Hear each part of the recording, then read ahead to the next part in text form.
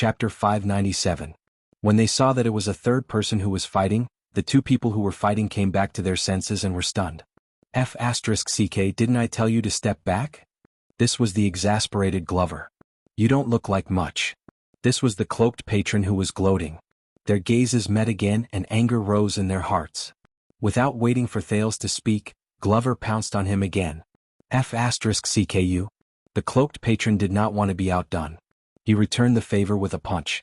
F***ck too. With a thud, the two men's figures collided again. They separated and reunited, and they fought to their heart's content. Listen up, if you dare to touch Lillian with your filthy hands, hiss. Does it hurt? Ehe, if you harass her again, this is... Ark. I have never lost a fight since I was young. Ark. I have never fought before because no one dares to fight me. I have killed more people than the girls you have slept with. Wah. The girls I have slept with are... F***ck no. Thales looked at Commodore, who was unconscious on the ground, and the two people who were happily fighting with each other. He rubbed his face, feeling a headache coming on. He did not know what to do. Even louder discussions came from the cracks in the doors on both sides of the corridor. At this moment, a loud and stern female voice came from afar. Enough. This is Laurel Club. For some reason, when they heard this voice, the two people who were wrestling on the ground shuddered at the same time. Thales turned his head around. A beautiful woman came with a lamp. She had a nice figure and her eyes were gentle. Behind her was a listless and sickly man, and the obedient and innocent Sissy. When this beauty appeared, not only did Glover and his opponent stop fighting, even the whispers on both sides of the corridor became softer. The beauty's steps were light, and her waist was slender. At that moment her face was as cold as ice. She walked to Thales' side. The prince quickly lowered his head, and watched the two people who were fighting. You get up.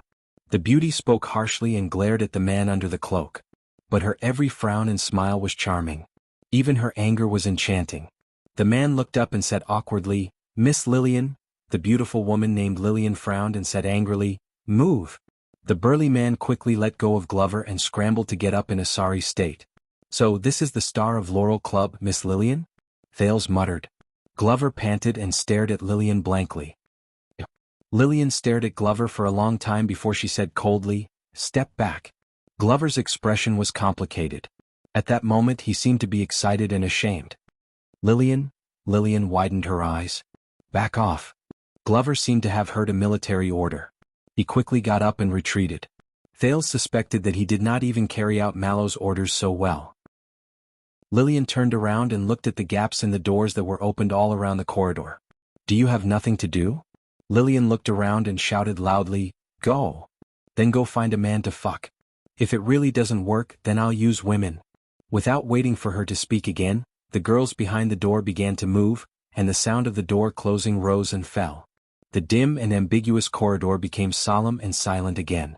Glover and the client hid their bruised and swollen faces under their cloaks again. They stood on both sides of the corridor with their hands behind their backs, like two children who had done something wrong. Lillian raised the lamp and shone it on Commodore, who was groaning in pain on the floor. She frowned. She turned around and ordered the listless man behind her. Tinker, help him up. The man sighed and went forward to help Commodore up. Pull yourself together, bro. No one can die in the club. Glover also went forward and helped the man hold Commodore up. At the same time he called out the man's name. Hey, Tinker. Tinker cast a glance at Glover and curled up the corners of his lips. You came at a bad time, Pudgy Dumpling. Pudgy Dumpling? Thales was stunned for a moment. He looked at Glover and could not think of the nickname, Pudgy Dumpling. Tinker sighed and said, Mother Laurel is sick from anger. Mother Laurel is sick from anger, the black ribbons just left. Glover frowned and said, Black silk robes? You mean the Brotherhood? Are they here to cause trouble? Tinker shook his head and did not want to say more. He stared at Glover with a distant and complicated gaze. After she dealt with the few people, Lillian turned around and looked at the third person who stood with her head lowered. Chan. Was it fun? The beautiful woman asked coldly. Chan raised her head. She looked surprised and innocent.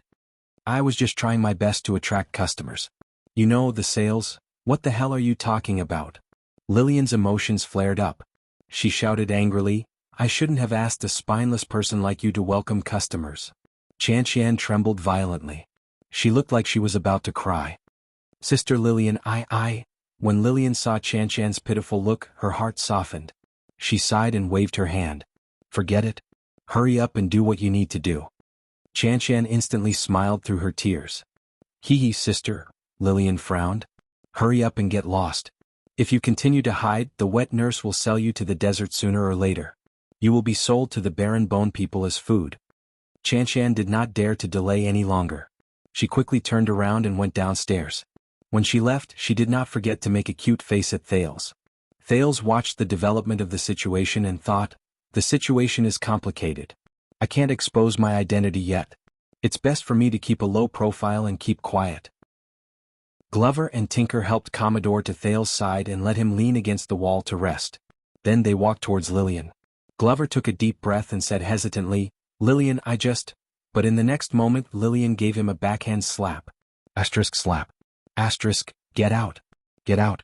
Lillian pointed at the stairs and said sternly. Her voice was a little distorted. You are not welcome here. Thales was shocked. Tinker looked at Glover, who was slapped. He wanted to say something, but he still shut his mouth. Glover touched the side of his face that was slapped. He looked at Lillian in a daze, but he did not get angry. Lillian, Glover did not dare to look at Lillian. He took a deep breath and shifted his focus to the hooded customer. This guy, is he here? Lillian scowled and she was very angry. He's my man. Glover was instantly at a loss for words. The man under the cloak trembled violently. He turned his head to look at Lillian mechanically. What? It's him? Glover looked at Lillian in a daze, then at the man. He was greatly shocked. Yes, you still don't know, right? He's a regular customer. The club's top hostess, Lady Lillian, hugged the man's arm. She stroked it gently while she deliberately sneered at Glover. He's so long, so hard, and so durable. I like him very much. Every night, I'll make him feel so good. But Thales could feel that the man became a little stiff under Lillian's touch. Yes. I'm her man. Under Lillian's threatening gaze, the hooded customer mechanically allowed the woman to wrap his arm around his shoulder. Glover lowered his head and clenched his fists tightly. They trembled slightly under the cloak. He took a deep breath. I'm not here to cause trouble. Tinker sighed by the side. You better be. You've already caused enough trouble. Glover's body stiffened. He subconsciously walked forward. His gaze was eager and guilty. Lillian, Tinker, I'm just here, she said it. The hooded customer next to Lillian quietly broke free from the top hostess. He pressed down on Glover's shoulder and pushed him back. You're not welcome here. But this time, Glover was absent-minded. He was not deliberately fighting back and was defenseless. His back hit the wall when the hooded person pushed him. It affected the whip wound on his back. Glover sucked in a cold breath and hissed through gritted teeth. Lillian's expression changed. Tinker also noticed this and asked in confusion, Fat Dumpling, are you hurt? Glover took a deep breath and shook his head. The hooded customer rubbed his fists proudly. You overestimate yourself. Next time you better find a suitable pseudonym. But before he finished speaking, Lillian turned around angrily and slapped him with the back of her hand. Slap. The hooded customer was stunned and touched his face innocently. Thales furrowed his eyebrows. Why did you hit him so hard? Lillian pointed at the panting Glover and glared at the hooded man angrily. You. The hooded man looked at Glover. He was instantly aggrieved and confused. It's not him. Glover panted and said while enduring the pain, It's this morning. This morning I was whipped by my boss. Lillian understood. The lady looked at Glover with a complicated expression. After a while she said fiercely, Serves you right. She turned around and pushed open a door. She walked in. All of you come in. Tinker, get the first aid kit. The listless man frowned and said, But Lillian urged, Hurry up. Glover shook his head. I've already bandaged him. Lillian turned around and glared at him. Shut up. Hurry up and come in. Glover immediately stopped talking. Thales hid at the side. It was hard to imagine that a man like Glover would have such a gentle side. And the one who fell. Help him in. Thales quickly caught up to them. Together with Glover, they helped Commodore into the room and let him lie down to rest. Lillian pulled out a chair and pushed Glover down without any explanation. She skillfully pulled open his clothes and revealed the bandages on his upper body. They were stained with blood. When Lillian saw this, she snorted angrily. You only know how to cause trouble. Glover lowered his head in shame and did not answer. He was like an obedient kitten. Even though she scolded him harshly, Lillian's hands did not stop. She removed Glover's bandages and skillfully applied medicine on him. Damn it. The hooded client entered the room as well. He rubbed his red and swollen chin while he looked at the blood on Glover's body. He said in surprise, "Did you fight with me while you were injured?" "That's not important." When Glover saw that it was the hooded client, he snorted angrily and refused to show weakness. "Even if my head is chopped off, I can still beat you up." The hooded client snorted softly. "I'd like to see how stubborn you can be until— Are you done with your nonsense?" Both of them shut up at the same time.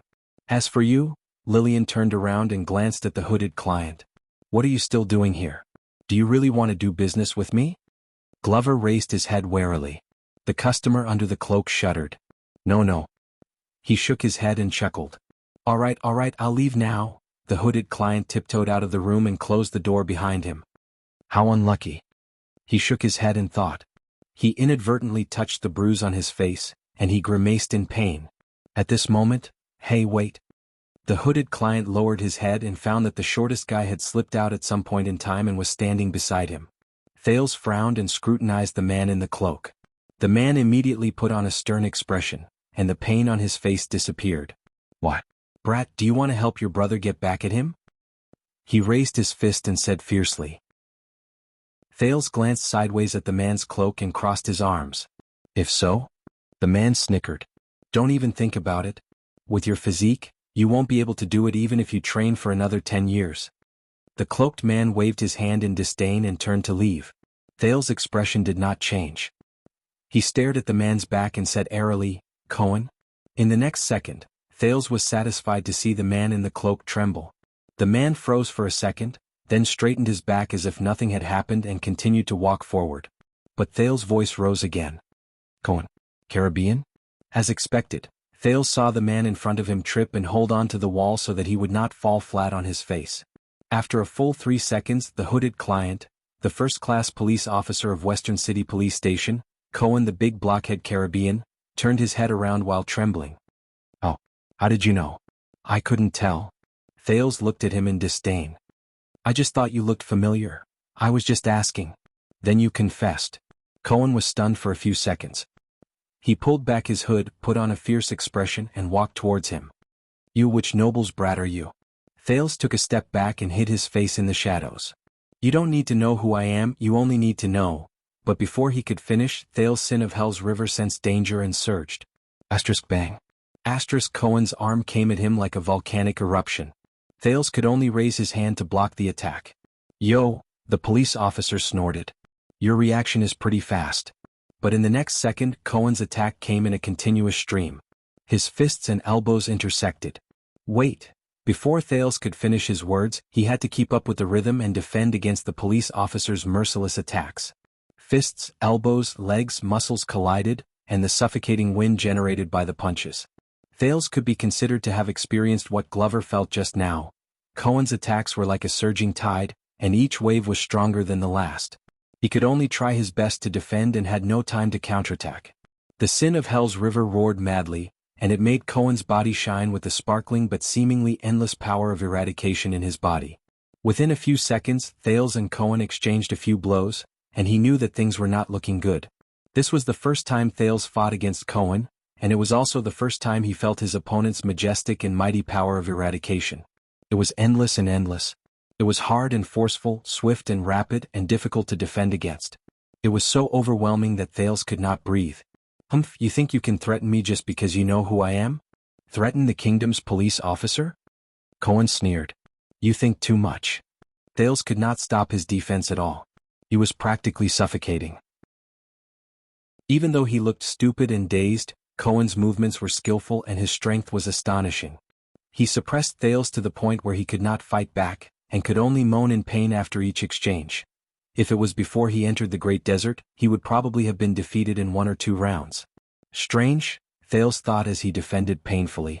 According to Wuxia, wasn't this blockhead always very weak and extet, and the one who was beaten up badly by everyone he met? Why is it not like that at all when we fight?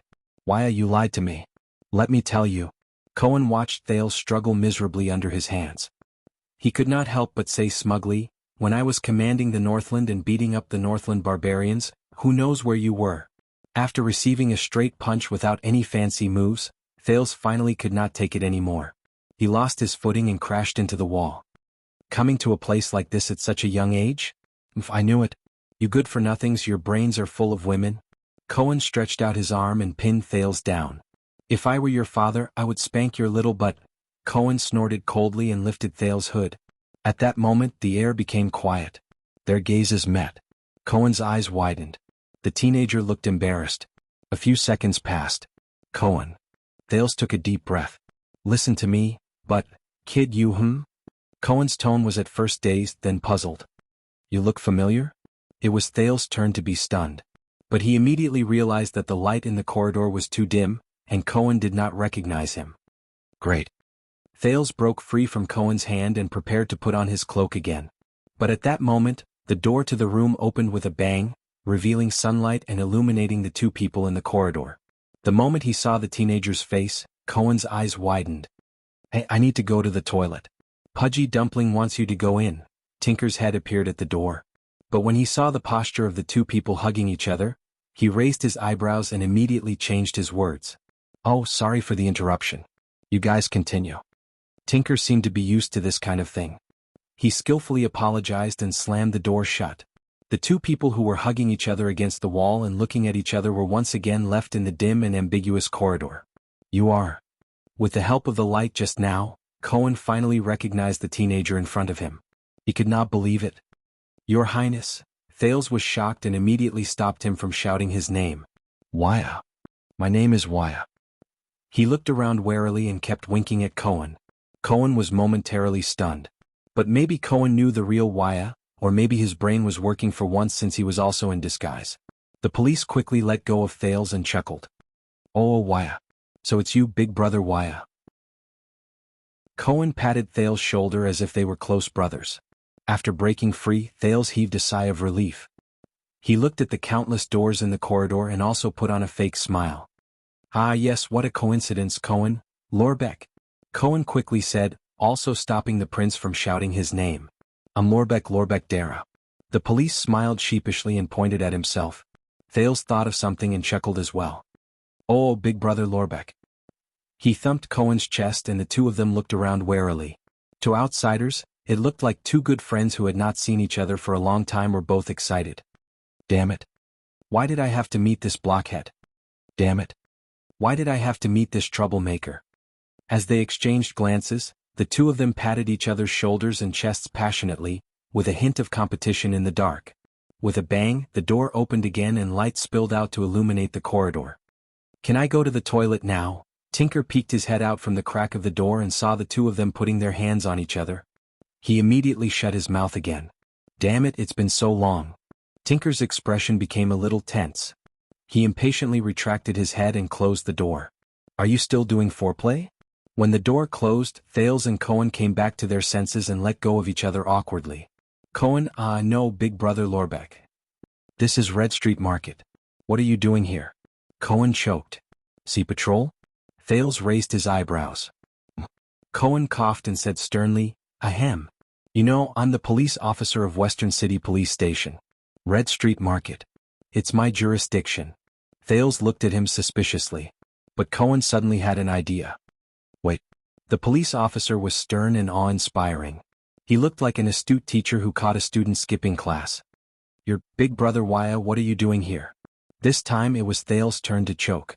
The prince paused for a few seconds and looked back at Cohen with the same righteous tone. Patrol.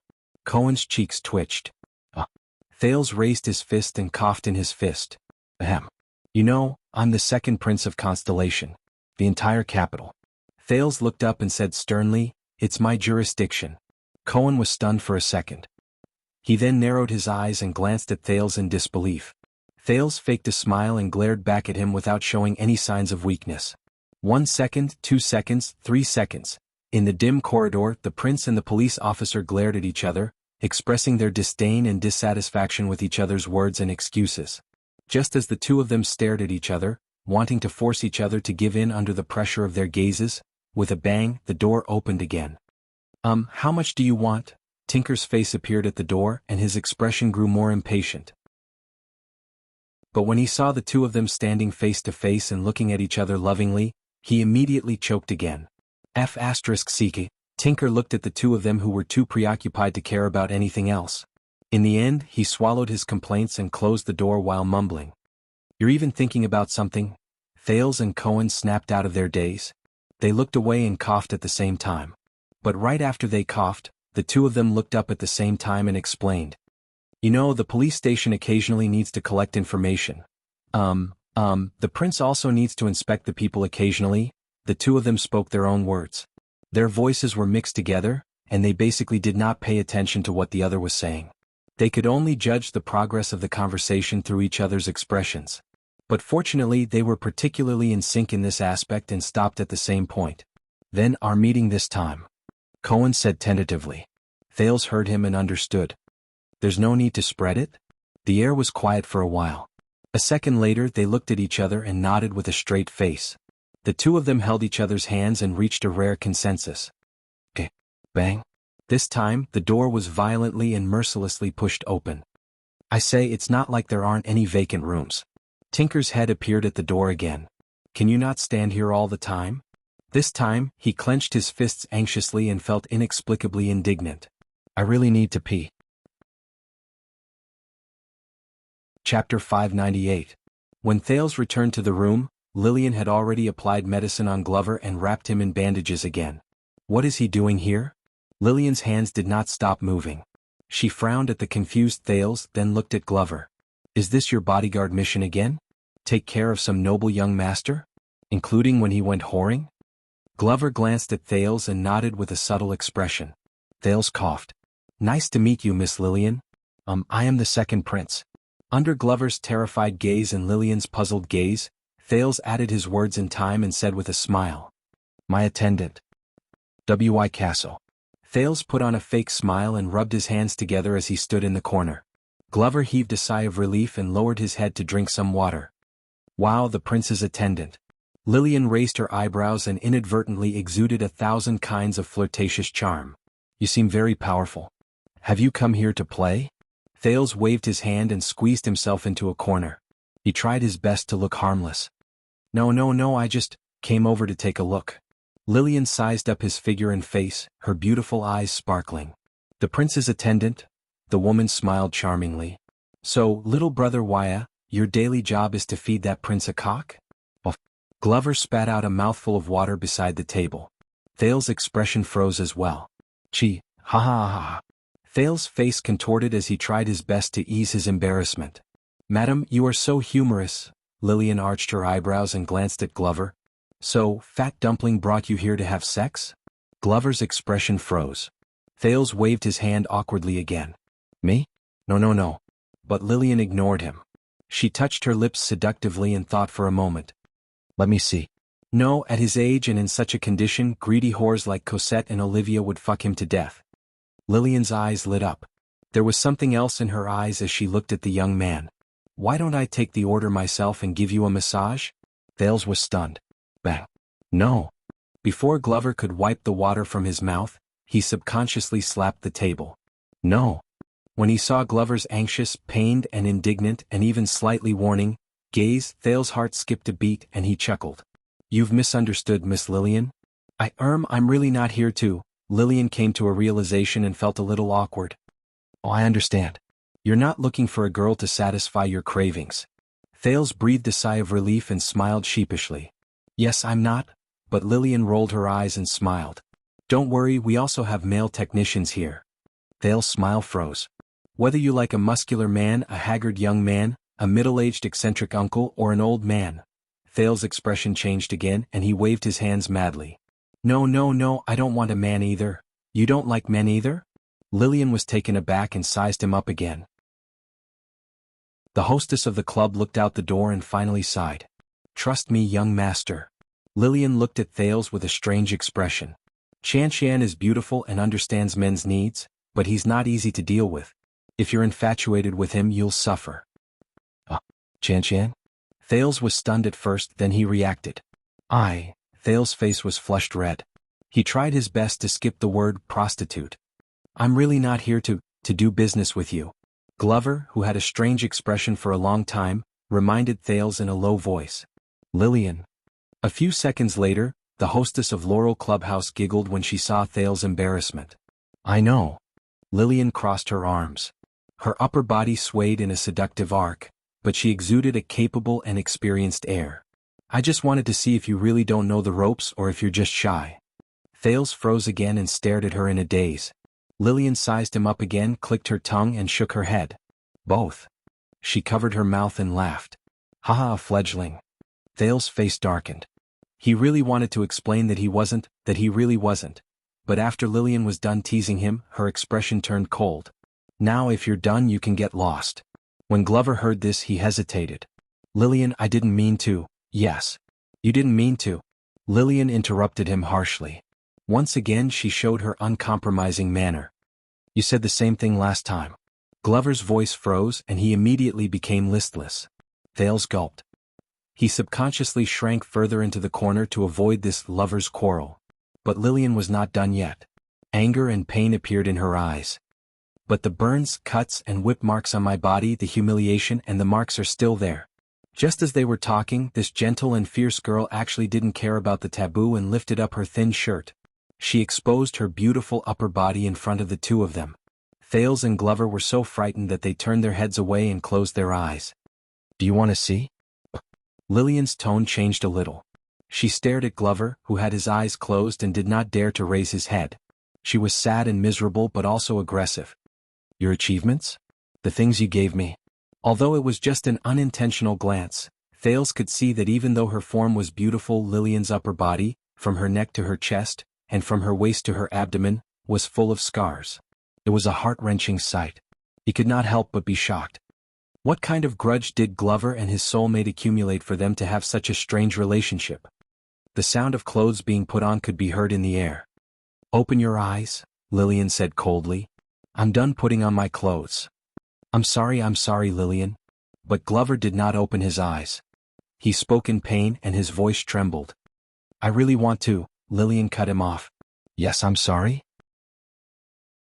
Apologize. Lillian's words were filled with hatred and heartache. It was complicated and subtle. This is the only thing you can say in the past and in the future. She put on her clothes, sneered and looked elsewhere. She was like a lover whose heart had died a long time ago. Every F***king time. When she said that, Glover's face instantly turned pale. He swayed violently as though he had suffered a heavy blow. Thales stood quietly in the corner. He did not dare to say a word. This was not his battlefield. A few seconds later, facing the heartless Lillian, Glover stood up dejectedly. Understand. He pressed the table with difficulty and turned to the door. He even ignored Thales. I'm leaving now. At that moment, wait. Lillian's cold voice traveled into his ears again. Glover's body froze on the spot. Leave after your blood dries up. Lillian stared at the bandages on his body with a complicated expression. They will scare away the guests. Lillian's footsteps rang in the air. She walked towards the door. Glover did not move. He did not even dare to turn his head to look at her, let alone speak. What are you looking at? Lillian noticed Thales watching from the side. Her gaze became fierce and she pretended to tear open her clothes. My asterisk? Thales was shocked and quickly lowered his head. Lillian stared at him for a second before she giggled. She pushed the door open and left in a charming manner. Humph, fledgling. The sound of the door closing was heard. In the room with ambiguous decorations, Thales and Glover breathed a sigh of relief at the same time. The former leaned against the wall, while the latter swayed and sat down on the chair. One of them was deep in thought while the other was dejected. Glover? Thales asked tentatively. Yes, Your Highness, why? The dejected Glover only realized that there was no one else in the room when he was halfway through his reply. He switched back to using the honorific title. The conversation stopped there. Both of them were silent for a while. It seemed like Lillian's influence had not disappeared. In the end, Thales sighed and broke the silence. How is Commodore? Glover snapped out of his daze and said absent-mindedly, Tinker moved him to another room. He has to rest for a while. It's not easy for me and young Master Caribbean to take punches. Thales furrowed his eyebrows. So, Cohen, you recognize him? Glover nodded. His emotions were still at rock bottom and he was absent-minded. When we stopped, both of them sank into silence again. Thales finally could not help but speak. About what happened just now. With a click, the door opened again. Thales and Glover instinctively shut their mouths and averted their gazes. This is such a long soak of urine. It feels so good. Tinker sighed in comfort as he walked in with his pants in his hands. Hey, I saw Lillian go out. He looked at the dejected Glover in the room and automatically ignored the teenager, Thales, who was much shorter than him, who was curled up in the corner. Tinker sat down in front of Glover and sighed. You have to understand her, pudgy dumpling. When he heard this title, Glover shuddered a little. I understand. The zombie slowly came back to his senses. He looked at the man in front of him with gratitude and a sense of closeness. Thank you, Tinker. Brother. Tinker's eyebrows twitched. He wanted to say something, but in the end he did not. Tinker hesitantly extended his hand as if he wanted to pat Glover's shoulder, but he stopped when he saw the bandages on Glover's body. So, Tinker's expression was complicated. You were whipped by your superior again? Like last time? Glover's expression was dark as he shook his head. It's different. Tinker snorted softly. Will I be as unlucky as last time? You were locked up and for a few months. No. Glover shook his head and denied it. He subconsciously looked at the corner. Changed my superior.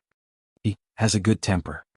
Thales quickly lowered his head and gave an, I don't know you attitude. That's good. Perhaps because he was not in the context, Tinker did not notice these small interactions. Instead, he sighed with emotion. Lillian almost went crazy during those days. When he heard this name, Glover was touched and he shuddered again.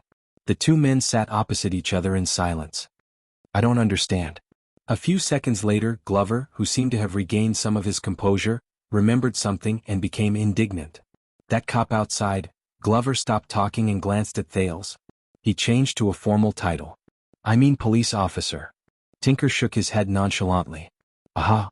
Glover retracted his doubtful gaze. He's not Lillian's man? No. Tinker chuckled and shook his head. Lillian said that he's a good man, too good. So good that he can't be her man. Glover was silent for a while in the face of these profound words. Not her man. That means you're just working with the cop? Tinker sneered.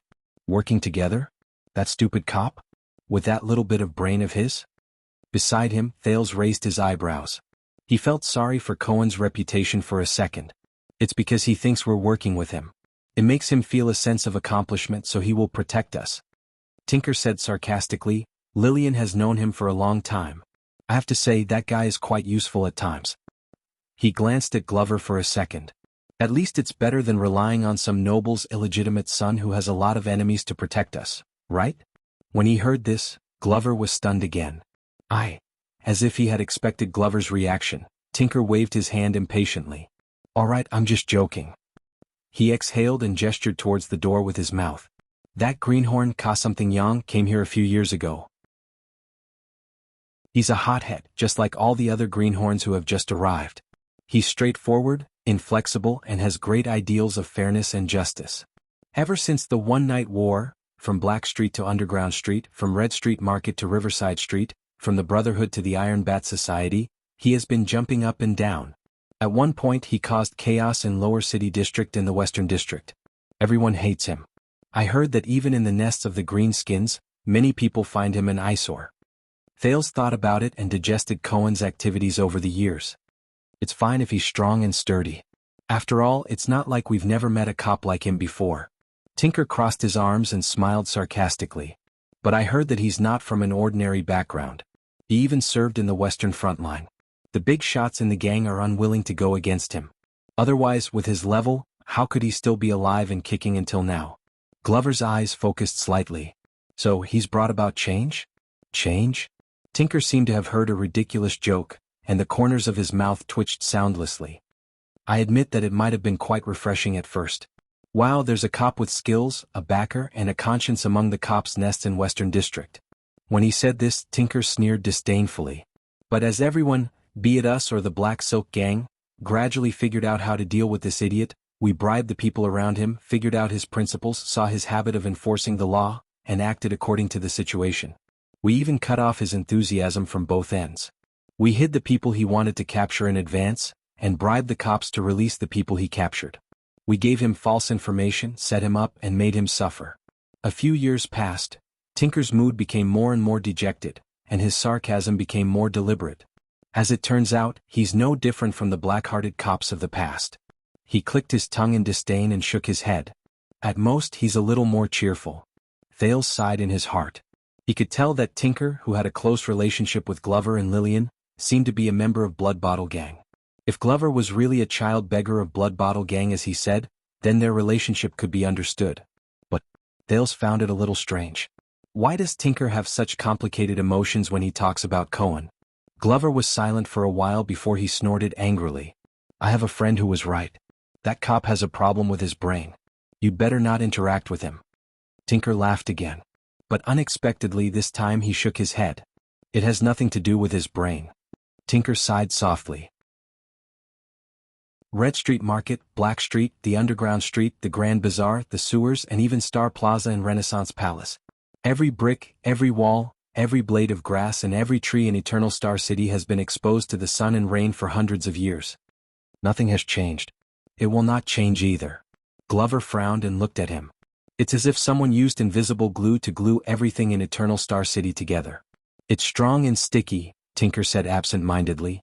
No matter how the wind and rain batter it, whether it's exposed to the sun or the rain, it will not move. When he heard this, Thales was momentarily stunned.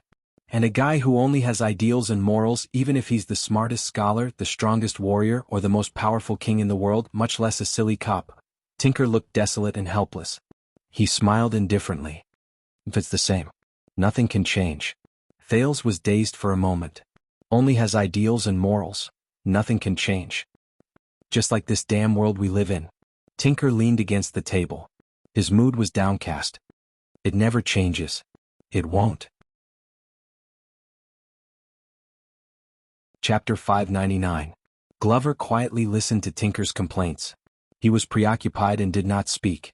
Anyway, today's situation is special. Tinker snapped out of his daze. Lillian specifically found the green-skinned man to scare off the Black Silk Gang. Glover frowned and looked up. Black Street Brotherhood? What happened? Don't you know? At the mention of this, Tinker sighed in annoyance. The head whore of the Brotherhood, a whore called Felicia, has disappeared. She was kidnapped in Red Street Market. Thales became alert when he heard the interesting content. Felicia had been kidnapped in Red Street Market. And he knew who did it. Glover frowned. What does that have to do with you? Tinker shrugged. Aren't the girls from the North popular these days? A few days ago, Felicia fought over a few new Northland girls and became enemies with Lillian.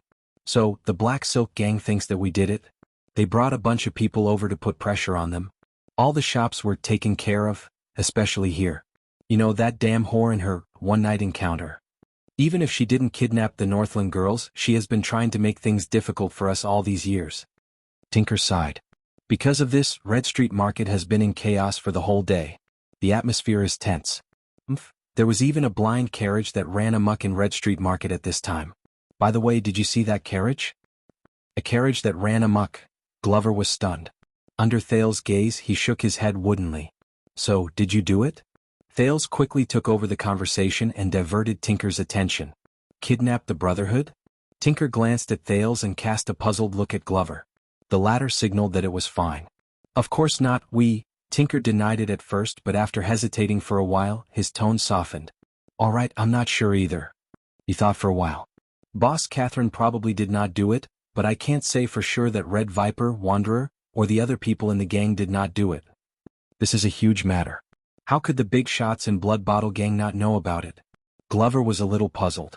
Tinker sneered. You've been gone for too long, Pudgy. The situation is different now. 6 years ago, in the one-night battle at Red Street Market, we were utterly defeated. Our vitality was greatly damaged and we could not have kept this place. All kinds of brothels would have become money trees for Black Silk. Thales pricked up his ears. Tinker was a little emotional and helpless. It was Boss Catherine who came forward and used her background as a big shot to persuade the Greenskins, especially the chief garrison officer, to intervene and force the Black Silk Gang to sit down and negotiate. In any case, they were forced to agree to a truce and spit out half of the newly occupied territory. Tinker sighed. But Blood Bottle Gang has not been the same since then. The strongest 12 with potential are either dead or scattered. Almost none of them are left, and the big shot mystic behind the scenes that the gang has always claimed to have never been seen. Boss Catherine is the most popular and has inherited most of the territory. However, she chose to negotiate a truce with the Black Silk Gang and has to bear a lot of criticism. Red Viper is not willing to accept it and advocates to reclaim his interests. However, he has made enemies everywhere with his little manpower and power. I can only say that it's good that he didn't help but make things worse. In addition, Wanderer Forger has returned from Blade Edge Hill. He has a group of people under him and he always wants a piece of the pie. However, he doesn't have any good connections. The other new hills are either useless or still immature and not good enough. So, we are like a sheet of loose sand. We do not have our orders and we fight incessantly. We keep losing our businesses, territories and power. On the other hand, the Black Silk Gang work together and prosper. Hard Fist Senza, Ironheart Rhoda, Lance, Alpha Wolf Fiso, Ripper Anton, Fatty Morris. Over the past few years, every boss has become stronger. Did you notice that we don't even mention the legends of Black Sword and the three great assassins anymore? As Thales listened to this news, he was shocked to realize that after he left, the underground world of Eternal Star City and even Constellation had been turned upside down and was no longer what it used to be. Tinker spread his hands. You can see from the comparison between One Night's Romance and Laurel Club that our business is deteriorating day by day. We can't make ends meet and we're just struggling to hang in there. A few days ago when we were snatching the Northern Girls, we couldn't win against that vixen, Felicia. Glover stared at the lights in the room in silence. He did not know what to think. Tinker's tone changed. But first there's the business discord between the Northern Girls. Then there's the kidnapping of people in Red Street Market, which is on the border between the two countries. Then there's the kidnapper's carriage that crossed the border to stir up trouble. Hey, how can there be such a coincidence? Every single one of these incidents is a sore spot for us and the Black Silk Gang. Glover and Thales looked at each other expressionlessly. Tinker continued to complain, that's not all. You know that Blood Bottle Gang started off by selling moonshine. As a result, over the past few months, the raw materials for brewing wine, the business of storing wine, and the business of selling wine have all been in a state of depression. Everything is not going smoothly. The wine market is crying piteously for food, but we can't brew wine. We are losing customers and profits day by day. This is practically digging up the gang's roots.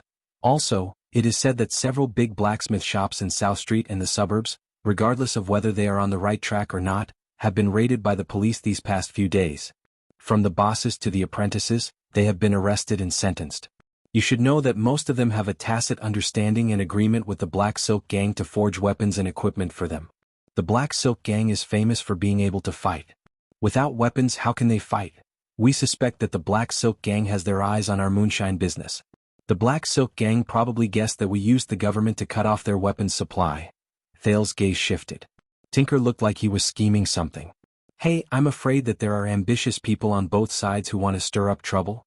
The 6 years of peace between us and the Black Silk Gang is about to be broken. Glover wanted to say something but stopped. Tinker snorted softly and shook his head indifferently. Who knows? Maybe this is the norm.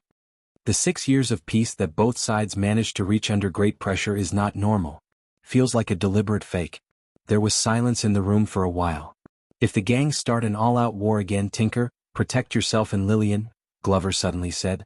Do I need you to remind me? Tinker snorted disdainfully and patted his chest. I participated in the one-night war, 6 years ago. That scene, that battle, that vigor, that blood all over the streets. F***CK, I don't want to do it a second time in my life. Glover looked at him quietly. That's good, Tinker. That's good. When he heard Glover say this, Tinker felt a little unnatural, but an undisguised shout came from the corridor and freed him from the awkwardness. Tinker, Tinker. Where are you? Boss Catherine is gathering manpower. It was an unfamiliar and young male voice. His tone was excited and it was obvious that he was a member of the gang. The Black Silk Gang said that the kidnapper's carriage entered our territory and insisted on coming in to search. They fought with our brothers at the border and a few of them were lying on the ground. I think we're serious this time. They're fighting. Glover's expression changed. Tinker, you. But Tinker sneered, got up and opened the door a little. In an instant, his expression became one of pain. Tinker's face contorted as he yelled at the door. Damn it. I have diarrhea. My legs are weak. I can't go anymore. An indignant reply came from the corridor. Are you kidding me? Diarrhea again? A few years ago you were still one of the strongest 12 in the gang. Tinker's voice became urgent. I can't take it anymore. I have to go to the toilet again. Talk to you later. Tinker closed the door and sat back in his chair. He no longer cared about the gang member who dragged him into a gang fight. On the other hand, Glover and Thales were stunned by what they saw. "What's wrong?" Tinker was a little dissatisfied with their gazes. He explained, "I really have diarrhea. I always say that when Boss Catherine comes to check on me." He touched his stomach and his expression changed. "Oh no, I finished my laxative." Tinker was a little distressed. "I have to buy a few more packs later." Glover and Thales both looked at him with complicated gazes. "That's good, Tinker." Glover inhaled and understood some of Tinker's strategy. "That's good, Tinker." But the zombie immediately raised his head seriously. "Tinker, if you and Lillian need my help." "Forget it." Tinker waved his hand nonchalantly. "You know what I mean, right? With your current identity and our current state, helping is equivalent to harming others. Wasn't the lesson last time enough?" Glover was instantly stunned. Tinker was silent for a while, but he still stood up slowly. "You and your young master should leave once you've rested enough." Tinker pointed at the inconspicuous Thales and patted Glover's strong arm. There was an indescribable emotion hidden in his eyes. "As for your unconscious brother, if it's not convenient for you, we will hire a carriage to send him to your place." Glover looked back at him, slightly confused. "Thank you, I'll pay for the carriage. Also, I've been transferred and my salary has increased. If you need money urgently." This sentence seemed to have hit a nerve. Tinker's expression changed drastically, and his tone became anxious. "Hey, we don't need your stinking money. Especially your family's." Glover seemed to have realized something and his face turned pale as well. I know. This was the first time Thales saw the zombie so distressed and aggrieved. He was evasive and there was shame on his face. "I'm sorry." Tinker stared at Glover for a while before he sighed in the end. F***C. Tinker moved his gaze away in displeasure. "Stop saying sorry. You're making me sick." Glover was silent for a second before he replied in a daze. "I'm sorry." Tinker clicked his tongue in pain, shook his head and gave up on correcting Glover. He walked towards the door. Also, Tinker's back was facing them. He pressed his palm against the doorknob, and his tone was hesitant. "You better not come here anymore." Glover's breathing froze. Tinker's mood was equally gloomy. He seemed to have made up his mind about something. "I'm saying if your enemies find out, you can't protect us." Glover was silent for a few seconds before he spoke with difficulty. "I know. Can't protect us." As he looked at Glover's expression, Thales suddenly had an epiphany. He remembered something. The zombie took a few deep breaths. "I know. Thank you, brother." Tinker did not turn around. He just exhaled as well. "We are no longer brothers, Pudgy Dumpling." "Not brothers." Glover was stunned for a moment. "Since you have escaped from this **T pit, then go and live the life you deserve." Tinker gently pulled the door open. His tone was desolate. "You are no longer one of us. Lillian, that's what she hopes to." "No longer one of us?" Thales saw Glover's arm tremble at that moment. But before the latter could speak, Tinker walked out of the room, leaving only the tightly shut door behind him. Glover stared at the door in a daze. He could not snap out of his daze for a long time. After a few seconds, Thales felt that the atmosphere was about right. He then moved gently from the corner to the table and coughed. "Glover?" Glover snapped out of his daze and lowered his head in shame. "I am very sorry, Your Highness. I should not have attacked that police officer. As for Lillian and Tinker, they do not know your identity. Please forgive them." Thales stared at him carefully and smiled faintly. "You know, I thought Lady Lillian was your lover at first, just like everyone else did." Glover's body stiffened. Thales sighed and moved the chair in front of him. "So, do you have anything to explain to me about that lady?" Glover raised his head with difficulty and stared at the prince in a daze. Thales looked around and tried his best to speak in a calm tone. "Don't worry, it's just you and me here." The atmosphere in the room froze for a few seconds. Glover wanted to say something, but he did not. In the end, he shut his mouth and his expression stiffened. "If you do not want to say it." Thales could not help but feel disappointed, but he still put on an understanding smile and stood up. "It's fine." He walked to the door. "Put on your clothes. I will wait for you outside. It's time to go back." But at that moment, "Sister." Glover's hoarse and pained voice came from behind him. "Lillian, she is my biological sister." Thales' gaze froze. He slowly turned his head around. "And Tinker?" Glover shut his eyes tightly. "They are my brothers and sisters from the same mother." Thales widened his eyes. Them? You. The prince was puzzled. But you are from the Glover family? I told you, Your Highness. Glover opened his eyes and looked exhausted. I was once a child beggar from Blood Bottle Gang. That's true. The room was quiet for a while. Then, Thales let go of the doorknob and sat in front of Glover. I understand now. The prince tried his best to look at him calmly and gently. Same mother? Glover nodded and remained silent for a long time. Thales did not rush him. He just waited for him to slowly figure it out. My mother, she was in the sex trade, Glover said hoarsely. He finally let go of some secrets as if he had finally revealed them. She had many clients and gave birth to 7 children or more. I can't remember. Some of them died young. Thales did not speak. He only listened carefully and attentively. And my father, Glover sucked in a deep breath. He was a mediocre, useless, and unsuccessful playboy who lived under the shadow of his family's reputation. The zombie's expression became calm again. Or in my grandfather's words, a piece of trash. Glover's father and grandfather. Thales said quietly. So one day he came to Red Street Market to seek pleasure and met my mother. That was just an ordinary purchase of sex. Glover's tone was very calm, as if he was narrating someone else's story. She left behind a lowly bastard born from a prostitute. Lowly bastard. Thales furrowed his eyebrows. Ever since I could remember, I lived on this street, Glover said faintly. Women and the smell of cosmetics, customers and the stench of money, moaning and moaning, freezing, hunger and sickness. That was my childhood. Lillian was the oldest child among us. She learned to lead us in the alleys and roamed the streets at a young age. She imitated the adults and lived a hard life. Roamed the alleys and roamed the streets. Imitate the adults and lived a hard life. As Thales listened to his words, he gradually became absent-minded as well. Until a boorish rich man strangled my mother to death on the bed. Glover's expression was terrifyingly calm. Since then Lillian took over the role of our mother. She sold everything and gave everything she had to lead us children and our younger brothers and sisters to struggle to survive. We went hungry, we ate until we were full, we suffered until we endured. Struggled to survive. Thales subconsciously clenched his fists. Lillian told us that when we were all of us, we are connected by blood, we should help each other.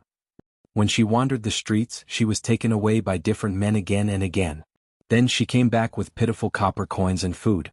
Sometimes she was even in pain. Glover's eyes showed pain, and the bandages on his body turned red again. We are brothers and sisters. That is the most important thing, she always said. She laughed and cried. Thales stared at the lamp on the table without any expression on his face. Those days were not easy. Glover paused for a while. Scabies slugs. 2 of our siblings died of typhoid. Vaughn was caught during a failed theft attempt. After he was carried back, he did not make it. Died of typhoid, was caught stealing, did not make it. Thales heard the beating in his chest become faster and faster. Until Grandmother Laurel took us in. Glover looked at the furnishings around him gloomily. Here. Laurel Club. Thales took a deep breath. Was Grandmother Laurel a good person?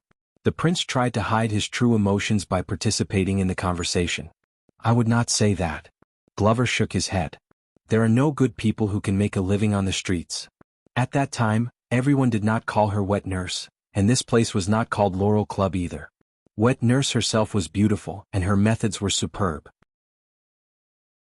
She also had a deep relationship with Blood Bottle Gang, and she managed to get close to several Blood Bottle Gang cadres. She was planning for herself. She liked Lillian's appearance and tenacity. As for the few of us, we were just additional members. But that was not important. What was important was that from then on, we became child beggars for Blood Bottle Gang. Thales' gaze wandered. He seemed to see a dilapidated house with a few unkempt children squatting inside. Lillian was taken away by the grandmother, and her life became much better. But the person in charge of the child beggars and Blood Bottle Gang was a former circus clown who played with throwing knives. He had a strange temper and was naturally suspicious. He also liked to laugh maniacally as he used us to practice his throwing knives. In the end, only Lillian, Tinker, me and the youngest Trento were left among our siblings. Thales suddenly realized that he had subconsciously raised his left hand and pressed it against the burn scar under his shirt. If everything had progressed normally, I would have been like most of the orphans born on this street. I would have either joined Blood Bottle Gang to run errands or become a fighter, or I would have left halfway and tried to become an apprentice or a farmer to make a living on my own. When he said this, Glover's voice trembled. Until that day. Thales raised his head subconsciously. That day the clown who took care of the child beggars chased me, Tinker, and Trento together while laughing maniacally. He handed us over to some people who were dressed neatly but did not smile. Lillian was also sent over after that. We were brought to Sunset Temple, and each of us had a blood sample taken. Thales trembled slightly. He seemed to have seen his own day. Dawn, blood and lights. Glover said absent-mindedly, "They sent us to the most beautiful house I have ever seen in my life, and we ate the most delicious food we have ever eaten." The most beautiful house. The most delicious food. Thales' gaze gradually became unfocused. Then Glover's tone became tense. Until they pushed the door open and entered. They took me away. The zombie's words were filled with boundless resentment. Only me. I wanted to bring my brothers and sisters with me, but those people did not allow it. They only sent me to the carriage respectfully, but they left no room for doubt. Until I realized what they were going to do to the remaining people after I left. They were all employers and they had been doing this kind of task for a long time, such as silencing people after the deed. Thales lowered his head and closed his eyes. I used everything I learned on the streets to break free and jump off the carriage. Glover took a deep breath with great effort, as though he had just blocked a full-powered attack from an opponent. When I rushed back, Tinker struggled madly, Lillian cried in pain, and Trento only twitched. The zombie gritted his teeth. What did I want to do? But there were too many of them and they were too strong. I was too weak at that time. I was too weak. Thales realized that his arm under the table was trembling uncontrollably. His memory seemed to have returned to that night. He saw Quide's red nose and the children's faces, which were crying in fear. At that moment an old but dignified knight arrived. He and his men drew their swords and saved Tinker and Lillian. Glover exhaled in pain. But Trento, our little brother, he was too young. When the rope was around his neck he could not breathe and he could not fight back. It was too late. It was too late. Thales sat quietly in his original spot. The old knight squatted down, caressed the back of my hand and apologized to me. He told me that it was an accident, and that he was my grandfather. He shared the same blood as me. He was a royal knight, the master of the Glover family, and the watchman of the royal guards. And he believed that no matter how embarrassing and humiliating it was, the blood of the Glover family should not wander the streets. When he talked about his grandfather, Glover had an extremely conflicted gaze. My grandfather admired my loyalty and friendship towards my blood kin. He said, "My love and friendship cannot be exchanged for 1,000 pieces of gold." And he could protect and even support my siblings as long as I could give the same loyalty and friendship to my true brother. Thales looked up. True brother? Glover nodded. Later I found out that my father passed away that year. And Lozano, my half-brother, contracted typhoid. They did not know if he could survive it. As the backbone of the king's faction, the Glover family needed a backup direct heir. The zombie said in a daze. From that day onwards I changed my name. I was no longer called Pudgy Dumpling but Caleb Glover. An illegitimate son of the famous Wind Knight Glover family, who was born in a filthy and lowly family. Thales stared at him in a daze. He seemed to have seen that day 6 years ago, when he stood high above the Hall of Stars and faced the densely packed crowd in Star Plaza. Regardless of your past, when you stand up, you are Thales Theron Jorana Kessel Jade Star, single quote. The second prince of Constellation. Thales closed his eyes before he opened them again. It was as if he wanted to wash away the light and shadows in front of him. I understand now. The prince said tiredly, so, to you this place and them Lillian Tinker Tordo? That is your homeland, your past. Your indelible self. Glover's gaze sharpened slightly. But after a moment, he shook his head with a bitter expression. No. You do not understand, your highness? When I gradually matured and became independent and joined the royal guards, especially when Lozano became more and more outstanding, when my grandfather finally passed away, when I became dispensable again, Glover stared at the room in Laurel Club in a daze. Finally one day I returned and reunited with them and my siblings. Reunited. Thales was silent. But at that moment, Glover raised his trembling hands and looked at his fingers, which were full of calluses from practicing swordsmanship. Yet I discovered that the only thing I brought them was pain. Be it the misfortune of young Tordo in the past. It was something that happened later. Thales tensed up. What happened? He asked softly. Glover snorted softly. His voice was filled with sarcasm. You know, Your Highness, I am not a sociable person and I do not know how to socialize. I forced my way into the Vanguard Division with my grandfather's name, but I offended many people. A few bastards in the Vanguard Division who had a grudge against me, somehow found out about my background as well as my... Glover lowered his head sadly. My relationship with Lillian. Thales sighed. So, after I fought with them again that night, those bastards came here in groups. Glover's voice was low. They used an unprecedented amount of money to kidnap Lillian. His voice began to tremble. They locked her in a house. Thales' heart was heavy. He pursed his lips. A coward's move. Glover ignored him. When Tinker knocked on my door in the middle of the night, covered in wounds, I had to go to the Glover family's mansion and do what I did not want to do the most. Seek help from Lozano and find the best doctor for the dying Lillian. The zombie had to pause to adjust his emotions. The room became quiet. Thales was silent for a while before he spoke again. Those people in the Royal Guards, those bastards, who are they? It doesn't matter anymore. Glover shook his head with a gloomy expression. It's already been solved. Solved? Glover snorted mockingly. Hatred and determination appeared in his eyes. You know, those bastards were certain that I would not dare to take the risk and attack her. They proudly showed off to me and told me how they tortured her that night. Thales remembered the terrifying wounds on Lillian's body just now, and he was speechless. Glover gulped and gritted his teeth. I couldn't control myself. Thales nodded. Just like today? Glover closed his eyes. I'm sorry. I committed a great taboo by attacking a colleague and I caused great trouble. Lozano used his connections, looked for laws and tried his best, but he could only barely save my life. Glover opened his eyes. There was no light in them, only a deep numbness. Until one day a person came to the guard's confinement well. He told me that he was the new watchman of the Royal Guards and he needed a new subordinate. So I walked out of the confinement well, followed Lord Mallows and went to Western Desert. I see. The two of them were silent again for a while until Thales spoke.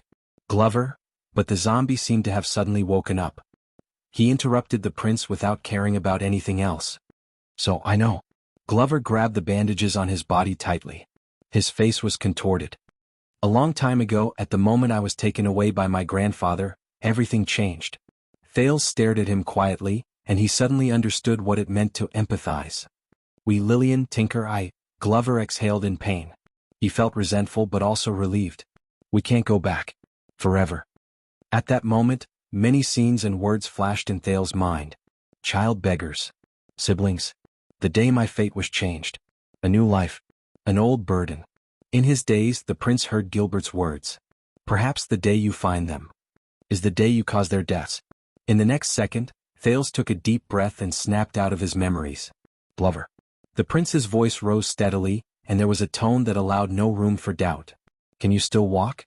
The zombie looked up in confusion. Your Highness? Thales stared at the door expressionlessly. No one knew what he was thinking. I want to go somewhere.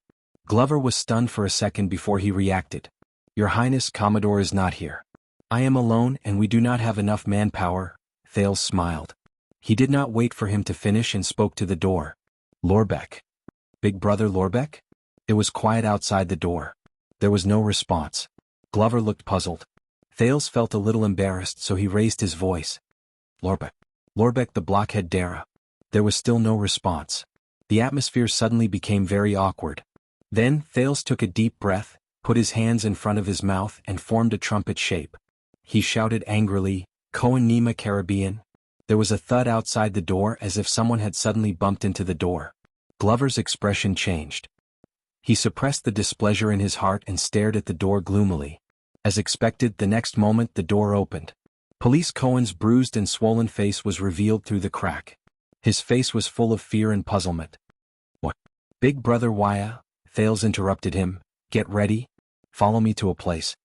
Cohen was stunned. Where? Downtown. Downtown? Both Glover and Cohen were stunned. After a few seconds, the police officer cautiously opened his mouth. But that is Blackstreet Brotherhood's territory? Thales' gaze turned cold. Are you afraid? Sir Caribbean, the first-class police officer of Western City Police Station? Cohen paused. He was a little indignant, but he was still hesitant. That's not it. Just that, forgive me for reminding you, the Brotherhood and Blood Bottle Gang have been showing signs of tension recently.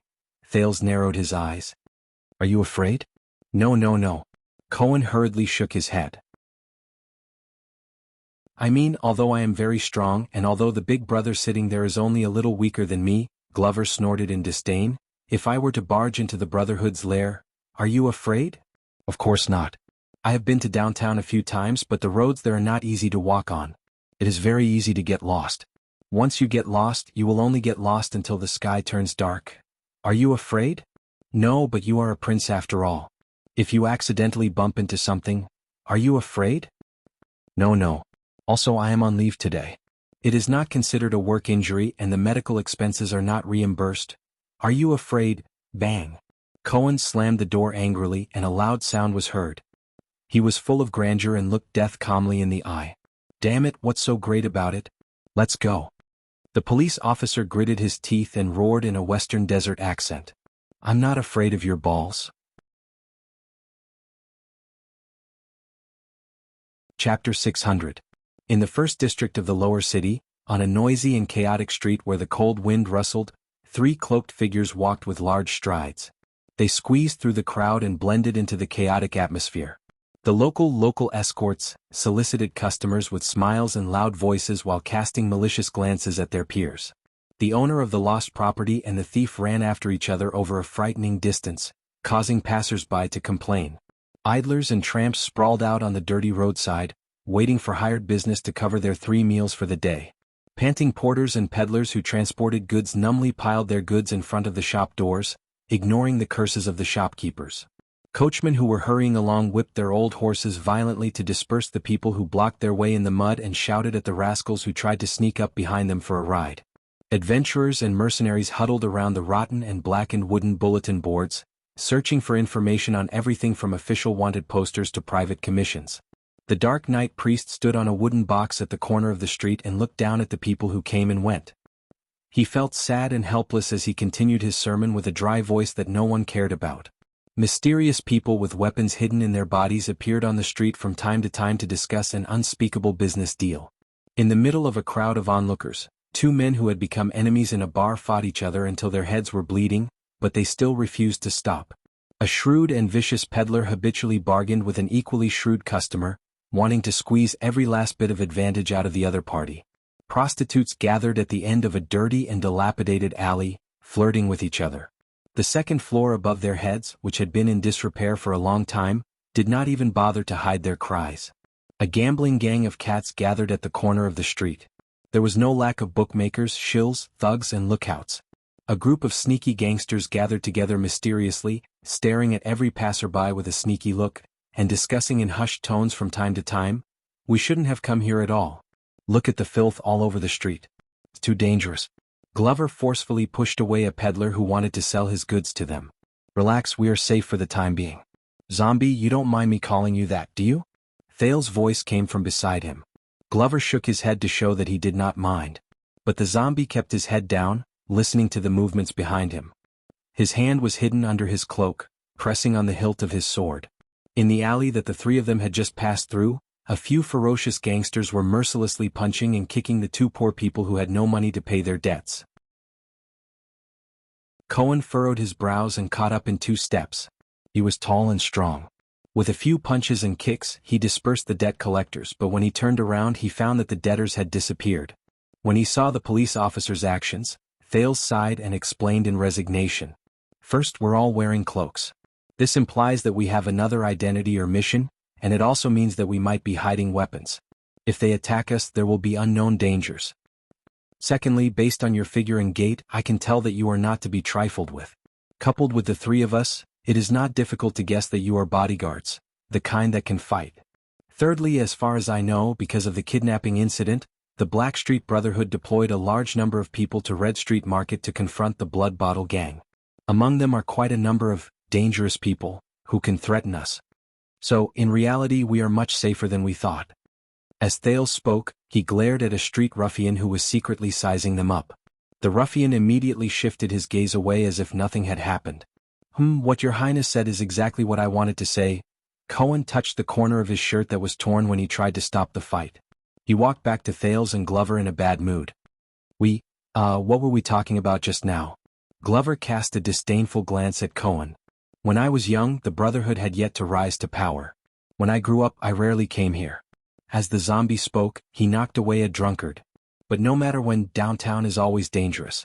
Cohen supported the drunkard so that he leaned against the wall and slowly slid down so that he would not fall head first. The police officer patted Glover's shoulder. You have to come out more often, zombie. At first, I also had the illusion that, this place is dangerous. Call me that again. Glover's expression did not change, but his voice turned cold. You will know that it is not an illusion. Cohen's smile froze on his face. Thales smiled and took over the conversation. Downtown is where most of the poor people in Eternal Star City live. It is also a community. Of course, it is not as dangerous as what the public says. You can only enter but never leave. Glover nodded. Thales thought of something and lowered his voice slightly. At least it is not a mouth full of fangs that chooses to devour people. But at that moment, slap. Thales suddenly extended his hand and pressed down on a dirty little girl who passed by him. Cohen and Glover were both shocked. The little girl looked at the teenager in panic and tried hard to break free from Thales' grip on her wrist. I thought you could tell, Thales said softly to the thin and weak girl who was no more than 7 or 8 years old. I have no money on me. Thales gestured at the strong police officer and vanguard with his chin. The money is on them. The dirty little girl was about to cry, but her eyes darted left and right shrewdly. The memories of the street surged in his mind. Thales suddenly felt a sense of déjà vu, so he looked around. What did you do to my daughter? Sure enough, a middle-aged woman whose makeup was as thick as a paint plate and whose clothes were as messy as a drying pole rushed out from the alley where prostitutes gathered. She screamed with a sharp and harsh country accent and pointed at Thales while she cursed, "You're the one who did this to me. Everyone come and take a look. Someone is bullying a little girl on the street. How shameless. How shameless." The passers-by immediately turned their heads and jeered. Let me tell you, Elisa is my baby. Her father is a famous hero on this street. If you don't give me an explanation, don't even think about. The woman with heavy makeup raised her head and saw 2 tall and muscular men in cloaks standing beside Thales. They were Cohen and Glover. Her voice immediately became softer, and she instantly forced a smile. Ah, misunderstanding. The woman lowered her head and scolded her daughter fiercely. I knew that you little brat wouldn't know your place. What did you take from them this time, huh? How many times has your mother taught you? No matter how much you want it, you can't just take other people's things. This is the most basic morality of a person. Quick, hand it over. Apologize to your brother. Don't worry, she didn't take anything. Thales smiled faintly and let go of his right hand. The girl named Elisa cried and threw herself into her mother's arms. She did not forget to give Thales a fierce look that was the same as her mother's. What's wrong, my dear? As if it was a play, a sloppy hooligan walked over with a fierce voice. Behind him were 5 or 6 hooligans or vagrants who also harbored evil intentions. I heard that someone bullied our daughter? Thales frowned slightly. When she heard the man's voice, the woman instinctively changed her expression and became fierce again. Well, since she didn't take anything, then you're accusing a good person. Let me tell you, Eternal Star City has its laws. We may be poor, but poor people are ambitious. Dignity is priceless, and you're slandering someone's innocence without any basis. So it's you? The hooligan walked over while digging his ears. He narrowed his eyes and looked at Thales. You bullied others with your power and slandered my daughter as a thief on the street. But in the next moment, Glover decisively turned around, raised his arm and threw a punch. With a bang, the leader of the hooligans flew 2 meters away while blood gushed out. He fell to the ground and did not move. As the onlookers cried out in surprise, his companions behind him saw that the situation was bad and immediately scattered. The woman trembled when she saw this, and her voice became softer again. Ah, it's a misunderstanding, please forgive me. She apologized in a fawning manner while she slapped Elisa hard. She's not smart since she was young. The 3 of them looked at each other in silence as they watched the woman drag the girl into the alley while cursing. Soon, she appeared at another intersection in search of her next target. Under Glover and Cohen's gazes, the passers-by who did not get to see a good show sighed in disappointment. They turned around and left. Thales sighed and continued what he was saying just now. Of course, this place is not as safe as you think, especially when you gradually lose your guard against it, just like the Great Desert. Unexpectedly, the person who answered was Cohen. Thales and Glover turned their heads at the same time. It's dangerous, but it's safe. The police officer stared at the prostitute who held her daughter's hand and stared at the passers-by on the street. He was lost in thought. Cohen sighed faintly. He was not as carefree as he usually was. It's not dangerous, but it's not safe either. You've been to the desert? The zombie asked slowly. Cohen shook his head and did not answer. It was obvious that he was not in the mood. Thales seemed to have thought of something as well. He nodded and said, just like how everyone in the world only hears of its name, but does not know the reality of the other shore and the distance. Even though we're only separated by a wall from that place, it's very close. But it's as far as the heavens and the earth. The difference between clouds and mud.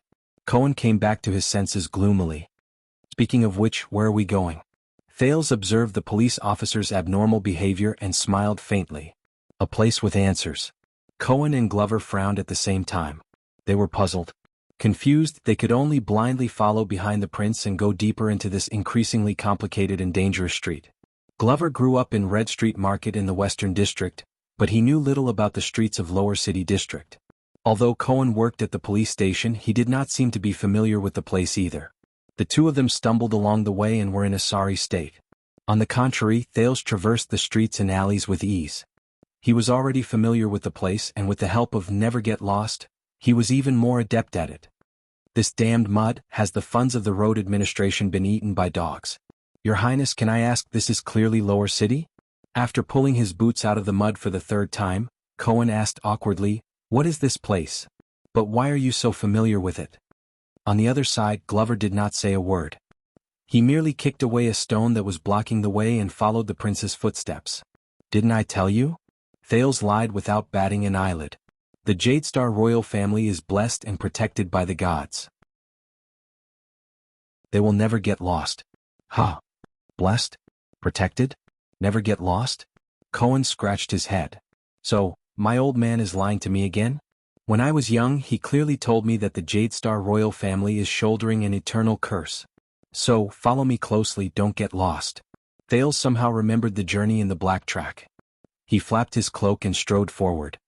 Some paths are like life. Once you fall behind, you can never go back. Glover seemed to have remembered something, but the taciturn him only pulled his cloak tighter. So, you said that we should come here to find answers? Lower City District. Cohen stared at his feet carefully, guarding against the road that was as bad as Blade Fang's camp. Thales nodded. To be honest, my day has been full of ups and downs. Hope and darkness alternated, success and setbacks went hand in hand, pleasant surprises mixed together, and sorrow and joy intertwined. Thales walked forward and passed through a few doorways in a familiar manner. He said faintly, just like the past few months, the past 6 years, my entire life. Glover and Cohen were stunned. Tell me, have you ever seen a despairing person whose hope is dashed and he has nowhere else to go? Have you ever seen a numb and despairing person who abandoned everything? The teenager walked forward and looked at the dirty and noisy streets. The corners of his lips curled up. Cohen's eyes darted around. I have seen quite a few, Glover frowned. There have been, both of their voices rose and fell at the same time. They could not help but stop talking and glance at each other. Thales urged absent-mindedly. In the Great Desert, Cohen continued. The Western Front, Glover said at the same time. Cohen and Glover looked at each other again. Both of them were filled with indignation, as if they were saying, how dare you interrupt me? I was in the Purge campaign, during the Desert War. The two of them, who were already at odds with each other, stopped again and glared at each other fiercely. Hey, have you had enough? Don't interrupt me again, both of you. Thales finally could not take it any more. Do you need me to get a room so that both of you can continue to be lovey-dovey? The police and Vanguard finally stopped talking. They snorted coldly and turned away. As expected of Doyle's follower. This was Cohen, who felt good about himself. As expected of Doyle's relative. This was Glover, who was disdainful. In the Doyle mansion in Eastern City District, Doyle, who was lying on the bed eating fruits, flipping through pornographic albums and recuperating from his injuries, sneezed loudly. Baron Doyle and his wife, who were outside the door, were so shocked that they rushed into the room again. My poor son. Where was I? Thales exhaled and said unhappily. Despairing people, Glover and Cohen said at the same time again. The two of them frowned and looked at each other. Thales nodded and looked at the chaos on the street. He seemed to be deep in thought. Now, seeing these people in Lower City District makes me feel like I'm still living in a normal world and not in some other people's circle. Some other people, Cohen and Glover started thinking at the same time, but they had different answers. But Thales did not expect their answers. He just continued to wander in his own memory. Have you ever seen a person who treats rudeness and violence as a personality, and treats sarcasm as a witty remark? Cohen sighed. When I was young, Glover snorted coldly. In the family, both of them who had spoken at the same time for the umpteenth time, stopped talking at the same time. Their expressions froze. Thales looked at them suspiciously. Are you sure you don't want to get a room? Cohen and Glover pursed their lips and decided not to speak even if they had to die. Thales sighed softly. I miss Waya and Ralph. The prince continued to sigh. There are also people who pretend to be profound and reserved and treat speculation, suspicion, and jealousy as daily social interaction. There are also people who treat tacit unspoken rules as a matter of course, and say one thing but mean another as a rule of conduct.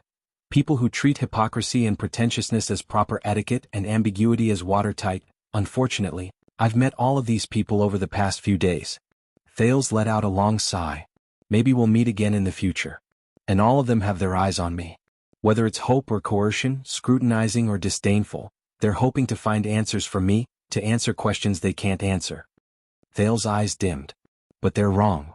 The prince pushed aside a clothes-drying pole and walked down a flight of stairs. I have no answer. At least, I don't have the answer they want. I don't even have the answer I want.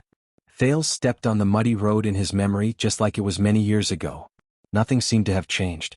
The prince's emotions affected Glover and Cohen. Both of them were deep in thought and they were silent. And in their eyes I can't feel myself. I don't know what I'm doing, what I want to do, and what I can do. Thales brought them out of the alley and arrived at another street. This place was much more run down, but it was also much quieter. I don't even know who I am. Thales looked at the deserted and sparse street from afar and fell into silence. You're of noble blood and you're exceptionally intelligent, Glover said stiffly. Naturally, you have a heavy responsibility, and you're far more powerful than ordinary people. Cohen snapped out of his daze and became anxious when he heard that. I think so too. The zombie cast him a sidelong glance. Thales looked back at them and smiled. Yes, it's all right, fate will prepare everything for you. That's what my father once said. Thales stared at the uneven ground under his feet and walked forward again. In the past 6 years, this sentence has always been very useful, especially when I'm still in the north. At that time, I didn't have the chance to hesitate. Thales furrowed his eyebrows and thought of the Raven of Death laughing forlornly. I could no longer hesitate. But Thales suddenly raised his head. But, the teenager avoided an alley where thieves gathered. What if fate is also lazy and lazy? Glover and Cohen both frowned. If even fate refuses to show me its true form and only presents me with an empty mirror, then I can only see my helpless face in it. Thales gritted his teeth. Then how can I see my own answer clearly? Glover pursed his lips and seemed to be deep in thought. Cohen widened his eyes and looked confused. Have you played chess before? The rise and fall of the empire? Thales stepped on the muddy, dirty, and obstructed street in Lower City District. He raised his head in confusion and looked at Eternal Star City's clear blue and untainted sky. Glover raised his head. Yes.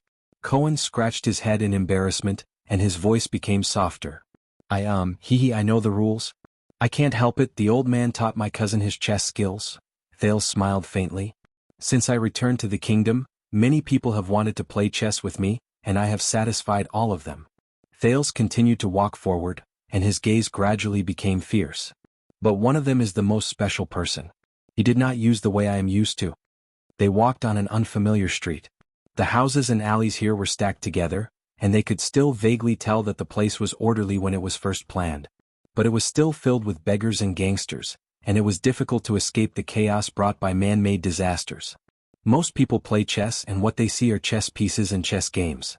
Thales moved sideways to avoid a carriage that was splashing mud. But he is not. The prince's gaze became solemn. Whether it was 6 years ago or 6 years later, he is a maverick and different. Not only does he disdain to play chess, he never glances at the chessboard, and he doesn't even care about the situation of the game or the outcome of the game. Glover's frown deepened, and Cohen's gaze became more and more confused. But Thales' words carried an invisible force that made the two of them subconsciously tense up. Because in his eyes, There are only chess players, big or small, and there is no distinction between superiority and inferiority. They are all solitary, contemplative, and do whatever they want. Thales clenched his fists. He knows, or rather he is certain, the prince gritted his teeth. The one who makes choices on the chessboard is always the chess player. The legendary wing anchor Byril, Zayn Covendier, and even the shadow on the throne in Renaissance Palace all flashed across Thales' mind at this moment. Every chess player who makes different choices and becomes who they are, is always traceable. Thales took a deep breath. And he grasped all of these. He only looks at the chess player and only treats the chess player as chess pieces. He probably believes that as long as he captures the chess player he can play any game he wants. Just like how a king is not respected by his bloodline, Thales gently pressed his hand on his chest. But the bloodline is honored by the king. Glover and Cohen were silent. One was solemn and the other was confused. Thales gradually sorted out his thoughts and his tone was fearful. He is an opponent I have never seen before. His playing style can't even be described and evaluated as brilliant or inferior. His chessboard is formed by connecting different chess players together. For this he is willing to tie his hands and feet, and even commit suicide to give up his chess pieces, and even overturn the chessboard. Thales' gaze was unfocused, and his mind was elsewhere. Just like some players know how to operate, some play operations, some know techniques, and some look at the big picture. But Thales sighed. He is only single-mindedly staring at the mainframe's power supply. Cohen finally did not feel lonely anymore. He was satisfied to see that Glover also revealed a confused expression at that moment. You'll get used to it. The police officer patted Glover's shoulder in satisfaction, as if he had been through this before. The prince is always like this. He always talks nonsense.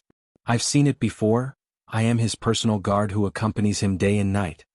Zombie's expression turned cold, and he flung Cohen's hand away without giving him any face. I don't need you to remind me. But Thales did not care about these small details. He was fully immersed in his own thoughts.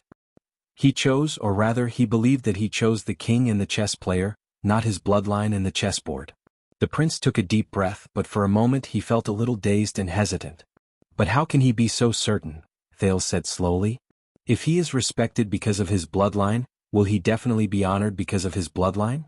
Will the chess pieces in the chessboard definitely become the chess player? Thales turned around. What do you think? Glover and Cohen, who were competing with each other with their gazes, were shocked. Both of them snapped out of their daze. I can't give you an answer, Glover said cautiously. I still don't understand. Cohen worked hard for a long time, but he still felt dejected and discouraged. His Highness is playing a game, Glover coldly reminded this companion of his who had an ambiguous relationship with his sister. With an opponent that we cannot see in the distance, an important person who is difficult to deal with. Glover's gaze became fierce. Or, there is more than one. Thales nodded in approval. The police officer blinked and shook his head. No, you guys are involved in politics. Why do you have to beat around the bush? But without waiting for Cohen to answer, Thales moved forward again, leaving Cohen, who was trying hard to express his opinion, behind, feeling wronged. So, he is forcing me into the game. Thales remembered the past and his expression was as cold as ice. Or he knows that a chess player like me, once I enter the game, I will become the chess player he wants me to be. Thales subconsciously tightened his muscles. Because of this he gave me a sword. The prince's gaze went straight ahead, piercing through the streets as if he saw something.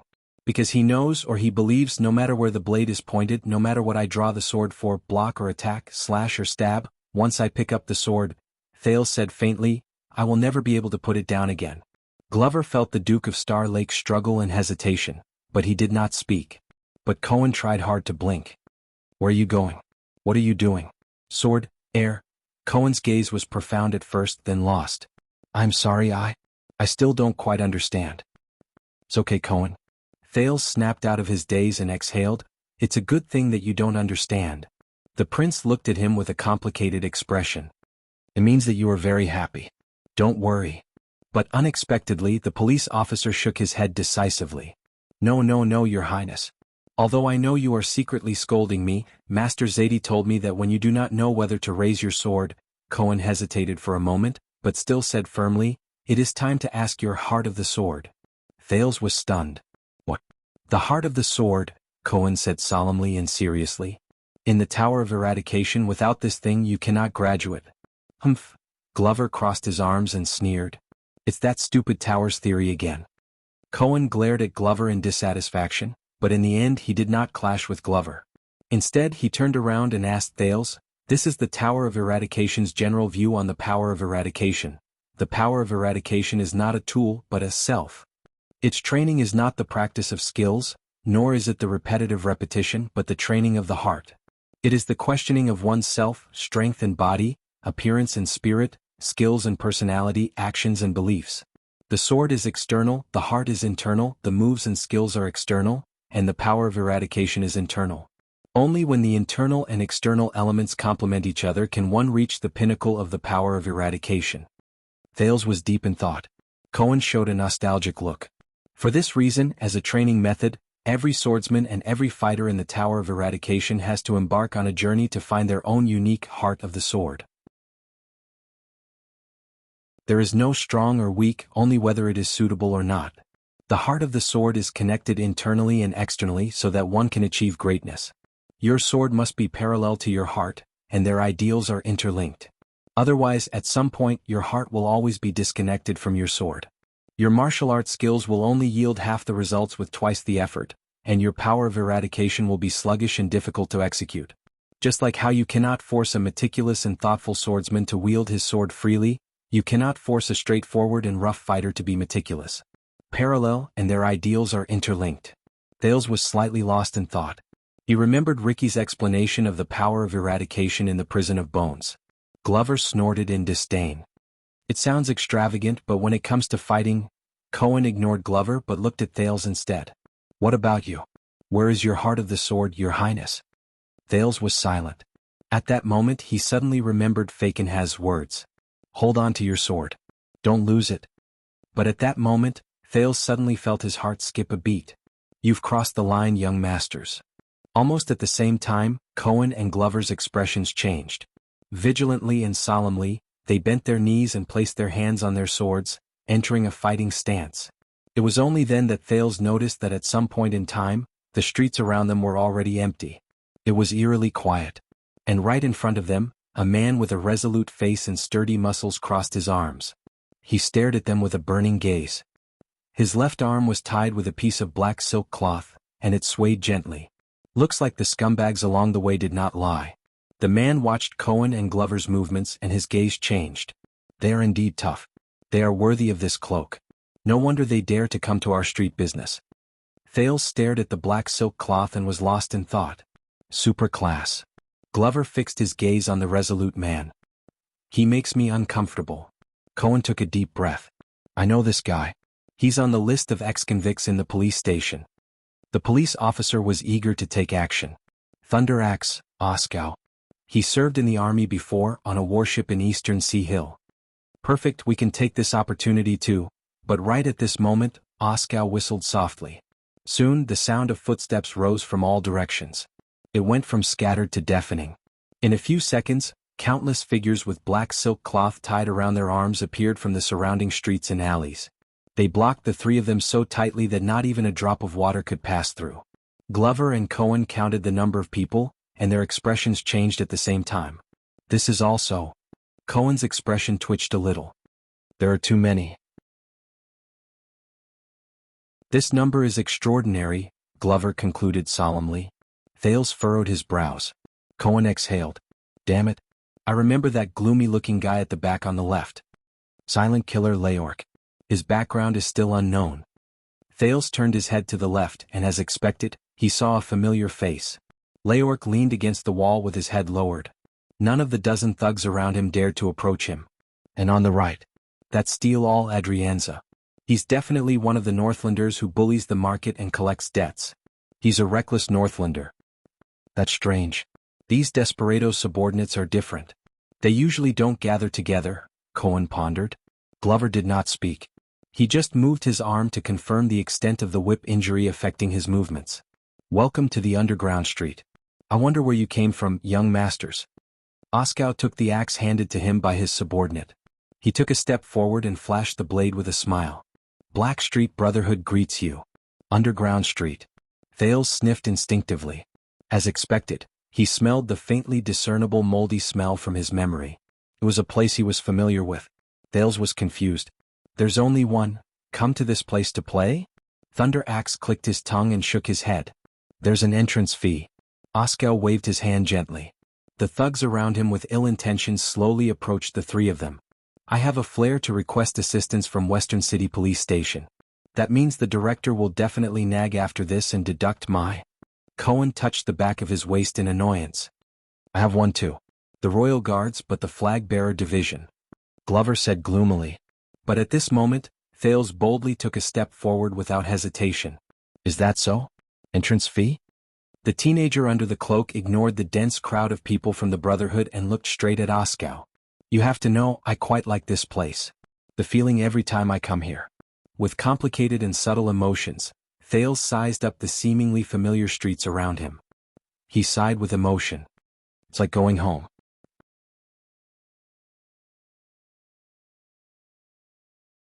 Chapter 601. Go home. When he heard Thales' words and sized up his figure, Oskar sneered without hesitation. Not many people have the right to settle down here, boy. Behind him, the Brotherhood's thugs who were tied with black silk also sneered. Their gazes were fierce, and they stared at the three people who were trapped at the fork of the alley with malicious intent. You don't know this. Thales curled his lips into a smile. He did not panic. As if he did not see Oskar, he looked behind him. Where is your leader? I want to talk to him. Thunder Axe's smile faded. Here. Wow. Glover looked worried. What does this prince want to do? All right. Wow. Cohen was confused for a moment before he reacted. He was puzzled at first, then he looked excited. Why, what do you want to do? Save the world again just like in Northland? Thales turned around and grinned. Visiting a friend. Don't use the distress flare. Just protect my back. Cohen and Glover were stunned at the same time. I'm the leader here. Oskar's gaze on Thales became more hostile. You can talk to me. He swung the axe in his hand. Or talk to it. Thales sighed. When he was about to answer, hurried footsteps came from the alley. It's them. A few figures squeezed through the group of thugs and came to the side of the leader, Osku. Thales recognized them. They were the Brotherhood Sleepless, the one who had chased them all the way to Laurel Club, Redmore, whom Thales had met at Red Street Market. I remember them. Redmore panted and pointed at the three people. Especially the big guy with the stiff face. Glover exhaled in displeasure. Cohen turned around in confusion and asked Thales and Glover, do we know him? Also, do I look stiff? Glover's expression became even worse. Are you sure it's them? Oskar was a little unhappy with Redmore, who suddenly cut into the group and interrupted him. There are so many of us. We're going to fight the Red Turbans. Don't waste our time for a few small fries. However, in the Brotherhood's team, Leork spoke faintly. Redmore is a sleepless. He wouldn't be wrong. Oskar shot a displeased glance at Leork. That's right, it's them. Redmore panted, straightened his back and gritted his teeth. When they were in Red Street Market, they sneakily hid outside the One Night's Romance to watch. Then they escaped into Blood Bottle Gang's territory. Now they are here. There is definitely something wrong with them. Holy *T, Cohen blinked. He lowered his voice and was slightly surprised. How did he know we came from Red Street Market? Glover sneered and replied in a gruff voice, don't worry. Because you look like a prostitute. Cohen looked confused at first, then indignant. Thales shifted his gaze and observed almost everyone in the field. We're still very busy, so you three. Oskar waved his axe and said in a clear voice, are you going to surrender and confess, or are you going to wait for us? I told you. Thales suddenly spoke so that everyone in the room could hear him clearly. Your rank is not high enough. Let the leader talk to me. Oskar's gaze turned cold when he was interrupted. He first glanced around. The Brotherhood's thugs, who were whispering to each other, quietened down again. Every year there are always noble young masters who are used to being bossed around. They can't stay still and think highly of themselves. They want to learn from stage plays, disguise themselves and visit this magical place. Oskar stared coldly at Thales, who looked the youngest but was obviously the leader of the trio. Just to see how miserable our lives are and then feel how good our lives are. His words caused many thugs to reveal looks of jealousy and hatred. Thunder Axe's tone changed and turned into a ferocious smile. Until they see how good our lives are and how miserable their fates are. While they were at each other's throats, Glover felt the hostility from the people around him become more obvious. He could not help but clench his teeth. Enough. The Brotherhood's steel-all Adrianza pulled out a spiked mace and coldly said, "What do you have to say? Let's talk after we beat him down." Across from him, Cohen unsheathed the load-bearer sword from its scabbard, ready for battle. Everyone. Thales had no choice but to cough loudly. Are we really going to do this? He exhaled and glanced at the densely packed enemies around him. It was all right. He was so close to catching up to the murderous disaster swords, the awe-inspiring Lampard's army formation, or the orcs surrounded by the surging black tide. To be honest, I'm already past that age, Thales said helplessly. Ashjak frowned, but his eyes kept sizing up the moving troops, calculating the time to surround them. The young man spread his arms, completely ignoring the ferocious gazes of the countless people in front of him. I say, I'm really past the age where I can reveal my identity or show some of my strength, and then pretend to be profound in the midst of exclamations. I can scare my enemies so much that they piss their pants, and let passers-by think that I'm an invincible fighter. I can gain self-esteem, pleasure, and a sense of existence from this. Cohen and Glover looked at each other. So, please, I don't want to do that. Thales noticed that more and more thugs moved quietly and gathered behind them. I'm not interested in this method. Glover and Cohen moved their feet, widening their defense area and keeping an eye on the movements around them. So, which noble young master with an extraordinary status are you? After revealing your identity, Ashjak's expression changed and he showed a ruthless expression. Can you let us ask for more ransom? But the young man smiled faintly and did not care. In fact, I doubt whether my father will pay for my ransom. Based on past experience, he would probably rather that I be killed. At this moment, another cold voice rang out. How do you know? Ashjak, who was interrupted again, saw the speaker clearly and said in dissatisfaction, Leorc. But Thales chuckled softly and looked at the familiar face that he had seen countless times on the streets when he was young. His old friend. The quiet killer Leorc. At that time, this man always lowered his head and put his hands in his pockets. He walked leisurely with his shoulders swaying. He slowly strolled into the Brotherhood's territory like an ordinary local hooligan. But even Quide, who was used to being arrogant and despotic, did not dare to say anything when he saw him. And all the child beggars knew that they should not look him in the eyes. Thales dispersed the memories of the past and chuckled. Because I know my father. But the quiet killer shook his head. No. What I want to ask is, how can you be sure that the person who will lead us is Morris? Thales narrowed his eyes. Seeing that his authority was being questioned again, Ashjak angrily warned, Leorc. But the quiet killer did not even look at Ashjak. He only stared at Thales quietly. Thales looked at the familiar face that had experienced many vicissitudes of life. He suddenly recalled the time when he was young, when he listened to the entanglement between him and Felicia. This guy. Thales pointed at Ashjak. He rose to prominence during the era of the 13 generals. He has been Rhoda's blade. Ashjak's expression changed. Steel Cone is Senza's fighter. Leorc, your business is mediated by Morris. Thales nodded one by one as if he was familiar with them. He even seemed a little lazy. As for the sleepless over there, he is Lance's man. Leorc, Adrianza, and Reedmore frowned at the same time. Glover was puzzled. Even though he was a child beggar from the Blood Bottle gang, he did not know much about the Brotherhood's internal information. How did the prince? Cohen looked calm. After all, the Jade Stars knew everything. The Brotherhood has such a big operation and lineup, but all of you do not belong to each other. You are divided among the 4 leaders. This means that the leader is someone else. As for the one closest to this place, I can only think of Fatty Morris. Thales looked around and said loudly, Why is he not out yet? But no one answered Thales's voice in the alley. It could only arouse the doubts of the Brotherhood members. Thales frowned and could not help but start to mutter. Did I guess wrong? Adrianza, who was in the crowd, snorted coldly. This kid has a sharp tongue, but I don't know. Before he finished speaking, his figure suddenly moved. He launched a surprise attack.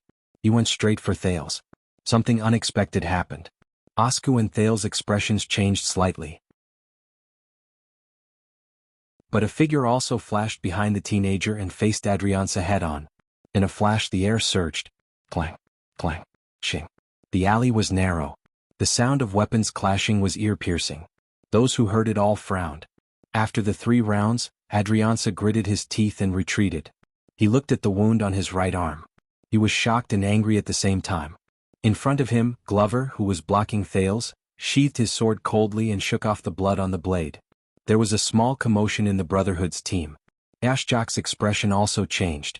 That steel cone sends a subordinate, who is famous for his fighting ability. Today's idea is indeed a little tough. Cohen's eyes were filled with surprise. He could not help but look at Glover in a different light. Although this guy can't beat me, he's still pretty cool with a sword. Glover exhaled through his nose as a disdainful response. I've seen this sword technique and footwork before. Adrianza tore the black silk cloth off his arm and bound the wound tightly. He stared at Glover and his expression was full of wariness. You served in the regular army before? Very close. Glover snorted coldly. He swung his sword again and stopped the other two thugs from the Brotherhood. Guess again? Adrianza frowned. Ashjak could not take it anymore. He shouted angrily, Motherf asterisk curs. Let's go together and take them down. As soon as he finished speaking, the two thugs closest to them roared and rushed forward on the other side. The figures on the periphery surged. They were obviously eager to fight as well. Thales sighed. In the end, we still have to do this? Sure enough, he did not need to speak. Another strong figure passed the teenager and went forward. Ching. Swoosh. With two terrifying muffled sounds, the two thugs at the front fell to the ground at the same time. Blood flowed out and they cried out in pain. Drag them back to disinfect and bandage them. They might still be saved. Cohen swung his sword with his flashy load-bearer. He looked at the enemies in front of him and snorted disdainfully. Who else? The thugs in his direction froze. They stared at Cohen's blade, which was still dripping with blood. No one rushed forward again. On the other side, Glover also drew his sword without batting an eyelid. After he knocked down a person, he pushed him back into the enemy's group, causing chaos among the enemies. Their swift movements and powerful attacks were extraordinary. The thugs from the Brotherhood looked at each other and did not move forward for a while. Cohen breathed a sigh of relief. Fortunately, fighting on the streets is different from a battlefield where orders are strictly obeyed. As long as I knock down the one who seems to be the most ruthless and fearless, it will serve as a deterrent. Thales was the only one who rubbed his face with a headache. Damn it. Ashjak watched his subordinates drag away the thugs who had fallen to the ground. He was furious when he saw how cautious they were. The opponent's strength is troublesome. Let's not talk about it for now, but have the thugs from the Brotherhood in the capital not fought a tough battle for a long time? As long as there's someone who is ruthless and fearless, they will delay their attack. Damn it. When did Blood Bottle Gang get these two tough foes? Then, Ashjak looked at Cohen and Glover. He signaled to the others and gestured at Thales with his chin. The Brotherhood's formation immediately began to move. Cohen had been on duty on the streets of the capital for many years. He was sensitive to their plans. He extended his arms and protected Thales behind him. Don't even think about it. Glover took a step back in tacit understanding. The two of them protected Thales. But Thales sighed helplessly. All right, I'm serious.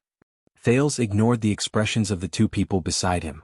He pushed their arms away and pointed at Ashjak and Leork with a sullen expression. You guys go and tell Morris that I can help him with the problem he encountered. I said I'm the leader here.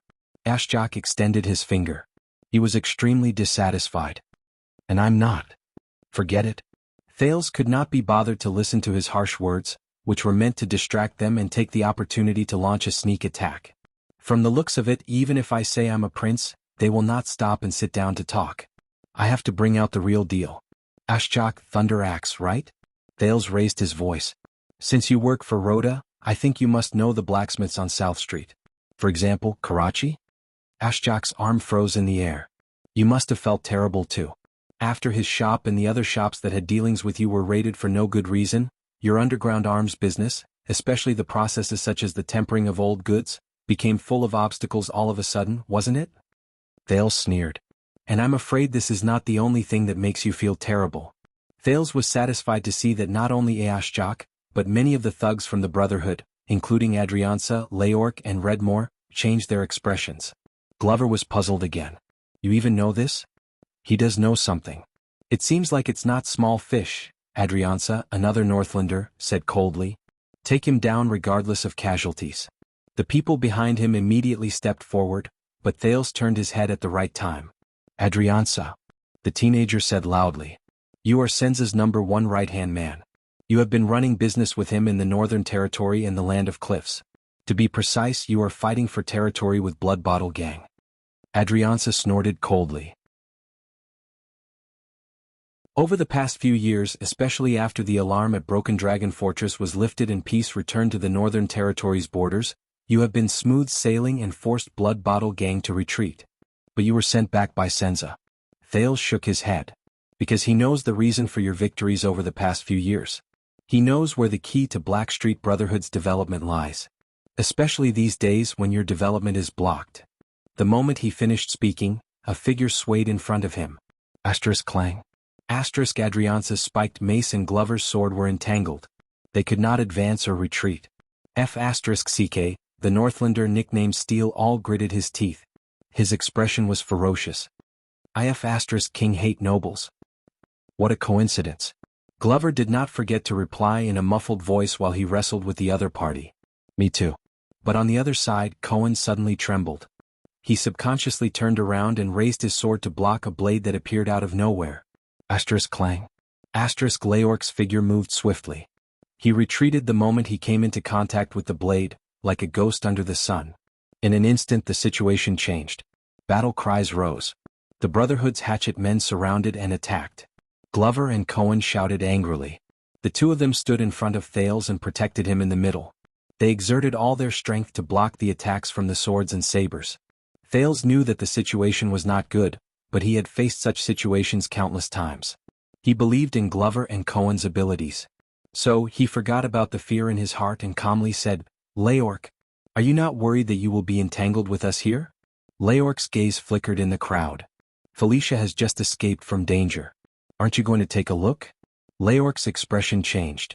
He put down the blade that he held tightly and blocked the hatchet men behind him. Thales smiled faintly. Or could it be that the news she brought back made your leader extremely nervous? Leorc's expression changed again. But this time he showed a ruthless expression and ordered his subordinates, Go. Leave him with his tongue. As long as he can speak it will be fine. Thales' smile froze. CK. On the other side, Glover and Adrianza separated again. He swung his long sword and drew 2 streams of blood at the same time. He took down 2 hatchet men who wanted to take advantage of the situation and blocked the other enemies who wanted to swarm him from the back. Cohen roared and swung his sword. He used his strength to control the width of his sword. Time and time again the enemies who could not stop him fell back into the group. Are you still not coming out, Morris? Amid the battle cries, Thales summoned the Sin of Hell's River and let his voice penetrate the crowd. But the situation did not change. Take care of yourself. Oskow sneered in front of him, chatty young master. Thales felt a chill in his heart. I want to say that why? Cohen panted. Are we really not going to ask for reinforcements from Flames? Although Cohen and Glover appeared to be at ease, Thales could not help but feel anxious when he saw the enemy swarming in front and behind him. What about Lance? The sleepless eye of the Brotherhood? The prince added a name and shouted. I think he was the most affected by the news that Felicia spat out, right? Doesn't he want to go home and take a look? The moment he finished speaking, a calm voice that was different from the others spread in the air, as if it was right beside his ears. Stop. Thales exhaled and stared at the surging crowd. Finally, a fat and strong figure appeared in the crowd. He spoke in a low voice, but it was as if he had the power of 1,000 men. It made the crowd quiet down. Everyone stepped back. The hatchet men were puzzled in the chaos. Then they slowly put down their weapons from the back to the front, stopped fighting and retreated. The battle cries gradually died down. Glover sheathed his sword, leaving behind 2 pitiful people wailing on the ground. Cohen elbowed the last hatchet man who was in a killing frenzy. He panted and raised his head. The crowd at the entrance of the alley slowly parted. A short and fat but strong man walked over with calm steps. Thales saw the man's face clearly and felt relieved. 6 years. I see him again. Boss Morris. When Oskow saw the man, his expression became solemn. We will take him down soon. But Morris only curled his lips and revealed a ferocious smile. Can't you see Axe? One of the 6 powerhouses of the Brotherhood, Morris, who occupied lower city of the capital, patted Oskow's shoulder. He turned his head coldly and looked straight at Thales. He is not one of those cowards you kidnapped.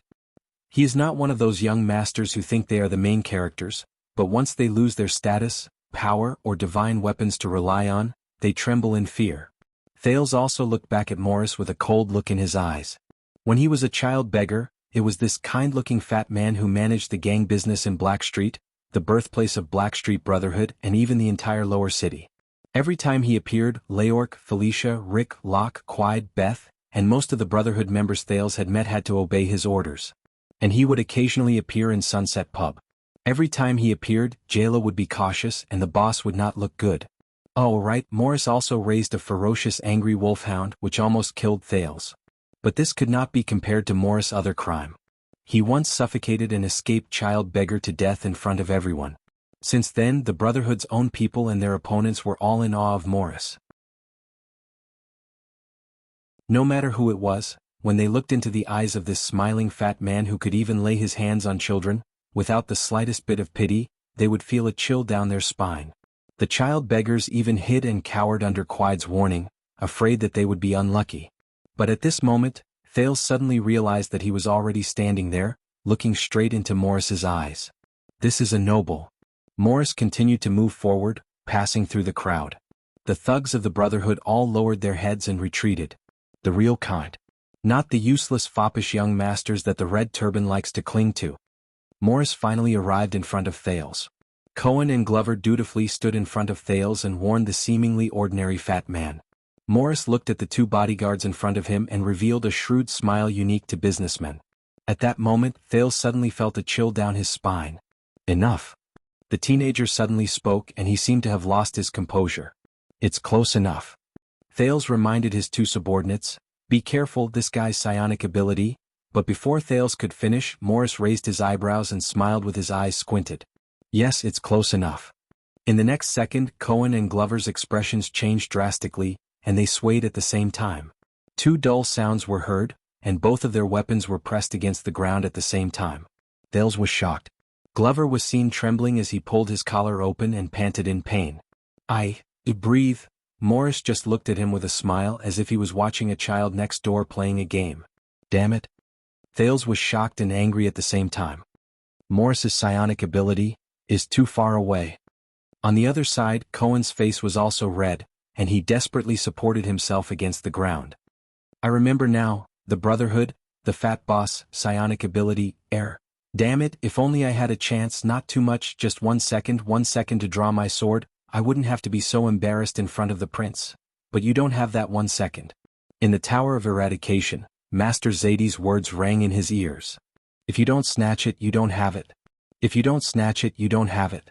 Cohen angrily and painfully punched the ground, but it only made it harder for him to breathe. I recognize you. You're the infamous stupid police officer, from the gang in Western City. Morris scrutinized Cohen, who had his hood down, and clicked his tongue. It must have been hard on your father for you to survive until now. Cohen trembled. F***ck, Glover's expression was ferocious, and he stared at his own hand with difficulty. Damn it, if it wasn't for the whip I could. Morris straightened his back. This time he looked at Thales. His smile did not diminish, but his gaze turned cold. Say it, kid. The fat man clicked his tongue. Who are you? Or more directly, who is your boss or your father? Thales took a deep breath and realized that he was not among the targets of Morris's psionic ability. But he raised his head and looked at the smiling Morris. Behind him, there was Oskow, who had a ferocious grin on his face, Adrianza, who was unhappy, and Leork, who had a cold expression. He had underestimated Morris. He was not the butler of the Brotherhood who rarely fought. On the contrary, as long as he used it properly, his psionic ability could even defeat two superclass elites. But Thales closed his eyes and took a deep breath. 6 years ago he did not even have the chance to face him, did he? At that time, one of his dogs could bite him to death. But now, Thales opened his eyes. His gaze was calm and clear. This is an interesting show. Morris hummed in agreement and looked at the teenager with great interest. You're quite brave. But Thales' next words made Morris' smile disappear. So, this is how Blacksword was trained. Thales curled his lips. Because of your air psionic ability, he simulated similar situations countless times. His resistance training was constantly improved, and he was able to calmly escape every time he faced Asda? Blacksword. Asda. Morris frowned. But a few seconds later he laughed out loud. Over the years, more than one person has used black sword in front of me. With two clangs, Glover and Cohen could no longer hold onto the hilt of their swords. They supported themselves with their arms. The air was thin and their symptoms of hypoxia became more obvious. Thales was anxious, but he forced himself to calm down and stared straight at Morris. But Morris scratched his chin, his face full of nostalgia. They always talk like they're old foxes, pretending to be close to people to intimidate them. It's as if they're of high status and have big businesses. It's as interesting as saying, "Do you know the kingdom's wrath?" I used to joke around with him. The kingdom's wrath. Thales thought about the man who carried him and charged into the enemy's formation with an aura as violent as a volcano. He frowned. In this world there's probably no one who can joke around with that guy. As he thought about this, he suddenly laughed out loud in the midst of the crowd. I know. Thales also revealed a nostalgic expression. You don't fall for it. You've known Black Sword for a long time. You're very familiar with him. Perhaps 20 years ago, when you were still mercenaries in the Great Desert? Morris' gaze froze. Thales chuckled. Right, the 9 powerhouses? At that moment, the members of the Brotherhood looked at each other in confusion. Morris did not speak. He only pursed his lips and stared at Thales with a silent expression. The teenager also stared back at him quietly. But the next moment, Morris burst into laughter. Pretending to be profound and revealing some superficial secrets to make people think that you're well-informed and that you're at an unfathomable level. I've seen this pretentious act before. Thales' expression did not change. He looked at Morris and shook his head. Very childish. Morris swung his arm, unconcerned. Tie him up and bring him back. But at that moment, there was another commotion in the Brotherhood. This commotion did not originate from the rear. Thales lowered his head. He was also slightly surprised. At some point in time, Cohen raised his head and stared at Morris. The glory of the stars surged madly, gushing out of his heart without any regard for the cost. It shone brightly on his skin. They provided him with an endless supply of extra energy, supporting the police officer to forcefully inhale much more oxygen than usual. It made him tremble, but he could not stop it. He stood up. Cohen gritted his teeth and spun the sword in his hand. His vision gradually turned red and blurred. It's time to get back at them. On the other side, Glover also stood up slowly. His power of eradication spread throughout his body, melting the stored substances and energy, reducing the discomfort in his body, numbing his pain and soreness and making his expression cold. The zombie's eyes froze and focused on Morris. As usual, his pain disappeared without a trace. His emotions gradually became numb. His body became a cold, cruel and fearless weapon again. It's time to kill. Oskow and Leork looked at the two people in front of them in shock. They knew what kind of burden and damage Morris' psionic ability would cause to a fragile human body. This is impossible? Morris was equally surprised when he saw the two people break free from the restraint of the psionic ability. I underestimated you, Morris murmured. This is an ability and quality that can only be trained in bloody battles. You're all seedlings of supreme class. Black Sword was right. Psionic abilities could catch people off guard. But they could not change the outcome. Morris touched his forehead helplessly as he looked at the two tough men who stood up again. He smiled bitterly and helplessly. You're right. TSK. Why are the elites always on the enemy's side? Thales nodded. He felt the same way. But this time he smiled happily. Can we talk now? Morris' smile froze for a few seconds. Behind him, Oskow and Leork gripped their weapons. Cohen and Glover's expressions became even more terrifying. Finally, the plump man sighed and spread his hands.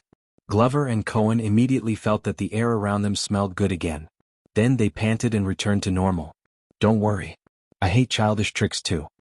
The change in the situation made the prince feel at ease. He said loudly, We're all adults.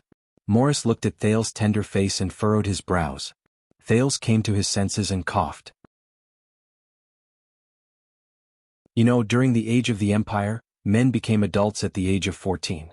They could go to war, get married, and have children. The teenager took a step forward. That's why I don't want to use my identity, and I don't want to use sensational news to scare people. Thales looked at him seriously. I'll say it again. I'm here to help you, Morris. Morris rubbed his hands. He looked around. The Brotherhood's thugs had calmed down again. He sneered. How? Returning to the battlefield he was most familiar with, Thales took a deep breath. The Blackstreet Brotherhood may be big, but there's no need for them to gather 4 big shots at the same time to carry out a normal street robbery, even if there are 2 muscular men behind them. Cohen shook his head. Glover swung his arms and snapped out of his previous state. Thales thought about what he had seen and heard over the past few days. He said faintly, "There's only one reason for you to be so nervous." Morris stared at the teenager. "You're talking nonsense." Thales ignored his words and sneered. "But what if it's not them?" Morris rubbed his hands together and paused. "If the culprit who kidnapped Felicia's people in your territory, if the culprit who destroyed your business, hindered your development, caused everything to go wrong for you, and caused you to run into obstacles everywhere, isn't the old enemy that you thought?" Thales' voice became stern. "What if it's not Blood Bottle Gang?" Morris did not reply, but Oskow, Leork, Adrianza, and the others behind him had different reactions. "Of course you already know," from Felicia's mouth. Thales said coldly, "You just don't know what to do. Because the enemy is too powerful and cannot be resisted." Morris pursed his lips tightly and stared at the teenager under the hood. Thales pushed Glover and Cohen aside. Under their worried gazes, he took a step forward and stopped a foot away from Morris. Their eyes met. It turned out that he was already as tall as Morris. And the evil fatty in front of him, who made countless people fear him, his gaze, was so fearful? Thales was at a loss, but he quickly regained his composure and said resolutely, "And I am you. I am also the only hope for the Brotherhood in this predicament. Now can we talk?" Thales finished speaking and waited quietly. The air became quiet. Morris did not say a word. His gaze became dark. Everyone subconsciously clenched their fists or weapons. Leork's cold gaze met Cohen's. Glover and Adrianza looked at each other and exchanged a provocative gaze.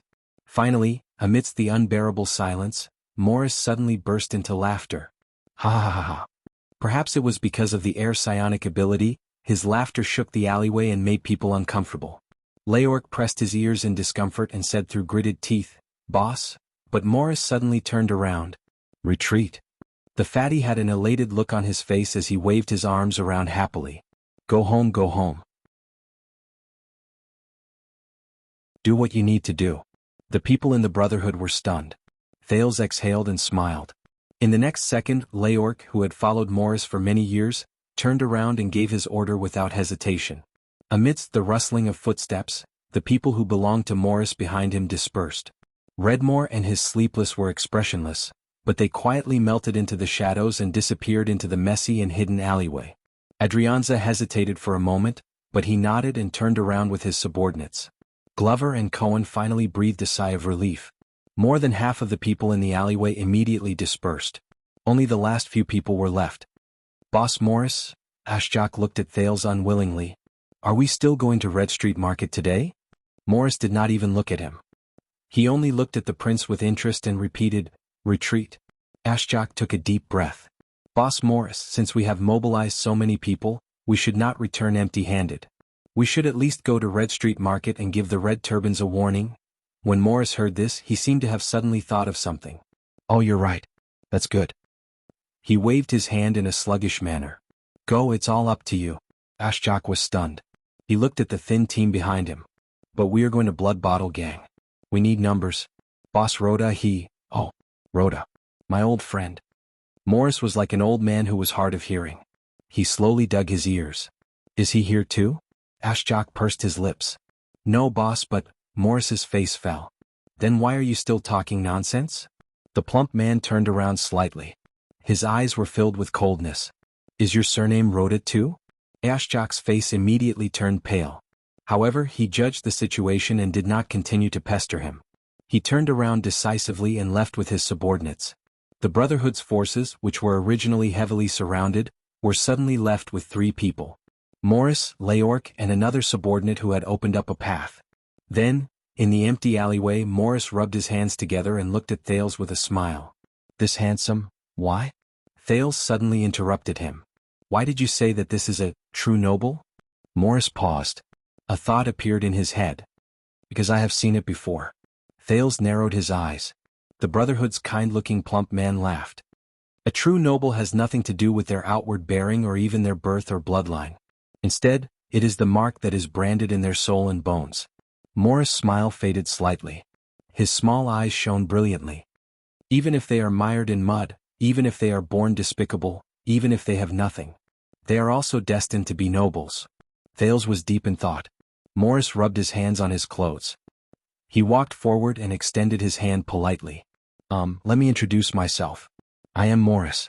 I do not have a surname. He chuckled. I am just a street thug. Thales looked at the man's attitude and suddenly had mixed feelings. 6 years can indeed change a lot. The teenager did not think too much. He also put on a smile and held Morris' swollen fingers. I am Wuxia. Morris' smile remained on his face until Thales said the next sentence. I am the attendant of the Prince of Constellation. I represent the noble, magnanimous and wise Duke of Star Lake, the second prince. Thales' expression became solemn. Prince Thales Jadestar. Morris' hand froze. Glover and Cohen looked at each other. In the face of Thales' indifferent but prideful gaze, Morris seemed to be a little confused. He blinked, took a step back and listened to another subordinate whisper something. A few seconds later, the plump man turned his head and his expression changed instantly. Oh my, you are the prince's attendant, right? Morris held Thales' hands again and shook them vigorously. He looked pleasantly surprised. It is my honor. It is also my honor. Thales let him shake his hands and sighed. You may not be able to imagine. Morris listened attentively. The teenager looked at the charmingly naive Morris before him and said sincerely with emotion, but a long time ago, I really did not expect that I would one day stand here like this and talk to you. Thales shook the plump man's hand back forcefully. Boss Morris. Morris' smile was so wide that it almost reached the back of his ears. He clicked his tongue and shook his head. Oh my, you are too polite. Glover and Cohen looked at each other's change in attitude and showed disdain at the same time. Just a little bit, Morris smiled obsequiously. Thales' lips curled up slightly. As the son of Count Gilbert Casso and the attendant of the prince from a prestigious family, His Excellency Wuxia is 24 years old this year. Morris was in high spirits, but his words made Thales' expression change. And he doesn't look like you. At that moment, Thales' expression froze on his face. At least he is not as handsome and elegant as you. Morris happily patted the back of the teenager's hand and bowed clumsily. His eyes shone brilliantly. Lofty and honorable, generous and wise. Prince Thales?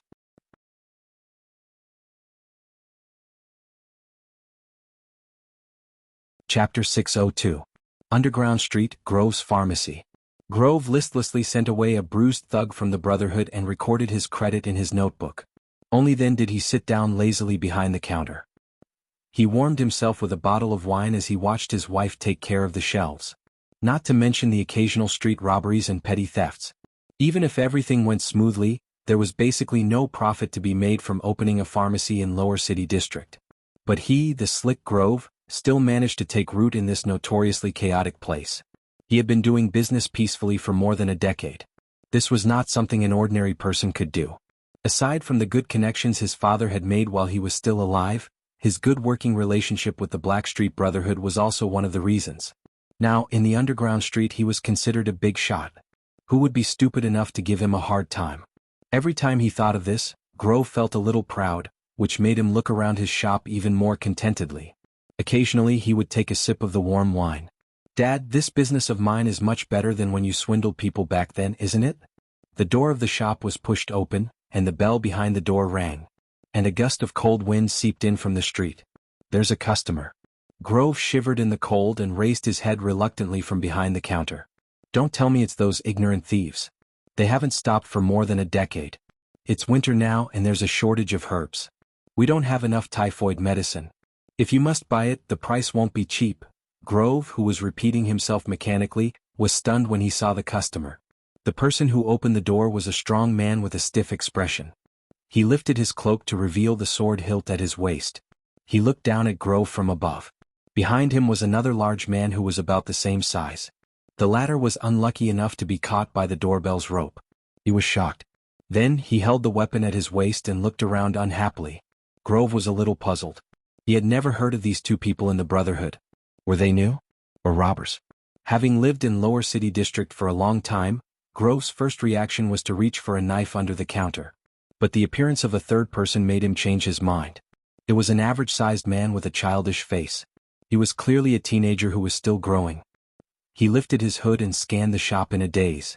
This was strange. Grove mumbled. He had seen a lot over the years. He had met all kinds of customers. Those who were just shopping, those who were sincere in bargaining, those who were poor but pretended to be rich, those who were rich but stingy. However, he couldn't tell the background of this young man. He couldn't tell if he was a second-generation noble from a wealthy family or a commoner from the lower city who was used to living a hard life. He couldn't tell if he was a gangster who had been beaten up, or if he was a harmless and adorable hedonistic young master. The young customer did not pay any attention to him. He just stretched out his hand and stroked the rows of shelves like a wanderer who had just returned home. Of his two muscular attendants, one was extremely vigilant and kept looking back, while the other lowered his hood and stared straight at Grove, hesitating to speak. When Grove saw the latter's face clearly, his expression changed drastically. F***ck, it's you again. The owner of the pharmacy looked disgusted and annoyed. Stupid police officer? Cohen, who was about to greet his boss, paused. What did you say? Grove coughed, but the disdain in his eyes did not diminish. Police officer Caribbean. Cohen's eyes lit up. He ignored the young man who was walking around in the shop and moved closer to the counter. I'm here today. Do a good deed, don't come here and stir up a **T again. I really don't sell any illegal drugs here. Before he spoke, Grove let out a long sigh. I have nothing to do with those gangsters either. Thud. With another arm pushing against the door, a short and stout fatty walked into Grove's pharmacy and looked around with interest. When he saw who it was, Grove shuddered and he choked on his words. M.O. Morris? Grove stared at the new customer in front of him in horror. But he reacted quickly and quickly adjusted himself before walking out of the counter. He forced a smile and spread his arms as if he wanted to hug him. Morris. Welcome, my good friend. But Morris extended his hand mercilessly and pressed down on Grove's chest, preventing him from hugging him. Grove. The leader of the Brotherhood only nodded faintly and pushed Grove back behind the counter slowly but firmly. The latter could only smile awkwardly and nervously. Cohen widened his eyes. Didn't you say that you don't know him? You and this scum of the Brotherhood. Cohen said angrily. But the two of them, who were just exchanging pleasantries, ignored him. It's welcome, Morris. Is there anything special? Grove looked nervously at the calm-looking fatty. His words were filled with humbleness and fawning. Relax. Morris narrowed his eyes and patted the shoulder of the owner of the pharmacy. Old friend. I'm here for a walk. Grove was shocked when he was patted.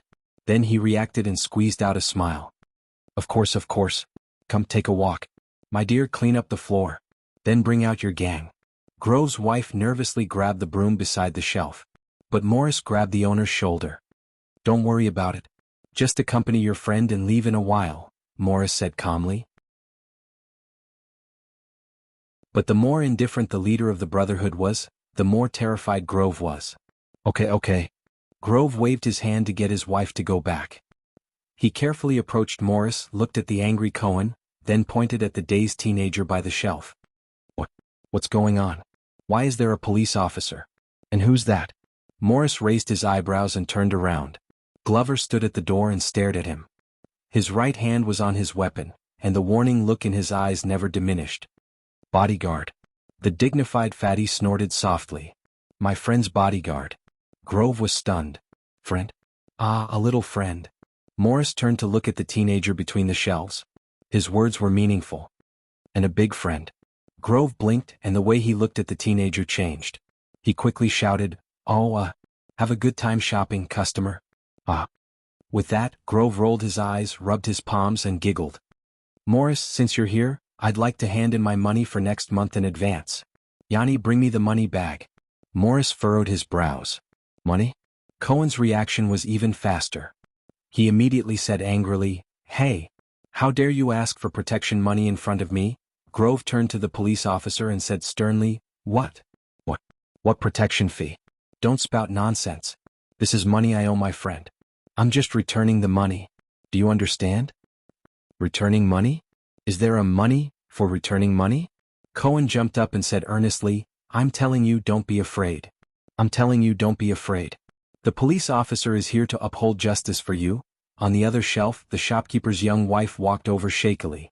But, dear, didn't you just hand in the money last month? Grove seemed to have found a breakthrough. He turned around and said fiercely, Why are you spouting so much nonsense, B*****? His wife cowered a little from his roar. Morris is our good friend. Why would you be so calculative? Grove waved his hand with a look of extravagance. Just hand it over. He then turned to look at Morris, who had a complicated expression on his face. He became friendly and ingratiating again. Do you think I don't exist? This was the indignant Cohen. But our income this month. This was the pitiful Yanni. Bang. Morris slams his hand on the counter. He suppressed all the voices. As I said. Morris looked around. This big shot of the Brotherhood's gaze seemed to have power, forcing everyone to shut their mouths. Grove, I'm only here for a stroll. Morris smiled and placed his palm on Grove's shoulder. Relax. The boss of the pharmacy subconsciously nodded, but he clearly couldn't relax. Instead, he fidgeted uneasily under Morris's palm as he broke out in a cold sweat. Morris curled his lips and chuckled. We have a rule. Since it's next month's money, you'll have to pay it next month. Grove exhaled a breath of air. Morris glanced at Cohen from the corner of his eye. Or not pay. The moment he said that, Grove broke out in a cold sweat again. That's not what I meant.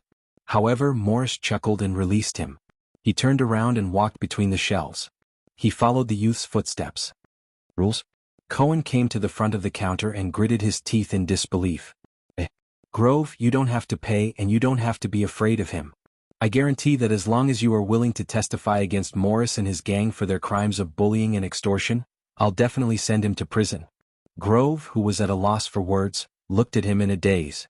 At that moment, another figure floated past the counter, but it brought with it a hint of coldness.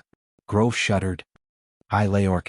Grove looked nervously at the back of the person who passed by and forced himself to squeeze out a smile. The medicine I sent the other time is still useful. However, Silent Killer didn't even look at him. He only walked past the counter and followed his boss. Grove's greeting hand hung awkwardly in midair. Cohen looked at Leork's back and then at the petrified Grove. He felt that his previous words had been for nothing. He chased after Silent Killer angrily. No, you did it on purpose, right? Let me tell you, Leork, you still have 3 unsolved murder cases. Wait until my colleagues gather all the evidence. However, Leork didn't even look at him. He was expressionless. Excuse me, I want to eat pie in the kitchen. Cohen was stunned. Eat pie? You're really here to seize people's wealth? However, before he could do anything, Glover, who was beside him, covered Cohen's mouth.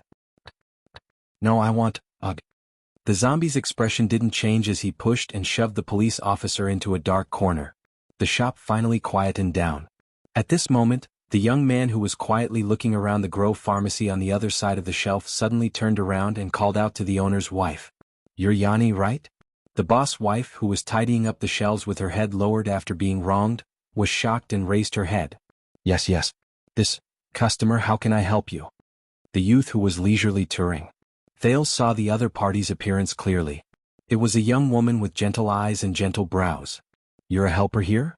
The young boss wife obviously knew that the person in the shop was someone from the Brotherhood. She had yet to recover from the atmosphere just now. She spoke carefully. Yes, I've always been a helper here. Separated by a shelf, Thales looked at the familiar yet unfamiliar young woman in front of him. There was a moment of confusion in his eyes. But the boss called you darling, and B*TC. Thales felt that Morris was walking towards them through the shelves. The other people in the shop also shifted their attention to their strange conversation. However, Thales didn't care. Yanni glanced back at her husband, who was on the counter. Grove was horrified again. I'm his wife. I married him a few years ago. Is that so? Thales looked at Yanni in front of him gently but dejectedly. She was the helper in the pharmacy who often helped child beggars when she was young. She distributed food, medicine, and even warm clothes. She was found out and scolded by the boss more than once. And that stingy, vicious, ugly, and smelly pharmacy shop owner. Thales lowered his head. A gloomy feeling rose in his heart. I'm his wife. I married him a few years ago. Things remained the same, but people changed. But not all of them had happy endings. The prince then looked up. Do you know, Yanni, you're very beautiful and very young? Yanni was taken aback and startled. But Thales remembered the past. His gaze when he looked at her was extremely warm. Gentle, kind, hardworking, and capable. Yanni blushed at first. Then, she glanced nervously at the people around her and shook her head in panic. No, But Thales didn't wait for her to speak. He continued, "And your husband, he's old and ugly. He has a mouth full of yellow teeth. He's weird and has a bad temper. When she came here to do business when she was young, she was often beaten and scolded by him." Grove, who was on the counter, heard this and froze on the spot. Yanni seemed to be frightened as well. But Thales said to her seriously, enunciating each word clearly, "Listen, he's not good enough for you." Yanni's face turned even redder. She lowered her head in panic. At that moment, "Hey!" A wide and plump figure inserted himself between the shelves and interrupted the strange conversation. "Why don't you clean up the shelves over there, Yanni? It's a little dusty," Morris said with a smile. As if she had been pardoned, Yanni hurriedly avoided Thales' burning gaze and hid to the other side. The plump man from the Brotherhood watched the lithe lady boss leave and snorted softly. "I don't think a person like you came here to shop or to flirt with women?" Thales sighed and turned to face Morris. "What if it's true?" Morris' expression changed. He was as passionate as fire. "Then Lower City District and the Brotherhood will always welcome you. Red Street Market as well." Morris stopped smiling and his eyes shone. After all, not every noble is happy to see their boots stained with mud. Thales no longer paid attention to Grove and Yanni, who were whispering to each other. He replied with the same profound meaning. "Mud is the foundation of building a house." Morris picked up a bottle of medicine and tossed it in the air. He shrugged. "But for some people, building a house is so that they don't see mud." Thales smiled coldly and decisively snatched the medicine from his hands. He carefully placed it back in its original position. "Then their house will collapse sooner or later." Morris was a little surprised by the teenager's actions. "Please forgive me." The plump man clicked his tongue apologetically. "My sister's culture I don't really understand." Thales suddenly spoke. "You're not the only one." Morris' ears pricked up. "Oh?" Thales raised his head and stared at the once familiar, but now unfamiliar, dazzling eyes. "It was not just you. During this period of time, the Blood Bottle Gang was also tampered with. Many of their businesses were cut off from inside and outside. For example, they relied on illegal alcohol trafficking, smuggling, the food market, and iron smelting. They had a deep relationship with the great nobles and officials. They also had close ties with the open market, so they were affected even more." Morris' expression became solemn. He turned around and looked at Grove and Yanni, who were watching them from the counter. They shrank back in fear and did not dare to listen anymore. The plump man then looked at Thales and whispered, "I don't understand." "Of course you do," Thales interrupted him and walked to another row of shelves. "What did Felicia tell you? Who kidnapped her?" Morris' gaze froze slightly. He was extremely vigilant. "So, you're here on behalf of the Kingdom's Secret Intelligence Department? Or rather, this was your idea, and the Kingdom's Secret Intelligence Department is just following orders?" Thales smiled. "So you understand." But Morris' expression changed. He stared at Thales coldly and clicked his tongue as he shook his head. "I'm flattered to receive such favor from you." The plump man thought silently, how did I or the Brotherhood offend this young prince? Or did Black Sword offend him in Dragon Cloud City 6 years ago? Is it worth him mobilizing the Kingdom's Secret Intelligence Department to seek revenge? What kind of enmity did they have? Thales shook his head in a relaxed manner when he saw that the effect had been achieved. On the contrary. The prince stopped in front of another row of shelves selling typhoid medicine and said seriously, "I'm not related to the Kingdom's Secret Intelligence Department. I have nothing to do with the Secret Intelligence Department. They don't know that I came behind their backs." Morris' gaze shifted. "Are you sure?" The plump man looked doubtful. "The Kingdom's Secret Intelligence Department is all-pervasive, I'm sure." Thales turned around decisively and interrupted him. "When I say that they don't know," the prince's expression became stern and brooked no rebuttal. "They don't dare to know." Morris was silent for a while. "You're very confident." He stared intently at Thales' face. Just like the countless opponents who fell at the Black Prophet's feet. Thales was also silent for a moment. The opponents who fell at the Black Prophet's feet. For some reason he suddenly thought of many people. The late King Adi, Crown Prince Midir, King Nuvan. I don't know about the Kingdom's Secret Intelligence Department.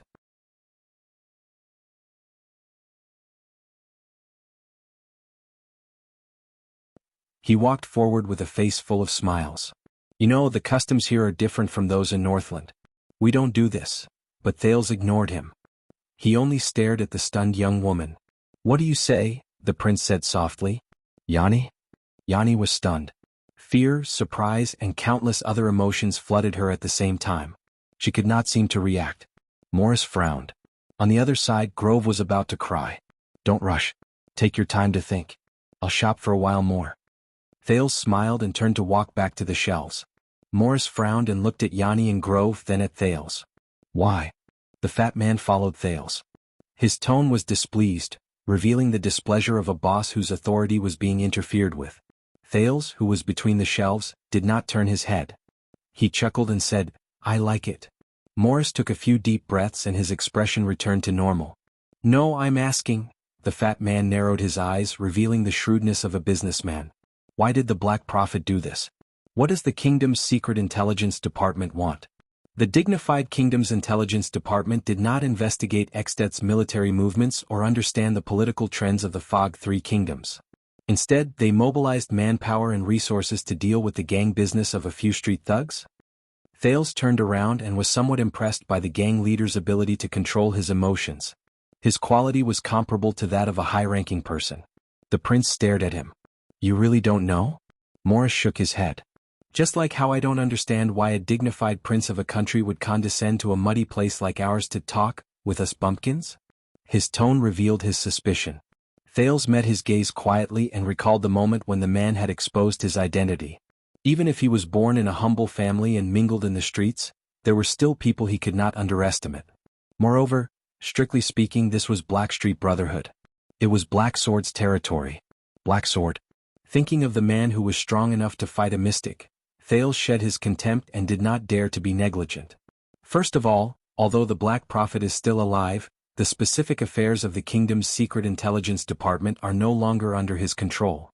The prince returned to his negotiating mode and said solemnly, the successor is not well known, but he is young and full of vigor. He is determined to forge ahead and unpredictable. Morris frowned and rubbed his chin as he began to think. Secondly, we all understand that perhaps Blackstreet Brotherhood rose too quickly, and their members are mixed with good and bad people. Perhaps Blood Bottle Gang is too old to rise again and is not as powerful as before. Thales' gaze turned cold. But you, both of you, are not simple thugs on the streets. Be it Black Sword or the people behind Blood Bottle Gang. Morris' fingers froze as he rubbed his chin. This damned prince. How much does he know? As for why the kingdom's secret intelligence department did this and why they attacked the two gangs that are closer to the bottom of society, I don't know either. Thales stood between the shelves coldly and crossed his arms. I neither care nor care about the details of the kingdom's secret intelligence department's actions. He disliked it even more. Morris' eyes darted around. You don't know? He sneered. Then what do you want to talk to me about? What can you help me with? Did you really come here just to say a few harsh words, stroll around, admire the scenery, and flirt with women like an ordinary rich playboy? Morris glanced at the counter, and a flash of viciousness appeared in his eyes. A day trip to Lower City District? But Thales just smiled. I'm here to look for medicine. Morris was stunned. What? You know, winter is coming again. Thales sighed. Prepare clothes to ward off the cold and prepare medicine to treat illnesses. Morris was silent for a moment before he smiled again. He looked tacky, honest, rude, and straightforward. Don't talk in riddles. We are really cultured. At this moment, Thales suddenly raised his head and spoke loudly to Yanni, who was whispering to Grove. Are all the typhoid medicine here? Yanni and Grove jumped in fright. Yes, there is still some in the storeroom, Yanni said while trembling with fear. Thales smiled. Very good. The teenager lowered his head again and picked up the goods. Morris raised his head and furrowed his brows. You don't look like you have typhoid. Thales nodded, then shook his head. Not at the moment. Morris snorted softly. And there is definitely no shortage of doctors in the palace. Thales hummed in acknowledgement and suddenly said, Why? Over the past 6 years, you have been growing stronger and winning against Blood Bottle Gang. Have you ever thought about why? Morris was stunned. Blackstreet Brotherhood rose to power in less than 10 years. As a rootless, spontaneous organization, a civilian organization. Thales raised his head and put on a pretentious air. Why is it developing so smoothly? When he heard the news about himself, Morris became serious again. He thought for a moment and sneered. We are young, better organized, less burdened, stronger willpower, and at the same time, we have a greater strategic vision. He took a step forward. Also, 6 years ago we fought a great battle in Red Street Market and defeated Blood Bottle Gang. But Thales shook his head firmly and interrupted him. No. Morris was stunned. The prince also took a step forward and met Morris's gaze. His tone was resolute and decisive. Because the kingdom needs you. Thales said slowly. The situation needs you. The era needs you. Morris was stunned. What? The kingdom needs you? But Thales did not give him a chance to ask. He turned around and continued, as an underground force in the kingdom and a black glove that is not afraid of getting dirty, Blood Bottle Gang has an unclear relationship with many local tyrants over the past decades. The transfer of benefits and the binding of relationships are even more deep-rooted. When he said this, Thales' gaze became fixed. For example, the Iris family of South Coast Hill, Covendier. Morris was deep in thought. Thales stopped and carefully studied a bottle of typhoid potion. Yes, between the king and the vassals, between the central government and the local government, between the capital and the entire territory, Thales' gaze gradually became absent-minded. Blood Bottle Gang, which rose to power by smuggling at the borders, chose to fall into the most influential and deep-rooted party from the very beginning. It was also the most difficult to get rid of them. To be the vanguard of others is to be protected by others. Thales stared at the potion in his hand. This is something I only understood after I stepped into politics for many years. It is also the reason why they have been able to flourish and stand tall even though they have suffered heavy blows from the kingdom's officials for decades. Morris did not speak. He only furrowed his eyebrows and pondered deeply. Otherwise, you would have seized the entire Red Street Market during the one-night war, 6 years ago. You could have even followed up on your victory and seized more. Thales put the potion back and remembered the experience that changed his fate that night. He sneered and said, "Why did you have to give up half of the territory you seized and make peace with Blood Bottle Gang, which was greatly weakened? Why did you draw a line between us?" Morris scratched his chin. His dazed gaze became clear again. "It's interesting to hear. It's more interesting to play with them," Thales said decisively. He turned around abruptly and looked straight at Morris. "Although we are both gangsters who live on the streets and fight for our lives, Blood Bottle Gang has a large business and a deep foundation, while the Brotherhood started from the grassroots." Thales' eyes were bright and piercing as if they were burning the air. "Logically speaking, you are not their match. When the referee and the banker are on the same side, how can you still play?" Morris pursed his lips and looked serious. "But we are winning," he retorted with a hiss. "Yes," Thales nodded and admitted. "You are winning." But his gaze immediately became brighter. His voice was like a blade and each word was like a knife. "Not for anything else. It's precisely because of a series of events that happened in recent years." The Duke of Star Lake's voice seemed to have magic. "Because there is already a successor to the throne, because the royal family's rule is gradually stabilizing, because the kingdom's political situation is gradually becoming clearer, because Constellation's national strength is recovering, because Extet's inevitable decline, because the borders are no longer in turmoil, Constellation will be free from the heavy pressure. You will be victorious," Thales said resolutely. 6 years or even 18 years after the Bloody Year, the entire chess game in Constellation will change drastically, and the offensive and defensive positions will change. Central, South Coast, Northern Territory, Eastern Sea, Western Desert, and Blade Edge. When the traditional tyrants in these places will either lower their heads and admit defeat, restrain themselves, or fall from exhaustion. Morris was a little absent-minded at first, but as Thales went deeper, he gradually became serious. When agriculture, sea trade, iron smelting, wine production, salt production, tobacco production, and other huge chains of interest that were once scattered all over the kingdom because the royal family was weak and the kingdom was in chaos, they were reorganized and redistributed. When places like Blade Fang's camp, when the local suzerains, nobles, and officials' power were shuffled again and again with the royal family's regular army and the king's officials stationed there. Morris' eyebrows moved back and forth and he could not stop. When Blood Bottle Gang, who had been drawing gray nutrients from these empty spaces, when they lost their local connections and protection, when they lost their source of flesh, blood, and food, when they lost their backing and confidence, when the letters they wrote to the Covendier family for help never came back after the iris flowers submitted to the nine-pointed star, Thales' voice became calmer and more solemn. "How can Blood Bottle Gang, the gang nobles who have been at the top for 100 years, not become weak, not rot, and not fall?" He stared at Morris' eyes, which had clearly wavered. How can you, the new challengers, not win and become stronger? Morris gulped. His eyebrows were solemn. Thales turned his gaze away and exhaled. He stared at the exquisite decorations in the small pharmacy, which he knew was made by the mistress at first glance.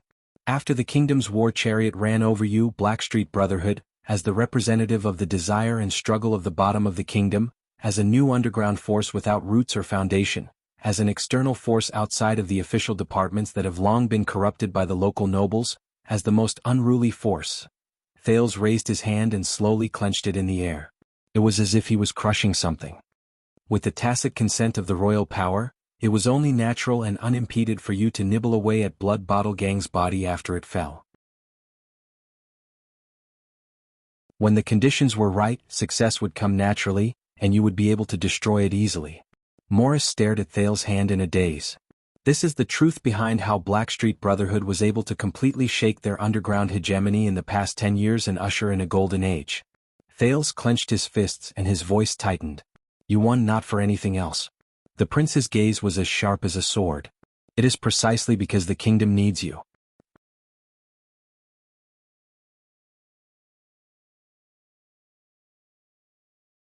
Chapter 603. After a moment of silence, Morris scratched his chin and looked at Thales with a strange gaze. So, you came all the way here to give me a political lesson? Thales put down his fist and answered him confidently, You want an answer, and I am giving it to you. Morris sized up the furnishings around him. After thinking for a moment, he raised his head again. If that is the case, then the answer is too far away from us. It is unrealistic. Thales smiled.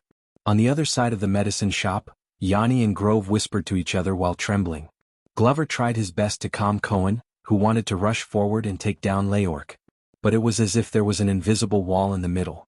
Everyone abided by it and did not dare to cross it to interrupt the conversation between the Prince of Constellation and the Brotherhood's powerhouse. Yes, politics is too far away from me, politics is too unrealistic for me, these are the most common misconceptions in our lives. Thales' gaze changed. Whether it is the misophobic gentlemen who think that politics is too far away so they are dismissive, self-righteous and avoid public politics like a deadly plague, or the pedants who think that politics is too far away so they are cynical, apathetic and believe that there is everything in knowledge, or the cynics who think that politics is too far away so they are apathetic and think that they have to return to their lives, or the keyboard warriors who think that politics is too far away so they are fearless, boastful and point out the general trend of the world with their words. You're still the same rascal who looks like he's just fooling around, living a befuddled life and living one day at a time. Maurice curled up one side of his lip, showing his teeth. But Thales ignored him. Intentionally or unintentionally, consciously or unconsciously, they are all expressing the attitude that politics is too far away. But with all due respect, they either have some misunderstanding about politics, or they have some misunderstanding about distance. Morris did not say a word. Look at me now, I am standing in front of you. When he said this, Thales' voice turned cold. And do you think that during the rise of the Brotherhood, the relevant departments have always been indifferent to you and let you do whatever you want? Morris narrowed his eyes. The relevant departments? Ha, you mean the most mysterious relevant departments who are always missing when it comes to benefiting the people, and only fulfill their duties when it comes to patriotism? Morris snorted. There was disdain on his face and his words were filled with mockery. We have our own ways to deal with them. They're like a pile of sh*t. Every time I'm done squatting in the pit, I have to stand up and wipe my ass. Only then can I see them in the pit of sh*t, baring their fangs and brandishing their claws. But Thales shook his head and ignored his emotions. Then why did you order a retreat just now? Why didn't you listen to Ayaskau and follow the original plan? Gather our men and kill our way to the Blood Bottle Gang to collect the debt. Who cares who the culprit of the kidnapping case is? The Brotherhood only needs to kill to establish our might. Morris rolled his eyes and said nothing. Thales turned around and walked to the next row of shelves. From time to time he would pick up a medicine bottle and fiddle with it. Politics is not far away from you, Boss Morris. Even for people like you who see the kingdom as nothing and trample on the boundaries of the law, high walls and iron walls not only trap those who are willing to be in the cage, but also restrict those who think that they are outside the cage. It's an invisible net that blocks every inch of color in our line of sight and every gap in the air. Every move we make, every word we say, and every breath we breathe are all trapped in it. We cannot escape. Thales stared at the medicine bottle in his hand and felt its sturdy wall. He was lost in thought. Morris was silent for a few seconds before he let out a low snort. Maybe I should let Lance listen. The fat leader of the Brotherhood narrowed his eyes and said. He knows this the best. But Thales sneered. You too, Morris? The prince raised his head and met Morris' gaze. After all, you're the one who does the accounting and manages the money. At that moment, a fierce look flashed in Morris' eyes. But in just a few seconds, the leader of the Brotherhood snickered and waved his hand nonchalantly. Come on, we rough men on the streets don't understand the nonsense you're talking about and we're not interested. But Thales suddenly raised his voice and interrupted him. If you're really not interested, Morris? Then all of you, Black Sword, and the mercenary group known as the 9 Powerhouses, would not have come all the way to the capital. His voice gradually became softer, and the speed of his speech gradually slowed down, but the power contained in it made Morris frown. And if you're not interested, Thales took a step forward. You would not have accepted Prince Horus's employment. At that moment Morris' gaze changed. You would not have stayed in Eternal Star City after he failed and died, lurking in the shadows to forge ahead. Thales gently turned the medicine bottle in his hand and said slowly, You have ulterior motives. Silence enveloped the conversation between the two people. Then Morris snapped out of his shock, adjusted his expression and exhaled. Who did you say just now? Thales smiled nonchalantly, turned around and put down the medicine bottle. Lady Yanni. The prince suddenly raised his voice and broke the barrier that separated the two conversations. It attracted the attention of the other people in the medicine store. Have you thought about it? Yanni shuddered violently when her name was called. She raised her head in bewilderment and looked in Thales' direction mechanically. What? Grove, the shop owner, had a long face. He looked at his wife anxiously, then at Morris nervously. Thales was not anxious or annoyed. He smiled gently. A chance. I said, I want to give you a chance to find a new path and a new life. Thales glanced at Grove, who was beside her. The coldness in his eyes almost made the latter's legs go limp. At least it's better than now. Yanni stood where she was in a daze. She subconsciously wiped her hands on her apron. Cohen frowned and wanted to speak, but as time went by, Glover had obviously grasped the trick to holding him back. Leoric cast an inquiring look at Morris, but the fat man was deep in thought and did not respond. Grove was the only one who showed a pained and pleading expression. He shook his wife's arm. Yanni was in a daze for a long time. She turned her head around in a daze and swept her gaze over the medicine store she had been in for more than 10 years. Then she glanced at Grove, who was once the shop owner and was now her husband. Then she slowly turned her head and looked at the handsome and gentle young noble. Thales did not rush her. He just waited quietly. Finally, after an unknown period of time, Yanni took a deep breath. Slowly but decisively she pulled her arm out of her husband's fingers. She wiped her hands, took 2 light steps forward, and stood in front of Thales. Thales smiled in response. Grove was immediately dealt a heavy blow. His body swayed and his face turned pale. Morris' thoughts were in a mess. He frowned fiercely. Cohen widened his eyes in disbelief. Glover did not move and was expressionless. Leoric continued to lean against the corner of the wall and watched coldly. Yanni cleared her throat and said seriously, Young master, I am very, very grateful for your favor. Young master, I am very, very grateful for your favor. Thales raised his eyebrows. Yanni said firmly, Yen and I said firmly, I do not need the new life you gave me.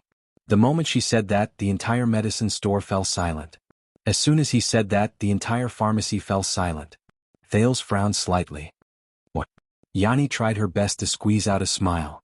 I mean, the life I have now is already my best choice. What I'm saying is that my current life is already the best choice for me. The best choice? Thales muttered to himself for a while. He gestured with his chin at the cowardly Grove. That's him? Grove shuddered again. But Yanni turned around and glanced at her husband. Then she said to Thales with certainty, Yes, him. Thales was silent for a while. He lowered his head and sneered. Tell me, will your old husband, Boss Grove, beat you up? Yanni trembled slightly. Morris snorted on the other side. Grove's face was pale as if he had been struck by lightning. Thales looked up and tried hard to see into Yanni's heart. Tell me, Miss Yanni or Madame Grove, are you happy here? Yanni's eyebrows twitched. She pondered this question in pain and hesitation. Perhaps it was because the young man's 2 bodyguards were too strong, or perhaps it was because of the dignified aura that he exuded, or perhaps it was because Morris' presence was extraordinary. At this moment, the entire pharmacy was silent.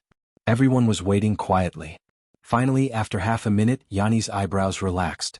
She raised her head slowly, ran her fingers through her hair, and gave Thales a beautiful smile. There were traces of weariness that should not be present at her age. I am truly grateful to you, young master. But you may not be aware. Yanni looked at Thales seriously. There was a rare sense of relief and fatigue in her words. I come from Ricenan town in the western desert. More than 10 years ago, the war took my father and brothers away. My mother and I had no choice but to leave our hometown and seek our own survival. Thales' gaze dimmed. And although Eternal Star City is rumored to be the wealthiest and most prosperous capital, this big city is actually not that welcoming to foreigners. Yanni took a deep breath and glanced at the shop that she had stayed in for almost half of her life. This street looks chaotic, barbaric, and unsafe. This shop looks shabby, old-fashioned, and dilapidated, but this is already the place that feels most like home to me in the capital. The place that feels most like home. Thales clenched his fists. On the other side, Glover furrowed his eyebrows, Morris snorted softly, and Leork buried his face deeper into the shadows. Yen and I sighed and smiled bitterly. And Mr. Grove. My husband. Yanni turned to look at Grove with a complicated gaze. The latter was looking at them uneasily. Yes, he is older than me, a little fat and a little impatient. He's usually a little stingy, calculative, impatient, selfish, and short-sighted. He snores loudly in his sleep at night. Yen and I took a deep breath and said with difficulty, and yes, if I pull him up when he's drunk, he'll hit me. Thales glared at Grove coldly. The latter was first horrified, then showed a fawning and remorseful expression. Cohen frowned. He raised his index finger and was about to speak, but for the third time he was forced back by Glover's fierce gaze and firm grip that said, "If you dare to interrupt the prince, I'll kill you." Yanni slowly turned around and said softly, "But he took me in, took care of me, gave me a job, gave me a place to get medicine, and treated my typhoid mother. Just when I was at my lowest, at my wit's end, and was about to risk everything to look for a job in Red Street Market." Grove's eyes were filled with joy. He didn't do it out of kindness, much less love. Thales snorted coldly. He did it only for your beauty and youth. Yanni trembled slightly and suddenly looked up. Yes. Thales was shocked. At some point in time, Yanni's eyes had already turned red. She spoke agitatedly and agitatedly. Of course I know. He coveted my beauty. He saw that I was young, hard-working, and capable, so he... Tears trickled down her cheeks as she raised her voice. But who didn't? Yen Ni's sudden outburst startled everyone. The young woman took a deep breath and wiped the corners of her eyes. You're young master. You were born into a wealthy family and live a carefree life. Perhaps you don't know what it's like to be so hungry that you lose your mind. You don't even care if a man takes off your skirt for a mouthful of bread. Thales stared at her blankly. But I know. Yanni clenched her fists on her apron. I know. She turned around and glanced at Grove. Her gaze was filled with a desolate smile. Yes, my husband is full of flaws and shortcomings. Some of them are unbearable. He's certainly not the ideal man in every young girl's heart. Grove flashed his wife an extremely ugly smile. Yanni snorted, but her laughter was bitter. Her voice was low. But the reality is, which woman's husband in this world is as good as the stories say? Especially here. Thales responded in silence. That's right. I might have a bit of good looks and I'm younger than him. That's why he who has money and a career took a fancy to me. He made me work for him and made me marry him willingly or unwillingly. That's right. Yanni sniffled and said mournfully, but a talented man and a beautiful woman. Isn't this the universally acknowledged truth of a happy marriage between a man and a woman?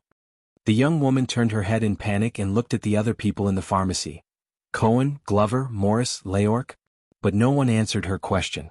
Under the heavy pressure, Yanni lost control of her emotions. She sobbed. Just like in Isabel's search for her husband, a man can only use his achievements and wealth to exchange for a woman's age and beauty. He can't see anyone with tears in his eyes, so how can he hope for love and affection? From the commoners to the nobles, which family isn't the same? Which family isn't the same? Yanni rubbed her red nose and stroked her hair that had become dry and colorless after her marriage.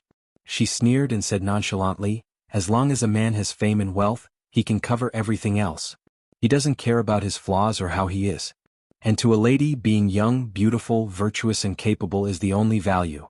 Who cares if you're happy or not? Thales could feel the agitation in her emotions and could not help but feel remorseful.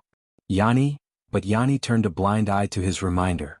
In the opera, Princess Isabel's criteria for choosing a husband are always the same: fame, reputation, and outstanding talent.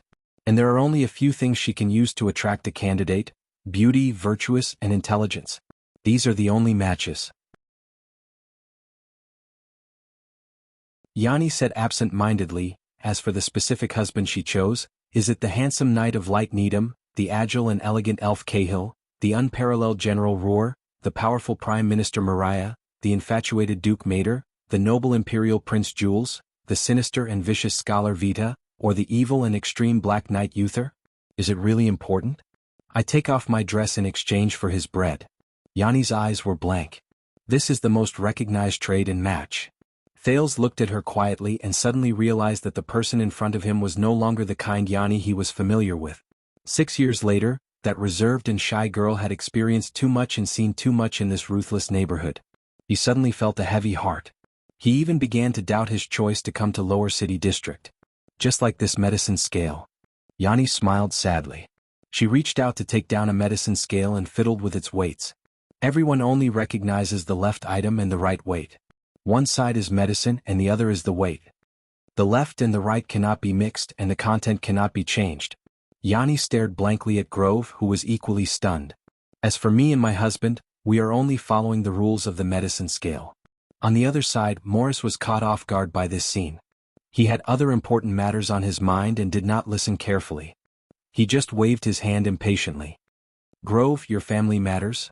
But Thales suddenly raised his hand and gestured for him to keep quiet. Morris immediately choked.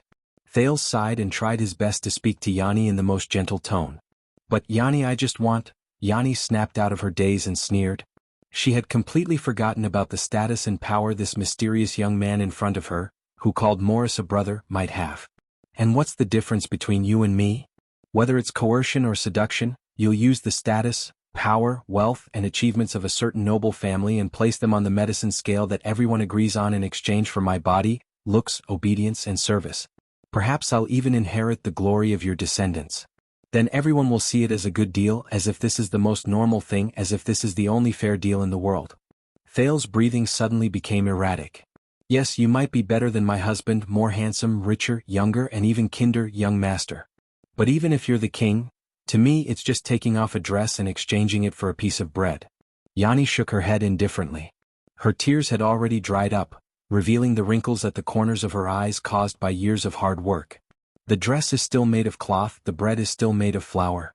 When I weigh it, it's still the same medicine scale. Nothing has changed. Thales felt his heart stop beating. Nothing had changed. This is the sorrow of being a woman.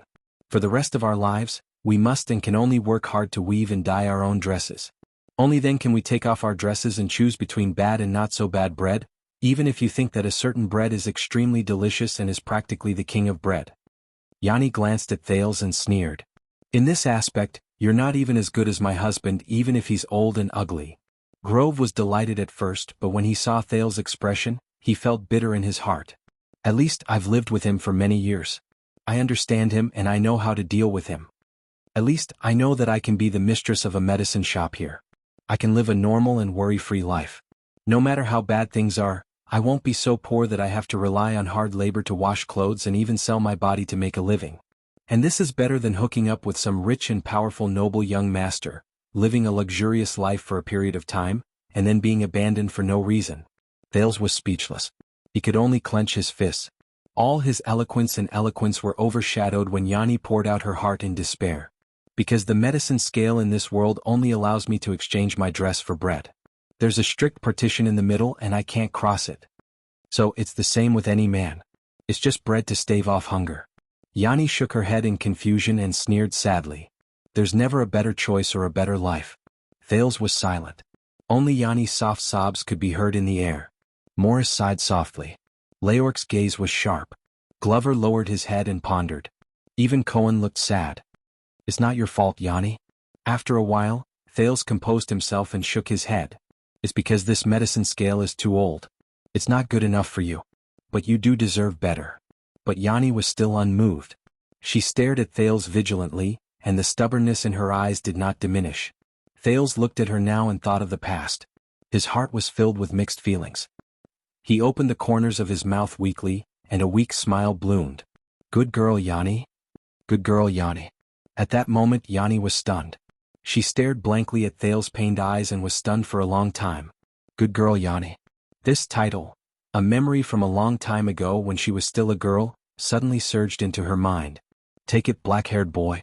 This is typhoid medicine. Remember, children can only use half the dosage. Thank you. Corey will get better now. Here, is this enough? Sai, it's not enough. The price of the medicine has increased. It's okay, I'll make up for it. Fill in the accounts. I hope Mr. Grove will not notice. Don't worry. Didn't you say that there are many rich people in Red Street Market? I'll go there to try my luck. I might be able to get some money to return to you. If the boss hits you, I'll smash his precious signboard. But that's Blood Bottle Gang's territory. Alright, you should go now or else he will really find out. Hey, wait, these are the remaining clothes. Take them, it's very cold this winter. Thank you. Cinti and the others will be very happy. Then I'll go. Hey, good girl, Yanni. I said don't call me that. What else do you want? You know, a good girl like you will definitely be happy. There's only so much. You won't get anything even if you try to please her. No, I'm serious. I will let everyone in downtown know that there's a good girl, Yanni. Good men will fight to marry you. Alright, hurry up and get lost, glib-tongued boy. Believe me, a girl like you. Thales turned his head and said with a sigh, good men will fight to marry you. Yanni stared at the teenager in front of her in a daze. Thales took a deep breath. His voice trembled slightly. But, I'm sorry, maybe they're just exchanging bread for a skirt.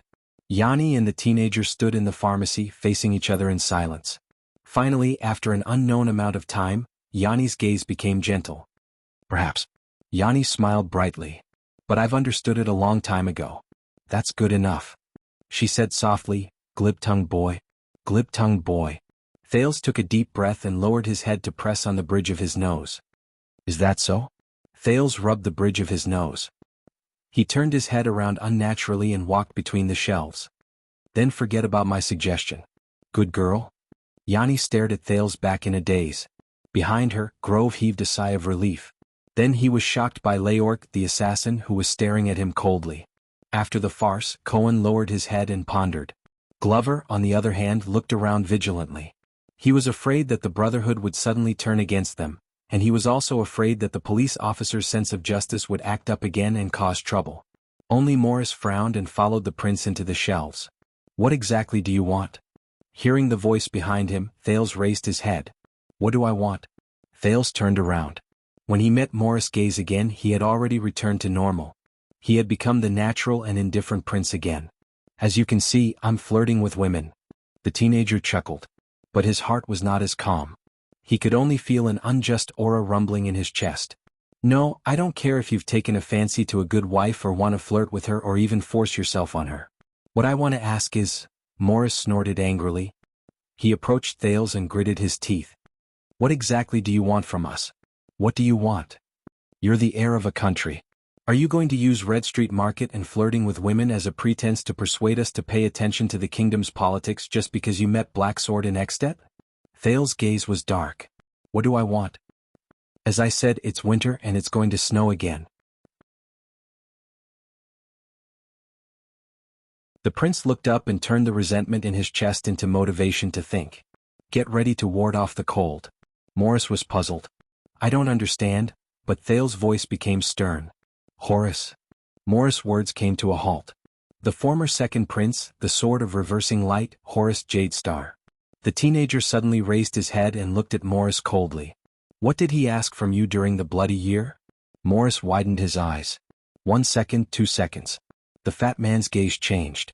Coldness, treachery, decisiveness, and fierceness appeared in succession. But Thales was unmoved.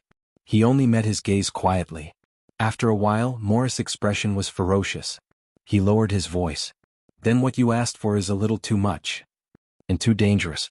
The fat man's heart was cold. As he stared at Morris' expression, Thales already had an answer in his heart. Then we won't be in a hurry. We'll take our time. The teenager was calm and confident. First, I want to know what you know. Morris frowned. What we know? Thales nodded. He tried hard to forget the disappointment he felt when he failed to repay Yenna's debt of gratitude. Even though politics is everywhere and affects everything, I don't think that every party is self-aware. But I don't think that everyone is self-aware, especially with the difference between you and Horace. I don't think that he will tell you the entire plan. Especially during the bloody year. When he said this, Thales' gaze focused. So, I just want to know how you know Horace. I want to know what is the relationship between him and Blacksword. With every sentence the prince said, Morris' eyelids twitched. Then, Thales' voice turned completely cold. And all of you, aside from sneaking into Renaissance Palace, carrying out a coup and killing the crown prince, what else did you do for him? At that moment, Morris almost turned into a statue. He stood rooted to the ground like a 1,000-year-old tree. He stared at Thales. His expression kept changing. The shelves became quiet again. Only Yenna's cleaning outside and Cohen's angry rebuke of Leorc could be heard. After a while, the fat man from the Brotherhood lowered his head and sized Thales up with a cold expression. I understand. Another Jade Star with desires. Through the Secret Intelligence Department's operation, he found out about our background and strength. Thales frowned slightly. Morris smiled slyly. Then what can you give us, Your Highness? When he heard this, Thales sneered. Survival. While Morris was stunned, Thales suddenly turned around. Yanni? The prince raised his voice and attracted everyone's attention again. Grove was so frightened that he collapsed on the counter again. I need some typhoid medicine. Yanni turned around. Although her eyes were still red, she was no longer afraid or in pain. The young woman smiled faintly. Her tone was gentle. All right, young master, I will pack it for you. How much do you want? Take it, black-haired boy. This is typhoid medicine. The memories of the past slowly reappeared before his eyes. All of them. Thales lowered his head and rubbed the bridge of his nose so that no one could see his eyes. I want all the typhoid medicine in the shop today. Grove, who was sitting on the counter, was stunned. All of them? He was shocked at first, then overjoyed. He quickly flipped open the account book and started to calculate the numbers. Cohen and Glover were also stunned. Thales turned around and returned to his conversation with Morris. After your successive victories over the past decade, the situation has changed once again. The difficulties you encountered with Blood Bottle Gang is just the tip of the iceberg of the Secret Intelligence Department's next plan. Morris, like a fierce and sensitive hound, asked hurriedly, What change? What plan? Thales curled his lips slightly. Meh. I'm back, he said softly. Morris was slightly puzzled, but after a few seconds his eyes became clear again. Because, you returned to the capital from the north? Thales' eyes brightened. He nodded. Everyone said that under the Black Sword, Senza is the best fighter in the Brotherhood, Fisher is the most difficult to deal with, Lance is the most mysterious, Rhoda is the most domineering, and Anton is the most vicious. But they missed it, the prince sighed sincerely. The person in charge of the accounts is Morris. Morris flashed a malicious smile. That's right. Thales did not keep him in suspense anymore. Just like 6 years ago, I descended from the sky and changed the political situation of Constellation. Now I'm back. The situation of the entire kingdom will change once again. Morris was puzzled. What do you mean? How so? Thales smiled faintly. At that moment, Fakenhaz, Prime Minister Cullen, the young Duke of Iris Flowers, One-Eyed Dragon Koster, and the weathered and thin Duke of the Northern Territory, Val Arund, the scene in front of him finally stopped at the conference hall, at the other end of the deep corridor at the Supreme Throne. Thales' smile immediately disappeared. You don't need to know the details. The prince put away his emotions and looked straight at Morris. You only need to know. The kingdom's Secret Intelligence Department reports directly to the Supreme Throne. They have always been far-sighted and ambitious. They never do useless things. Thales recalled what he had seen and heard in the Secret Intelligence Department and could not help but frown. Morris also had a solemn expression. All of their actions are based on what they think, say, do, report, and hide. They might even lock another set of items in the safe. But they definitely didn't do it to intimidate someone or some gang. That's why they threatened, kidnapped, arrested, and reorganized the gang. They did so many things that seemed to have nothing to do with the two gangs that influenced the bottom class of the kingdom. Morris listened attentively. According to my estimation, they are preparing for a big operation, Thales said coldly. The encounter between Blood Bottle Gang and the Brotherhood is just a prelude. They are sharpening their swords. Morris looked puzzled. Us? What? Do they want to carry out another one-night war? Do they want us to fight against the Red Turban again? I don't know. Thales shook his head and thought about the information he knew. But if I had to guess, the Secret Intelligence Department might be focusing on 3 directions. Morris raised his eyebrows. Which 3? But this time, Thales did not answer as straightforwardly as before. Instead, he stared coldly at Morris. It was as if he was waiting for something. What's wrong? Morris urged in puzzlement. Say it. Thales stared at him silently and suddenly smiled. Yes. He stared into Morris' small eyes. Say it. Morris was stunned at first, but as the boss of a territory, he quickly understood and looked back at Thales with a gloomy expression. It's your choice. Thales shrugged. Like the most experienced businessman, he was unhurried. Anyway, they are not in my business and the people they kidnapped are not my people. Morris stared at him as if he could not believe it. Thales blinked. He was friendly and obedient. After a while, Morris exhaled as if he had accepted his fate and snorted in displeasure. One mission. Thales frowned. What? Morris raised his head and looked at the muddy and messy streets outside the window. He said faintly, the answer you want comes from one of our missions. A long time ago, not long after the 9 powerhouses were established, we accepted a mission with a sky-high reward. Thales continued asking. What mission? Morris snorted and crossed his arms. There was a nostalgic look in his eyes. Looking for someone. Thales was very puzzled. He urged him to continue with his gaze. Morris clicked his tongue and shook his head, as if he had turned back into a stingy, money-hungry mercenary. The person who offered the bounty hid his name but was generous. As long as we were willing to participate, we would be rewarded, and the final bounty was enough for us to expand into a 100-man team. To be honest, we were just one of the people hired. To get the bounty, we had to compete with countless people in the same line of work. Many of them were famous mercenary teams, bounty hunters, and even the private soldiers of nobles participated. But we were young at that time and we did not care about anything. Lek was greedy for money, Kiers was arrogant, and Cole only cared about having meat to eat. Even Black Sword was not much better than that stupid police officer at that time. Morris was engrossed in his narration.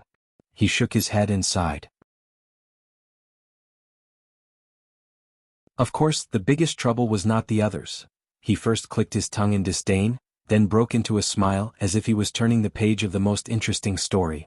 In short, from the Central Territory to the Western Desert, from the Great Desert to Dragon-Kissed Land, from the 3 Kingdoms of the Mist to South Coast Hill, we almost ran through a small part of the Western Peninsula. We chased after them, fled, fought, killed, and were killed. In short, we were in a state of chaos and were badly battered. If we wrote our encounters into bardic poems, we could sing them in my tavern for 20 years without feeling bored. As Thales listened to his spirited narration, his thoughts drifted back to the former Blade Fang's camp. He remembered the golden age of mercenaries that his boss Tampa described, and he could not help but gradually become lost in thought. And when the mission was finally completed and we went back to report to our superiors to receive the reward, we realized that it was not an ordinary mission. Thales' eyes sparkled. You mean? Morris sighed. In line with its sky-high bounty, we were asked to report to the military camp at Broken Dragon Fortress. Because the person who placed the bounty on this mission had an extremely high status. Thales' eyes sparkled. Military camp, extremely high status. Morris looked at the street outside the window. His words were mixed with wariness, disdain, regret, and other strange emotions. That's right. That was the first time we met Prince Horace. Morris said disdainfully and resentfully. Just when that bastard raised his wine glass and generously handed over the boxes of bounty to us? And when he casually ordered us to kill all of us? Thales was shocked. Horace? He suddenly remembered the nickname given to him by the Northlanders. The Butcher of Constellation. Kill all of us? Thales frowned and said, Then how did you? Black Sword, Morris sighed and said. He and Horace were old acquaintances, especially when he placed the tip of his sword against the prince's neck. Their relationship became even better. Thales quietly ruminated on this dusty old matter. So, this was the encounter between the 9 powerhouses and Horace. The ups and downs were thrilling. Thales suddenly remembered something. Then the mission. What was the mission you accepted from Horace? Morris' eyes trembled slightly. At that moment, he broke away from the solemnity and wariness, and a smile appeared on his face again. That journey was also the first time we got to know her. Thales thought of something. Morris nodded. A noble lady was kidnapped, and it involved her reputation. We had to rescue her in a low-key and secretive manner, and bring her back in one piece. Morris patted his arm and grinned. But we only found out later. *CK there was no kidnapping. He snorted helplessly. In order to escape marriage, that lady would do anything from dressing as a prostitute to crawling into the toilet. She was our biggest problem. Escape marriage? Thales remembered something. That's right. Morris exhaled and looked into the distance. There was a ghost of a smile on his face. The beautiful, sexy, intelligent, but domineering Princess Constance, nicknamed the Little Jinx. His tone was soft, as if he was afraid of waking someone up. Constance. Little Jinx. A small urn of cinerary ashes suddenly appeared in front of Thales. At that moment his emotions fluctuated. But you know, after spending so much time with her, we, the 9 powerhouses, have given her another nickname. At that moment Morris' eyes showed nostalgia and sadness. The 10th powerhouse.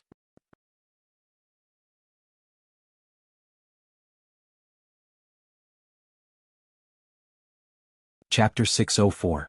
You mean Constance Jadestar, my little aunt? Thales subconsciously repeated his words. Constance. Little Jinx. Escape marriage. And the 10th powerhouse? Aha. Morris smiled knowingly at first, then gloomily.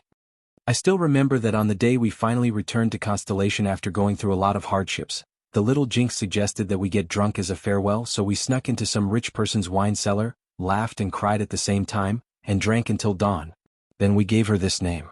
Of course, after we woke up, we realized that the wine cellar she found was actually the supply warehouse of Arched Sea City's main police station.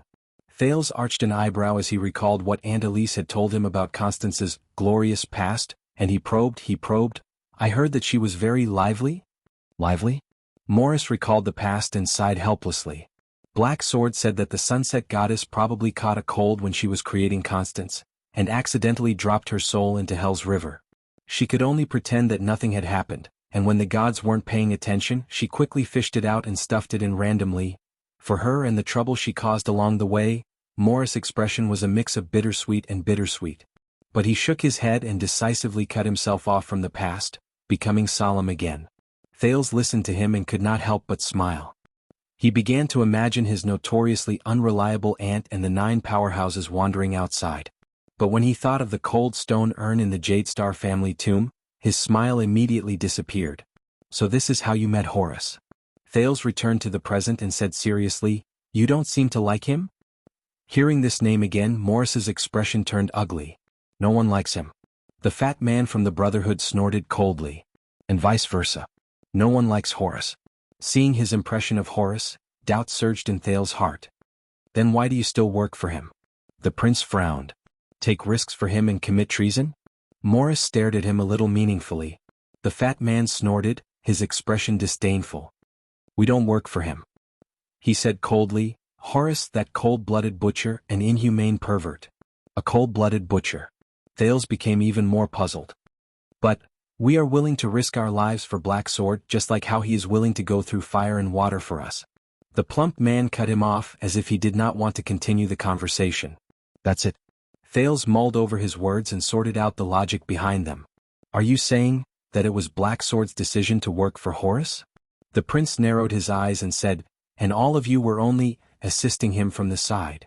The corners of Morris's mouth twitched, but he didn't comment. I remember now. You said that the Black Sword and Horace were old friends. The youth raised his head and reorganized his thoughts. Black Sword. It seemed like he was the key. What is the relationship between them? What did he owe Horace? Or did Horace give Black Sword something?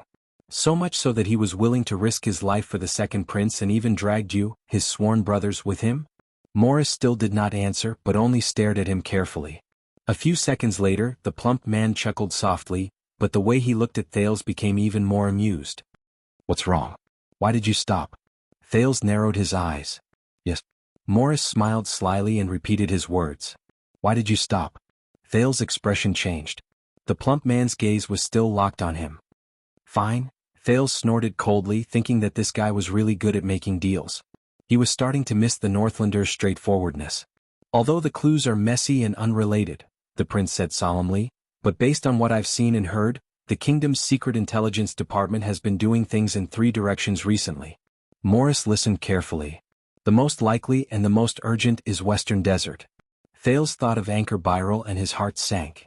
This involves the military system, the feuds between nobles, political history, and one bad thing would be war and bloodshed, and that place happens to be the birthplace and lair of Blood Bottle Gang. Morris furrowed his brows slightly, seemingly puzzled. Next is South Coast Hill. The prince said faintly, as far as I know, the business there is flourishing and life is rich. If the kingdom's secret intelligence department has any use for you and Blood Bottle Gang, you should be more familiar with it than I am. Morris was deep in thought. Lastly is Blade Edge Hill, but I don't know much about it. I only know that it might have something to do with the local feudal structure. Thales shut his mouth. Silence returned to the two of them. That's it? Morris was a little disappointed as he asked, just 3 places? 3 dukedom territories? That's it? Thales sneered softly. That's the kingdom's secret intelligence department. Why do you want more? Morris tried hard to digest the information. His expression gradually changed. Western Desert, South Coast, Blade Edge, and us, are you King kidding me? Thales had no intention of being courteous with him. Why, do you think a prince of a country would come to the notorious Lower City District just to joke around with a gang leader? Who knows? Maybe you're really lustful and just want to take liberties with women? Thales flashed a polite but hypocritical smile. Morris pondered seriously for a while, then looked up again. All right, let's assume that what you said is true. If there's really such a big deal behind this, what can you expect us to do? In other words, what can we street thugs do when it comes to important matters of the kingdom? All we can do is lie flat and let them do whatever they want. Thales was silent for a moment. Tell me, Morris. Back then, when you 9 powerhouses accepted that mission with a sky-high price, the prince said faintly, have you ever thought that you would come into contact with the royal family with the longest history in the world? Have you ever thought that you would end up like this today? Morris' expression was slightly restrained. His gaze was dark. Thales sighed and took a deep breath. He walked to the next shelf. It was very strange. Although this place was narrow and cramped, not as bright and spacious as Mindy's Hall, and not as classical and grand as Renaissance Palace, Thales felt that his breathing was smooth, far better than when he was in the latter 2 places. But there was one thing that remained unchanged. Chains. Boss Morris, this world is full of invisible chains that connect everyone, everything, and every factor.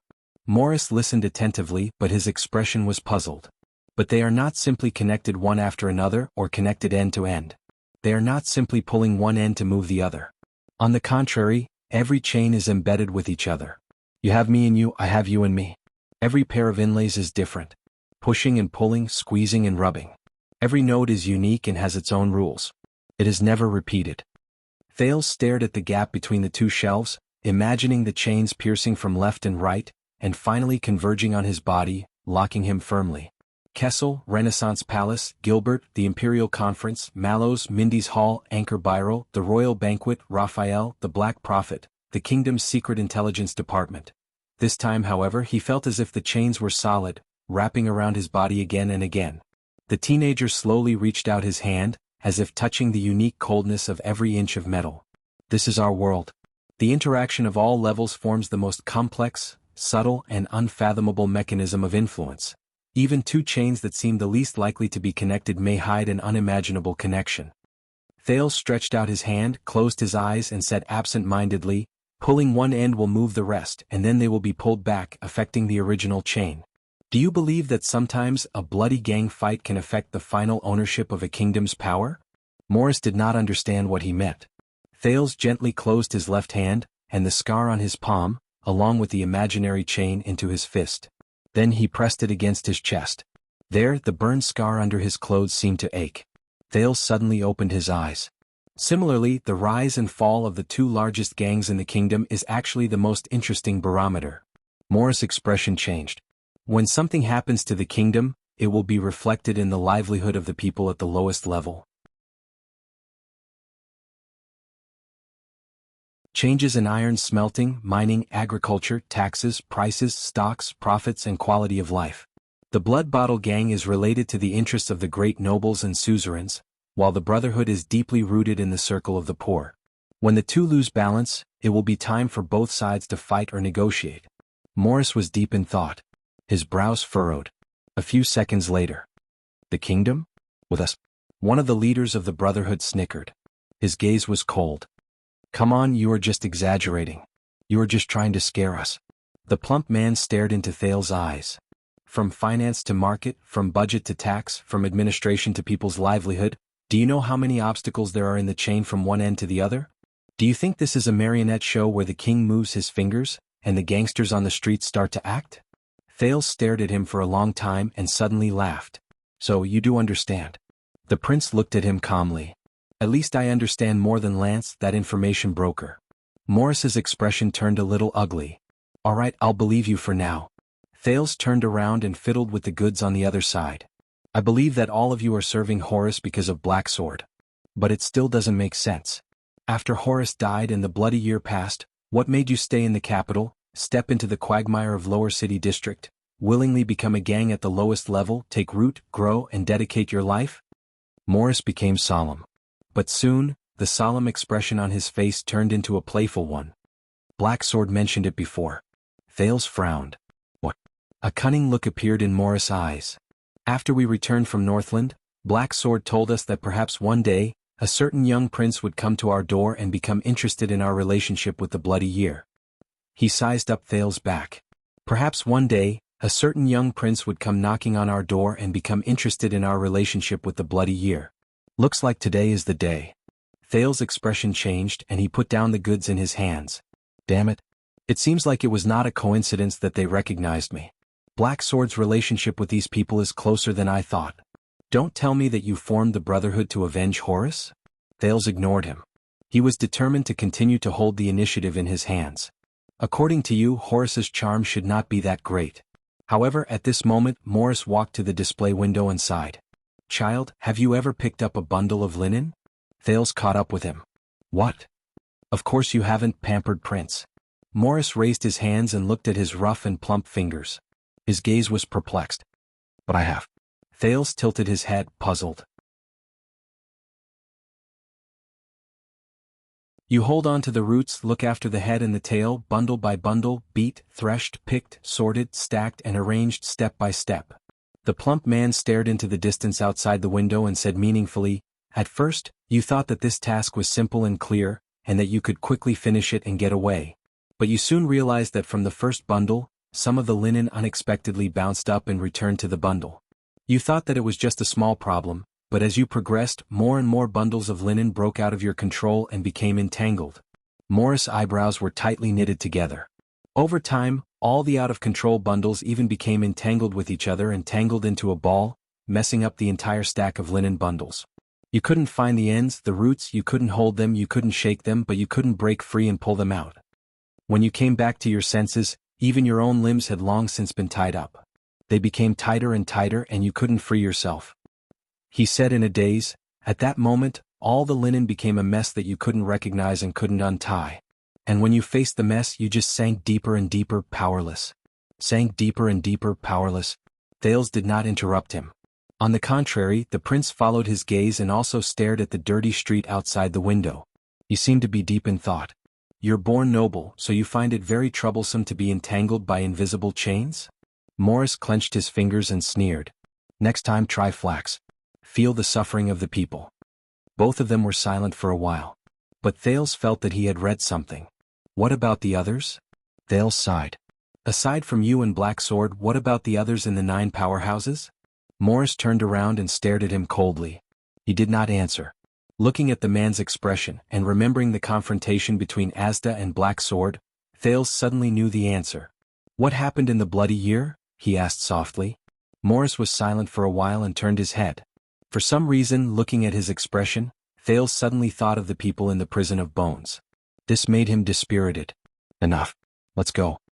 He exhaled and ignored Morris. He walked out of the shelf, greeted Glover and Grove, and then walked towards the door of the shop. Young master, may I ask where your residence is? Grove suddenly walked out of the counter and approached Thales, but was stopped by Glover. The boss rubbed his hands obediently and said with a fawning expression, "The typhoid medicine you wanted, I can hire a carriage to deliver it." Thales frowned. "It's stored here," the teenager said coldly. "When I need it, I will inform this local friend to come and collect it." Thales glanced at Morris behind him. Grove immediately froze. The plump man from the Brotherhood snorted coldly. "Of course." Cohen popped up in dissatisfaction. "How did you become good friends? Goodbye, Yanni." Thales did not even look at the police officer. Instead, he looked at the young lady boss with a complicated expression. "And," the teenager was silent for a moment and said faintly, "Thank you." Yanni also looked at him quietly and smiled when she heard what he said. "You're welcome," the good lady, who was already married, replied softly. "It's my duty. Please take care of yourself, kind young master." Her tone was gentle and her eyes were calm. Just like in the past. Thales glanced at Yanni one last time, and emotions surged in his eyes. "Are you too?" Thales thought of something and waved at Glover. He casually pointed at Grove, who was in front of the counter, and then left the pharmacy. Zombie was stunned for a moment. He reached for his waist, but remembered that he had generously thrown his money bag to Chan Chan at Laurel Club. Glover turned to Cohen awkwardly. The police officer was also stunned for a moment. He extended his index finger and pointed at himself. "Me." Glover furrowed his eyebrows and made a hurried expression. "What else?" Cohen pressed his hand on the equally empty money bag at his waist. He remembered that his salary was almost completely deducted for this month, and he immediately felt bitter. "What?" Leork the assassin appeared at the right time and snorted coldly at Cohen. "Police officer, are you going to force people to buy on credit and dominate the market?" Cohen was momentarily speechless. Thales did not see it because he was walking in front, but Morris, who was behind him, observed the situation and laughed heartily. "It's okay. The bill will be on the Brotherhood." Grove, who was behind him, was stunned at first. Then he trembled and his expression was bitter. Morris seemed to have realized something and laughed out loud. "Don't be nervous, old friend. It's not that kind of bill. This time we're really paying the bill. Yes, with real money." Grove flashed an ugly smile. Morris gestured with his hand. His subordinate took out a money bag and placed it on the counter. Old Grove did not expect the other party to really pay the bill. He was instantly overwhelmed by the favor. But Morris had no intention of ending it. "Hey, old friend." He put his arm around Grove's shoulder and they seemed to be very close. Grove shuddered. Before the boss could respond, Morris patted his face in a friendly and kind manner. "Next time if I hear you hit your wife again," Morris chuckled and stopped talking. His smile disappeared without a trace. Only his fierce-looking face was still shiny and glossy. Grove's lips trembled, and his entire body trembled even more violently. He nodded repeatedly. Morris patted Grove's chest in a forthright manner, almost making the latter faint from the impact. Only then did the fat man let go of him and walk out of the shop. After this group of unusual customers left, the boss of the pharmacy let out a long sigh and collapsed into his wife's arms. "Yanni, who was that?" But to Grove's surprise, Yanni, who had been submissive since she was a helper and had not changed even when she was his wife, revealed a profound expression that he had never seen before. "A friend." Yanni supported her husband and looked at the black hair behind Thales' head quietly. Her gaze was complicated and subtle. "A long time ago, little friend." Grove widened his eyes. His gaze wandered between the customers and his wife who had left. He could not believe that Yanni had such a friend. Only when Thales and Morris figures disappeared around the corner did Yanni snap out of her daze and sigh. But when she turned around, she saw her husband rubbing his hands together with a fawning expression. "My dear, what was the style of the dress you saw last time?" Grove smiled ingratiatingly and said, "It's the same style. Should I buy it for you?" Yanni, who knew her husband's character very well, raised her eyebrows in resignation and rolled her eyes. On the muddy street of the underground street, Glover and Cohen followed closely by Thales' side. Not far behind them, Morris strolled leisurely while he chatted with Leork and his subordinates. Along the way, the people first huddled together and muttered maliciously when they saw Thales and the other two. Then when they saw Morris they looked terrified and avoided him. "Just now, Your Highness." The zombie first glanced warily at Morris behind him and lowered his voice. "If you wanted to help the lady in the shop, you could have used a more suitable method. And not let her suspect that you are." Glover hesitated for a moment and did not finish his sentence. Flirting? Thales said faintly and helped him complete the sentence. Or lustful thoughts. Glover frowned and did not continue the conversation. I was just about to tell you about this. When he heard this, Cohen's ears twitched and he earnestly advised Thales, I know that at your age you will start to be interested in girls. I know that at your age you're starting to be interested in girls, but we need to develop the correct concept of love. Don't treat sexual harassment as flirting. You are right, Callan. But Thales did not even look at Cohen. Instead, he looked ahead expressionlessly. I want to help Yanni. Not harm her. Glover was slightly stunned. He quickly glanced behind him and seemed to have understood something. Cohen was the only one who was confused and blinked his eyes repeatedly. Thales sighed. So, do you think she is happy? Thales walked past a familiar street and tried to forget his past. Is she really satisfied with a husband like that? Is she really satisfied with that kind of life? They did not expect the prince to ask such a question. Glover and Cohen were stunned. Of course not. Glover hesitated for a moment before he said with certainty, but at least she gritted her teeth and found a way to survive. Thales turned his head. Glover exhaled a breath. Lily, someone told me, the zombie stuttered, that life is miserable and bitter. Glover's gaze shifted. But so what? We just have to deal with it. It doesn't matter if the posture is pretty or not. You can still live decently in a pile of sh*t and urine. When Thales heard this, he looked at the ruins and filth on the street and could not help but sigh. You are a survivor, Callan Glover. No, I am not. Glover looked into the distance and said in a daze, she is. At this moment, Cohen let out a long sigh. Thales and Glover looked at him. Although I did not really understand what she said, medicine scales, bread and so on. But I suddenly felt. Cohen hesitated and looked disappointed. But when she said that no matter who she married, she would exchange her skirt for bread, I suddenly felt very sad. Thales frowned. What? I don't know. Cohen shook his head and sounded indignant. But that is her life. She should be able to use other things to exchange for it, and she should be able to get something better. The police officer's voice became gloomy. But people can only see her skirt. You always throw bread at her without asking anything. Cohen was unhappy. As if that is the only deal and there is no other choice. Glover snorted coldly. In this world, there are men who do not only look at her skirt, but also not throw bread at her. Glover mocked. Like you? Unexpectedly, Cohen did not argue with his enemy this time. Instead, he shook his head sadly. No, zombie, you don't understand. I don't think this is a problem that can be solved by finding 1 or 2 or a dozen good men. It's not that simple.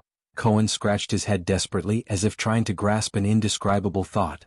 I just feel that she is facing an enemy that cannot be defeated. Thales narrowed his eyes. What do you mean? What do you mean? Cohen searched for the right words to express himself, and his expression became more and more pained. When I was still at the Western Front line, our troops once captured a group of gray mixed breeds who invaded the borders and hunted the merchant caravans. Glover's gaze moved and he began to size Cohen up again. I was still young and inexperienced. I asked their leader with a translator, why are the orcs hunting us? I thought it would talk about the history of blood feud between the two races, the glory and pride of the orcs' ancestors, and even the benefits in and out of the desert. Cohen took a breath and said gloomily. In the end it said, because humans are hunting us. Thales was deep in thought. Glover was expressionless. I asked it, can we stop hunting each other? It replied with a smile, of course. As long as one of us kills the other. The autumn wind blew on the street. The three of them were silent for a while. Cohen exhaled. His eyes were filled with worry and doubt at the same time. I swear I have never been afraid of any gray mixed breeds. But at that moment, when I faced that orc who was still laughing before his death for the first time, I felt tired, bored, embarrassed, helpless, and even fearful for no reason. The simple-minded Cohen said in a daze, it was as if my sword was no longer hitting a body of flesh and blood or a heavy axe, but an invisible iron wall. No matter how I slashed, it was useless. I even suspected that at that moment, my heart of the sword was shaken. Thales did not speak. He only furrowed his eyebrows. I wrote a letter to the Tower of Eradication to Raffle, a friend of mine, and he replied, since the beginning of the uncivilized era, we have been winning wars against the orcs for thousands of years. We have also shed blood for thousands of years, and people have died for thousands of years. But why has it never brought peace? Cohen said absent-mindedly. Never. Thales sighed. Because we do not want peace in our hearts, Glover said in a muffled voice. Because we and they are not used to peace. Cohen smiled bitterly when he heard that. Yes, perhaps. Cohen immediately furrowed his eyebrows. But just now, the words of the shop owner's wife made me feel the same way. Why do people always think that if she wants to get married and find a husband, she can only exchange her dress for bread? Do they only look at her dress and men's bread? Or do they only allow her to wear dresses and men to take bread? Glover shook his head. I don't understand. But Thales' gaze was strange. I don't really understand either. Cohen also shook his head. But he looked puzzled and puzzled. I just feel that no matter how much I have suffered in the past, no matter how badly I have been injured, no matter how fierce the battles I have fought, no matter how powerful the enemies I have faced, compared to her expression when she said those words, it was as if it was nothing. Glover furrowed his eyebrows. He did not understand. Cohen scratched his ears and cheeks. He was worried about his poor language skills. I feel as if the enemies she has to face in those words are also an iron wall. They are even more powerful than all the enemies I have met in my life. From the criminals and gangsters on the streets, the orc desert bandits on the battlefield, to the fire knights of Extet, the Northland army, and even the legendary demons and calamities, Cohen sighed. They are all more terrifying, powerful, and countless times more terrifying. At that moment, Thales stopped in his tracks. Glover cast a questioning glance at the prince. Cohen's gaze was unfocused. Even if I reach supreme class, even if I inherit the old man's title and lead all his armies, I can't win against them. Thales took a deep breath and raised his head to look at the sky. At this moment, he suddenly had an illusion that the invisible chains that bound him were rubbing against each other as he raised his head, making a ringing sound. And she, the shop owner's wife, is just an ordinary woman. The police officer sighed from the bottom of his heart. He looked deeply pitiful. She only has a pair of hands. This is not fair. Not at all. This time, Glover began to think deeply as well. Thales raised his hand gently. As he moved, the illusion of the chains clanging against each other became even more obvious. Yes, this is not fair. Thales' lips curled up into a cold smile. Not at all. Behind them, Morris saw that Thales had stopped moving. He also stopped moving forward. He only stared at the three people with a burning gaze.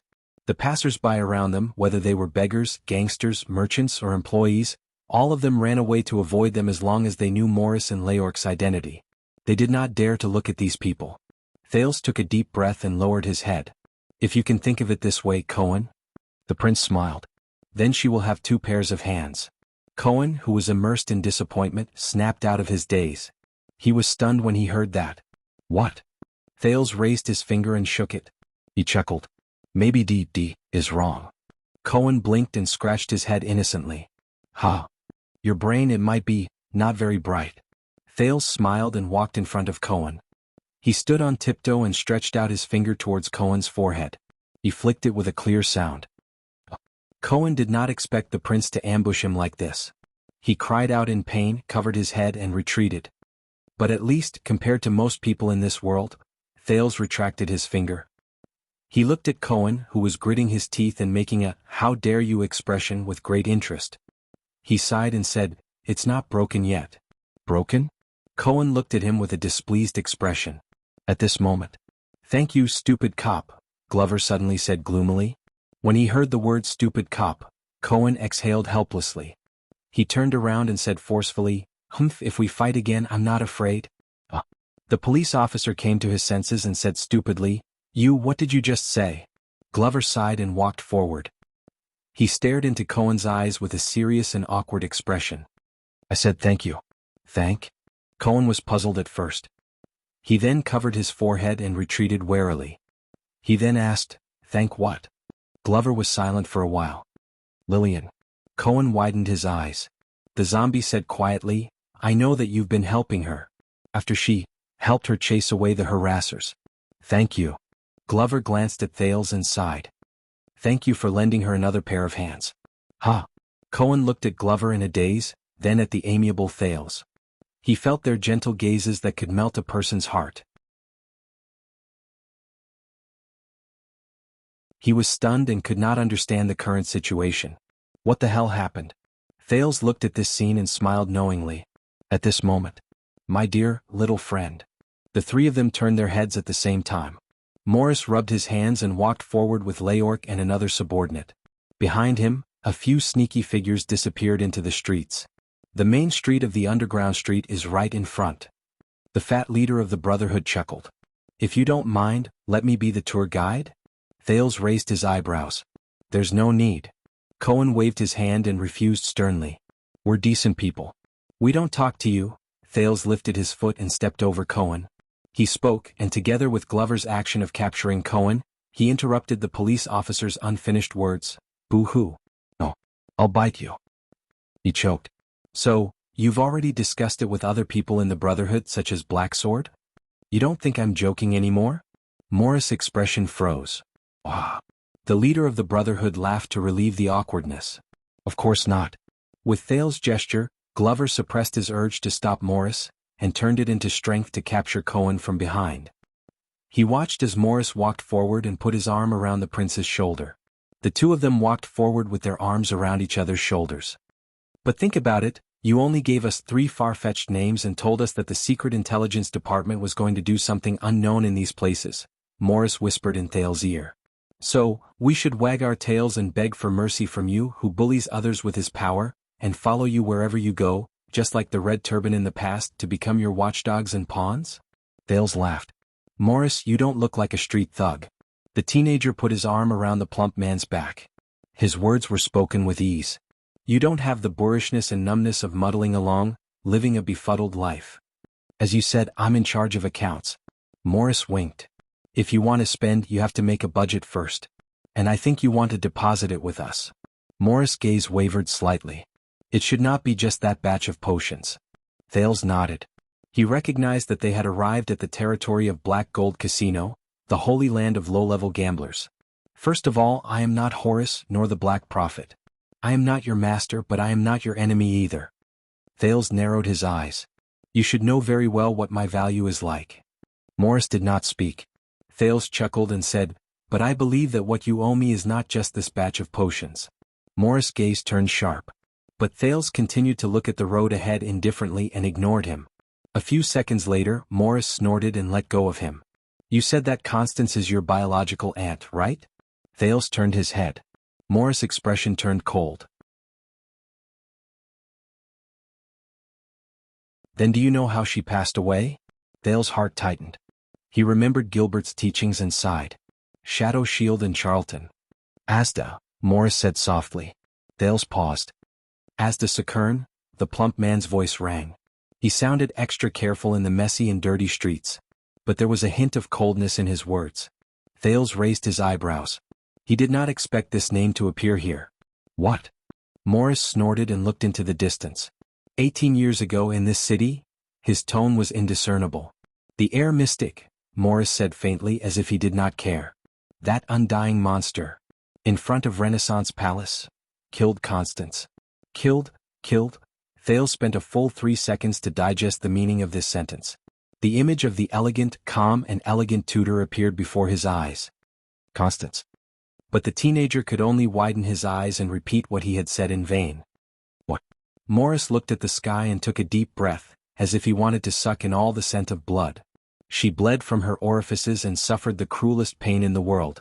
Then she opened her eyes and died quietly. Our little calamity, our little powerhouse, she just lay on the ground, staring at the sky with lifeless eyes. The plump man's voice trembled slightly. Lonely. Helpless. Cold. At that moment, Thales shuddered slightly and found it hard to breathe. It was just like the experience his teacher had given him countless times.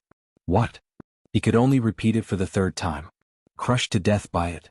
Morris stared at the sky absent-mindedly, completely ignoring the second prince's questions. And the other idiots in the 9 powerhouses, really idiots? How could humans defeat mystics and calamities? Why did they go? Why did they go to their deaths? Right before Black Sword in my eyes. In an instant, countless chaotic and complicated thoughts surged into Thales' mind. They even surpassed the upper limit of what he could handle. But among them, Black Sword's words to the air mystic that night under Rikuru's giant statue were especially clear. 12 years ago, when you, monster, went on a killing spree in Renaissance Palace, why did you not have such concerns?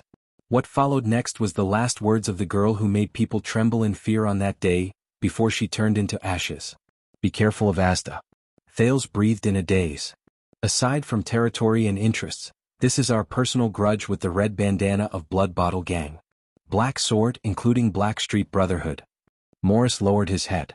Unknowingly, he had already clenched his fists tightly. His voice trembled as he said, "Our existence. It's for one day." He turned his head to look at Thales with bloodshot eyes. Let these unkillable monsters pay the price.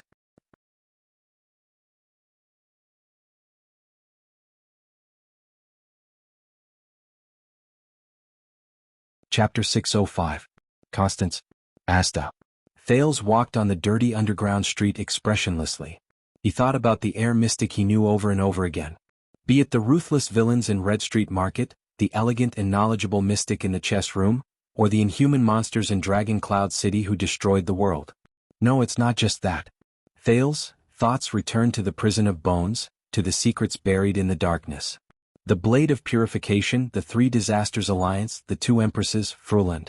As to Sakern, what did you do? And your so-called moderates, you and your companions in the Bloody Year, what kind of role did you play? If what Morris said is true, then 18 years ago you worked with the late king and murdered Constance, a member of the Jadestar royal family, right? I was born in the Jadestar royal family. What does that mean to you? A thought flashed through Thales' mind. He suddenly remembered what Asda had told him. What I look forward to, Thales, is not your ultimate success, but the fact that you are caught between the mystics and humans, between the calamities and the world, between your own nature and the gazes of others, between the inescapable future and the unforgettable past. In the end, you will be torn apart by conflict, destroyed by conflict, devoured by regret, until the day you compromise with us. When he thought of this, Thales subconsciously clenched his fists and the cut on his palms. Ah, this again. Cohen stared at Thales' back with a burning gaze. Beside him, Glover was staring at Morris warily. When he heard this, he could not help but frown. What do you mean? Cohen pointed at the expressionless Thales, who was pacing quietly in front of him. I have seen His Highness like this in Northland and Ekstedt. He placed his palm by his mouth. With a mysterious expression, he lowered his voice. In a dark corner of the altar, after he was alone with a Bright Moon Priestess for more than 10 minutes? Bright Moon Priestess? Alone? More than 10 minutes? Glover was stunned. He subconsciously looked at Thales' back. He was like this back then too. Cohen's gaze shifted, revealing the shrewdness and wisdom unique to police officers of the Wang family. After he came back from chatting with the priestess, he became absent-minded. His footsteps were unsteady and he looked dispirited. His eyes were lifeless, as if all the energy in his body had been sucked dry. Glover's gaze changed slightly. But His Highness recovered very quickly. Cohen revealed a nostalgic expression. A few minutes later he became lively again. He went to look for the little girl from Dragon Cloud City in high spirits, and he quickly planned to do something big. The next second, the zombie turned its head and glared at Cohen. His gaze was as sharp as a knife, overflowing with killing intent. Cohen's words were stuck in his mouth. Why don't you try and make fun of His Highness again? Glover snorted coldly as a warning. He quickened his footsteps, brushed past Cohen, and rushed to Thales' side. What happened? Cohen caught up with him and looked aggrieved. I'm telling the truth, I'm not joking. Alright, even if it's fake, you don't have to be so angry. Thales was still immersed in his complicated thoughts. Unknowingly, he took a turn at a familiar street corner. The bumpy, muddy road, moss-covered corners and signboards that were strewn all over the place. Everything was so familiar. Just like when he was a child, he walked through this street countless times. The only difference was, he was alone. He lifted his feet, lifted his legs, and put down his boots. Thales repeated the rhythm of his advance mechanically and numbly, but he felt as if his ankles were hooked by chains, and every step he took was extremely heavy. Noises of people came from the front. Thales raised his head slowly. Not far away from him was a shop with a grand appearance that stood out from the rest of the area. Many people gathered outside the shop in twos and threes. Some of them were beating their chests and stamping their feet while sighing, while others were dancing and laughing in ecstasy. Thales stopped and glanced at the luxurious signboard above the shop. He knew what was going on. Black Gold Casino. When they were young, this was one of the places that tested the judgment of the child beggars the most. The gamblers who won would naturally be generous and spread their wealth everywhere, while the gamblers who lost would be hot-tempered. Sometimes they would even punch and kick the people who grabbed their clothes to beg. Don't worry, brother. Under a small shed outside the casino, a thin man who was dressed neatly was continuously comforting another man who was dressed in shabby clothes and had a gloomy face. You're just occasionally unlucky. Think about it, how many times have you won before this? Do you know all you need is a chance to win back your money? Just one chance, maybe only 10 silver coins, but just to be safe it's best if you have 100. Behind Thales, Cohen saw this scene, and his expression immediately became solemn. Damn it. Glover also understood what was going on, and he snorted coldly. I know, brother. I used to be like you, but look at me now. I'm living a good life. Do you know why? The thin man under the shed passed his wine bottle to the man and patted his shoulder regretfully. Drink slowly, don't choke. I assure you, within a radius of 10 streets, the interest of this loan is the lowest, and it's just a peripheral business of the casino. Recently they even have a discount. If you lose the first round, they won't calculate the interest for the part you lose, and it will start from the second round. Their exchange rate is also the best. Do you know that a while ago, the exchange rate for Mindy's was even 90-1? Ah, praise the virtuous king. And the exchange rate here is absolutely fair. I relied on this to win back my money back then. The despairing man drank a few mouthfuls of wine and listened to the thin man's words. His expression changed again. Thales looked at this familiar scene and sighed silently. But when he was about to turn around to look for Morris, a black shadow flashed behind him. Cohen walked forward with a gloomy expression, and Glover did not even have the time to pull him back.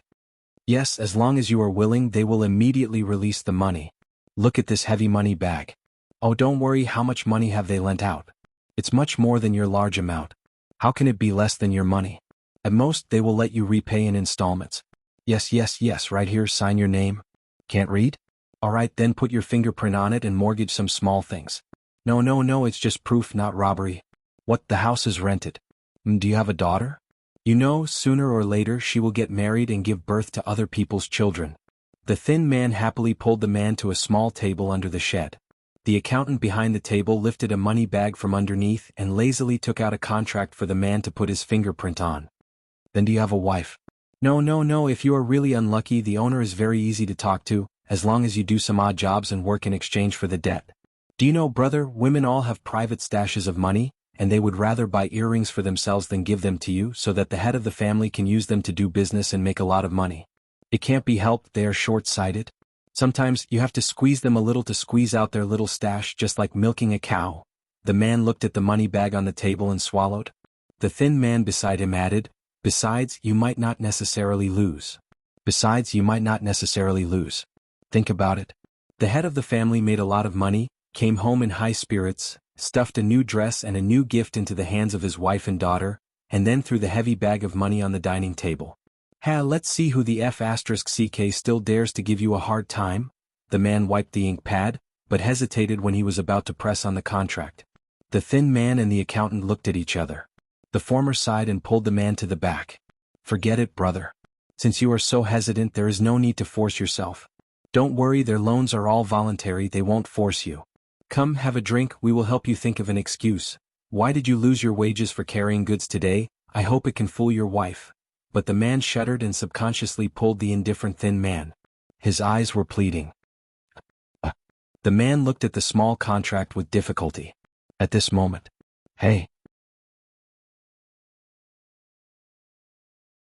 The one in front, stop. The police officer's loud voice rang loudly, attracting the attention of the people in front of the casino. Don't sign, don't put your fingerprint. Cohen angrily pushed through the crowd, pushed the thin man away and pulled the poor man to his side. Do you want your family to be ruined? Or sell your children and wife? Or be forced by them to do illegal trafficking and smuggling? Go to jail and suffer for them? The man was stunned and looked at the big man in front of him in confusion. Outside the crowd, Glover frowned and said to Thales, Your Highness, but Thales only raised a hand and shook his head. As a police officer, he is the most suitable person to step in. In the crowd, the thin man who was disturbed became angry. Where the F***ck did this unlucky idiot come from, put him? But the accountant behind him pulled the thin man and whispered a few words in his ear. The thin man's expression changed. He looked at the angry Cohen and suddenly smiled. Oh, so it's the stupid Mr. Police Officer. The thin man rubbed his hands and gestured for his companions in the crowd to step back. He went to Cohen himself. What, you want to check our qualifications again? This is a black gold casino with a long history. It has a license issued by the virtuous king 100 years ago. Do you want to go in and take a look? The unexpected commotion here attracted the gamblers and passers-by around them. They surrounded Cohen and the man, all of them looked hostile. Thales heard someone in the crowd around him spit at the word, "damn greenhorn," in a low voice. But Cohen only snorted coldly in the face of so many people. He faced the thin man and shielded the man behind him. But Cohen only snorted coldly in the face of so many people. He faced the thin man and shielded the man behind him. That's right. I don't even know when you guys coerced and bribed us to get the license. The casino is run diligently. Every year we report it seriously and pay taxes in full. The thin man became even more fearless when he saw so many onlookers. As for threats and promises, your colleagues often come here to inspect. Why don't you go and ask them? If you don't have evidence then, Cohen suddenly raised his voice and interrupted him. But illegal loan sharks are different. As Cohen spoke, he pushed the thin man away and rushed into the shed, only to find that the contract on the table was long gone. Illegal loan sharks? The thin man smiled slyly and said to the crowd, "Do you have evidence?" The people around them burst into laughter and boos. The police officer's expression tensed up. He looked up and glanced at the crowd, but found that the accountant was nowhere to be seen. He turned around and asked the unlucky man, "Tell me, how much interest did they charge you for the money they lent you?" The man was obviously terrified. He stuttered and trembled. Hey, I'm friends with him. Stupid cop. Oh, I'm sorry, Mr. Police Officer. The thin man deliberately addressed him in a disdainful manner. He crossed his arms and snorted, "Why, do friends have to report the money to the police station for taxes as well?" Cohen turned around suddenly, his eyes filled with anger. The crowd around him was startled and dispersed to form a small empty space. "I know it's your old trick." Cohen gritted his teeth and said to the thin man. He then turned around and reprimanded the man who was supposed to press his fingerprint. A certain guy dressed neatly, looking refined and elegant. He took a liking to a decent family like you with a meager income and a sad face, so he tried to persuade you to come to the casino to try your hand. You won a few times in the beginning, so you couldn't help but come every day until you suddenly lost your money today. You probably want to buy some jewelry for your wife and earn some dowry for your daughter, right?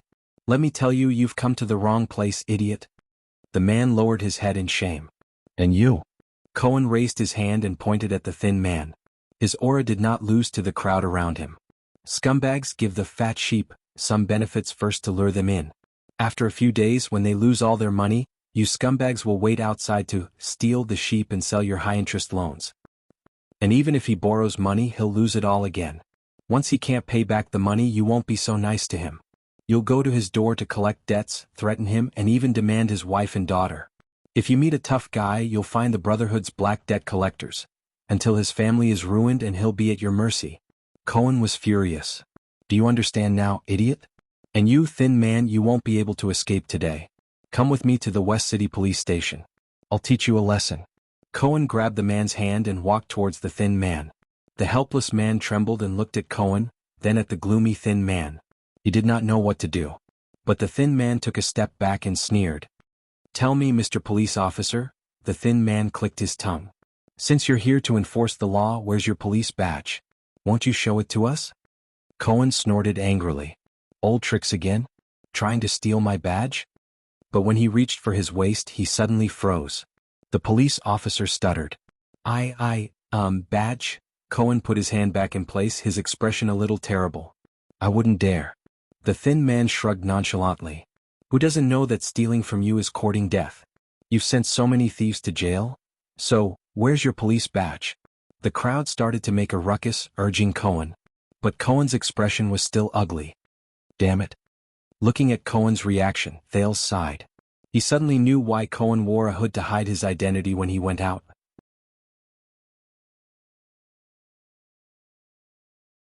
He also knew why the dimwit's words were contradictory. First, he said he was here to patrol the area, then he said he was on leave, and he was even hesitant about going to downtown. This guy, I know. The thin man pretended to be enlightened and took a step forward. Last time at Red Street Market you fought with someone over the top girl at Laurel Club and injured a few nobles, right? Cohen wanted to say something but stopped. Laurel Club top girl. These words caught Glover's attention. He frowned and looked at Cohen. So, you were suspended by the police station, your badge was confiscated, and you were told to reflect on your actions. The thin man from Black Gold Casino walked arrogantly to Cohen. Now you don't have the law and power. The thin man poked the police officer's chest again and again. He was extremely pleased. Someone whistled and the crowd immediately jeered even louder. There was no lack of mockery, ridicule, and even abuse. Cohen's expression was stiff. How did I know? The thin man took over his words, bowed forward and said in an arrogant tone, "Haha, stupid green skin. Of course, it's someone from your inner circle who's going to complain to me." Cohen's expression changed and he subconsciously grabbed the thin man's collar. What? You're so embarrassed that you want to beat me up? The thin man was not afraid and allowed the other party to grab his collar. He even raised his hands provocatively and said sarcastically, "Everyone be my witness. The corrupt police officer is beating up innocent people for no reason." Cohen was instantly stunned. A few shills led the crowd towards the center, and the curses became louder and louder. The crowd pressed against Cohen, and he had no choice but to let go of the man. The latter saw that the situation was not good, and slipped out of the crowd. Amidst the chaos, the thin man sneered and said loudly, "I know you're that stupid police officer who's good at fighting. A few months ago, a brother of mine met you at the Sunset Bar, and he's been bedridden ever since. But we're law-abiding citizens. Don't scare us. If there's violence, I'll call the police." The surrounding crowd immediately burst into laughter. Many of them were gloating over his misfortune. Cohen was so angry that he could not say a word. His hand that was grabbing the thin man's collar did not move up or down, and there was no place for him to put it. The thin man looked at the trembling Cohen with a funny expression, as if he was looking at a clown. "Why weren't you acting all high and mighty? Come on, hit me. Hit my face, come on, hit me. Aren't you cops the best at bullying the people?" Cohen clenched his teeth, and his expression was one of struggle as he tried his best to control himself. The crowd started to jeer and many of them were angry. "Oh my, what's this, a hood? Incognito. This material is really good.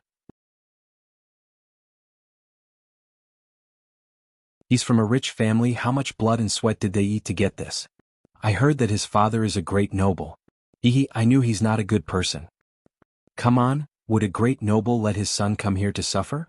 I'm afraid he's an illegitimate bastard. F***CKU, my stall was one day late to pay the deposit, and the cops smashed it. It's scum like you." "That's nothing, my father refused to be blackmailed by them and went to jail. When he came out, both his legs were broken. Stupid cops. Downtown is not getting better, and it's all because of corrupt officials like you. Hit him. What are you afraid of? We have so many people here. Who dares? They're the servants of the king. They're here to rule us on behalf of the royal family. Isn't that right, stupid?" Although no one dared to really hit him, many people pushed and shoved the blockhead back and forth. Mocking and cursing were endless, and someone even secretly spat on his boots. The police officer was in a difficult situation. He wanted to make a move a few times, but he forced himself to hold back. Looking at this scene, Thales sighed and nodded at Glover. But when Glover was about to walk forward, another deep voice sounded. "Is that enough?" This voice shook the air as if it rang in everyone's ears and everyone was shocked. The people turned their heads in unison. They saw a short and stout fat man walk into the crowd with lazy steps. "Then let's disperse." The onlookers looked at each other. Seeing that his entertainment was interrupted, the skinny man in the crowd turned his head and said angrily, "Who the F***ck are you again?" But in the crowd, a horrified voice sounded. It's Mo Morris? That's Morris. The Brotherhood is here." At that moment there was no need for anyone to remind them. A low exclamation broke out in the crowd. The feeling of fear quickly spread. With Morris at the center, the people in front of the casino suddenly scattered, leaving a large empty space. It also revealed Cohen, who was in disheveled. He pushed away the gambler closest to him and looked at the people around him, unconvinced. But no one was paying attention to the police officer anymore. Fear, surprise, escape, with all kinds of emotions, everyone stared at Morris, who suddenly appeared. The scene was silent for a moment. Thales looked at the silent crowd, then at Morris, and could not help but frown. In the casino, many people secretly turned around and slipped away, while some timidly retreated and lowered their heads. There were also people who were thick-skinned and greeted him enthusiastically and ingratiatingly. "It's the boss." Someone raised his head, and the greetings came one after another, full of enthusiasm. "Hello, boss." "Good day, boss." "I heard that you guys beat up the red bandana again?" "Well done." "Boss, I want to join the Brotherhood to make a living someday. Do you think I can do it?" But in the face of the noise from the crowd, Morris did not say a word. He only raised his arm gently and clenched his fist in the air. As if there was a silent command, the lively crowd quietened down again. Asterisk thud, thud, thud. Asterisk only Morris' footsteps could be heard in the casino. He slowly walked past Cohen and snorted at the disheveled police officer with a faint smile. "I think you need a little help from me?" Cohen was indignant at first. He wanted to speak, but he held it in. Morris turned his head again and looked at the skinny man in the casino. The skinny man's face was pale, and he quickly nodded and bowed. "Ah, Boss Morris. It's a misunderstanding, a misunderstanding. I didn't see you and I didn't hear that you were coming. You're such a busy person, how could you have the time to come here?" Another customer appeared behind Morris. Leork glanced around coldly. The crowd visibly shivered again. The skinny man's expression became worse. He tried his best to make small talk, but the fear in his eyes was clear. "Hey boss Leork, you're here too. All my two bosses, do you want to come and play? Welcome, welcome. Please come in, we have a private room." But Morris only raised a finger and shook it. "Today's business is over. All of you get lost." The skinny man was stunned. The crowd also quietened down. They did not even dare to breathe loudly. Leork snorted coldly. He turned around and looked around. He said softly, "Someone didn't understand?" The silent killer's voice faded away. Whoosh. In the next second the crowd seemed to explode. Amidst the endless footsteps, no one dared to stay any longer. They turned around and left. They did not even dare to look back. Cohen stood on the spot and looked at the scattering crowd in a daze. He could not come back to his senses for a long time. The skinny man wanted to slip away, but Leork grabbed his shoulder from behind. "I remember. I've made an agreement with Senza." Morris came to him. The fat man was calm and collected.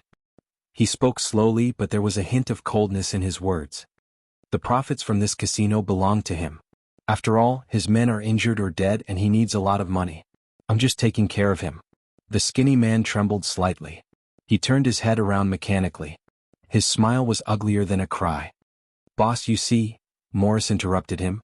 "But we also agreed that we would only deal with those unscrupulous merchants and rich nobles. And that guy just now. He looks like a poor coachman. He does not have any profits." Morris narrowed his eyes at the skinny man. The skinny man gulped and looked at Morris with a fawning look. "Boss, sorry. Before we took action we really did not know what that guy did," Morris snorted. The skinny man immediately shut up. "So, when you looted a sheep you did not check its fur before you took action? Are you more amateur than a beggar?" Morris glanced behind him, intentionally or unintentionally. "If you touched the Prince of Constellation one day," Thales furrowed his brows. Morris' gaze turned cold. "Then wouldn't my entire street be in big trouble?" The skinny man was about to cry. "You must be joking. Why would the prince come to us?" Leork, who was behind him, suddenly exerted force. The skinny man was in so much pain that he begged for mercy. All right. About this, Boss Morris, you see, there are not many rich people in the 3 districts of the city. Even the nobles are afraid of the Brotherhood's reputation. We were forced into a corner." Morris just looked at him expressionlessly. The skinny man felt that he had a chance. He wailed and said, "Besides, we are just looking for business at the entrance. It is not considered as earning money from the casino. After all, we have to eat. The skinny man's expression changed. His voice suddenly became hoarse. He looked like he was in pain. He started to gasp for air. Cohen was shocked. He instinctively touched his neck. Morris looked at the skinny man quietly. There was no emotion in his eyes. Leork coldly let go of him. The skinny man fell to the ground with a thud. He grabbed his neck with both hands and breathed in pain. Tears and snot flowed down his face, but he could not form a complete sentence. "No, boss, don't. Please. Hey." Cohen could not help but take a step forward. You want to kill me in front of me? But his arm was immediately grabbed by someone, preventing him from approaching. It was Leork. If the boss wants to kill. The silent killer pressed Cohen's hand. He clicked his tongue in disdain and shook his head in disdain. He doesn't need psionic powers. Cohen clenched his teeth. In the next second, the skinny man's breathing suddenly became smooth again. Ah, ha!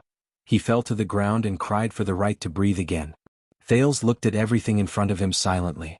For some reason he was reminded of his interaction with the air mystic. This time I gave face to Senza and also to this police officer. Morris bent down and bared his teeth. He was kind and calm. Next time remember, do not refute me. The skinny man, who was extremely terrified, could not say a word. He could only nod his head desperately. And do not harm the poor. The city is our route. Morris clapped his hands. He did not care at all. Get lost, Leork kicked him and said coldly. The skinny man struggled to get up. He cried and nodded as he retreated. The rich are the same. Cohen came to his senses and added with a roar. Anyone? The skinny man's figure disappeared around the corner. The entrance of the Black Gold Casino was suddenly deserted. Wow, police officer. Leork glanced at Cohen and sneered in disdain. Words are really useful. Cohen bit his lip and his expression was unpleasant. Thales and Glover walked forward. Cohen did not dare to look at them and turned his head away in shame.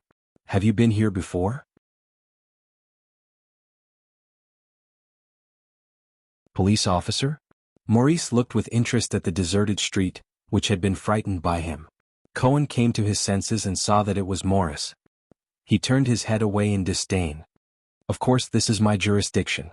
Whether it is patrol, investigation, manhunt, or the crime crackdown arranged by the police station every year. But this place. Cohen wanted to say something but did not. In the end he could not continue. Morris exhaled. He felt at ease as if he had returned home. But this place is far beyond your imagination, right? Whether it is the degree of chaos in the city's layout, the difficulty in handling it, or the complexity of the personnel. Cohen turned his head away angrily and did not reply. Thales sighed silently in his heart. For Cohen, being helped by the leader of the Brotherhood is almost a great humiliation. Do you know, when I heard that there was a new, extraordinary and rash greenhorn in Western City's greenhorn nest, I knew. Morris patted his belly and clicked his tongue. You're going to be unlucky. The fat man from the Brotherhood continued to walk forward. Leork followed closely. Me? Unlucky? Cohen was stunned. Thales had a lot on his mind. He waved his hand and followed the fat man's footsteps. Glover reached out to grab Cohen's arm, but the indignant police officer shook his hand off and followed stiffly. Humph, Cohen said stubbornly, I'm fine. I've always been unlucky anyway. But you? Cohen glared fiercely at Morris back. Theft, extortion, robbery, intimidation, violence, murder. No, it's more than that. The police officer counted with hatred. Drug trafficking, prostitution, gambling, smuggling, bribery, and even the usury just now. Don't think that you're being merciful just because you stopped the moneylender. You have to know that it's all the evil you brought. As the main culprit, do you think you can get away with all the evil deeds you've done? Morris seemed to find this amusing and laughed. Leork shook his head in disdain. Cohen gritted his teeth and said, one day all of you will pay for your crimes. Pay? Morris did not turn around. He only took a deep breath. Be it you or the Blood Bottle Gang, all of you are parasites that do not fit this world, Cohen said coldly. Thales swore that he had never seen him like this before. All of you are destined to die. Bah. Morris paced as he chewed on the word. He suddenly laughed. I have to say. The fat man sneered and shook his head. Very ambitious green. Oh, Mr. Police Officer. Why do you think you're an exception? Cohen snorted coldly. Morris shook his head. No. Please do not misunderstand me, Mr. Police Officer. Don't worry, I've been aware of this for a long time. Morris raised his head and sighed. This line of work is the same as being a mercenary. Maybe one day I'll fall and I might even fall into your hands. The fat man glanced at Thales. The teenager looked back at him coldly. But, Morris exhaled. Look around. The fat man stretched out his arm. Thales followed his gaze and looked around. On the street, in the community, in the alleys, the inconspicuous grocery store and the apprentices who have nothing to do, the simple and crude workshop and the temporary workers who have nowhere to go, the empty food stalls and the idlers who have nothing to do, the dilapidated nests and the homeless who rely on them for shelter, the narrow and dim attic houses and the single dog who is alone even on Valentine's Day, the street peddlers who push their carts, the unkempt children who walk on the street, including the lower class, more miserable and more frowning professions. Beggars, prostitutes, hooligans, gamblers, authors, gangsters, including the groves just now, the coachman who was forced to borrow money from loan sharks, the crowd surrounding you and denouncing the police officer, and even the family of the little girl who tried to blackmail you on the streets. Morris sighed. Hundreds, thousands, tens of thousands. These people, who do you think they are? Cohen frowned. Poor people. Cohen paused for a moment and said indignantly, "What I mean is poor people. They're all poor people who have been harmed, deceived, coerced, and had their blood sucked by you." Glover thought of something and frowned. Morris burst into laughter. Thales sighed softly. "No, Cohen. They're not just poor people. They're even more, no." Morris finally stopped laughing. He turned his head and looked at the indignant Cohen. "You don't understand, Mr. Police Officer. All these people, they are all our people." Cohen was instantly stunned. The fat man from the Brotherhood narrowed his eyes, and a dangerous glint flashed in them. "They all belong to Blackstreet Brotherhood."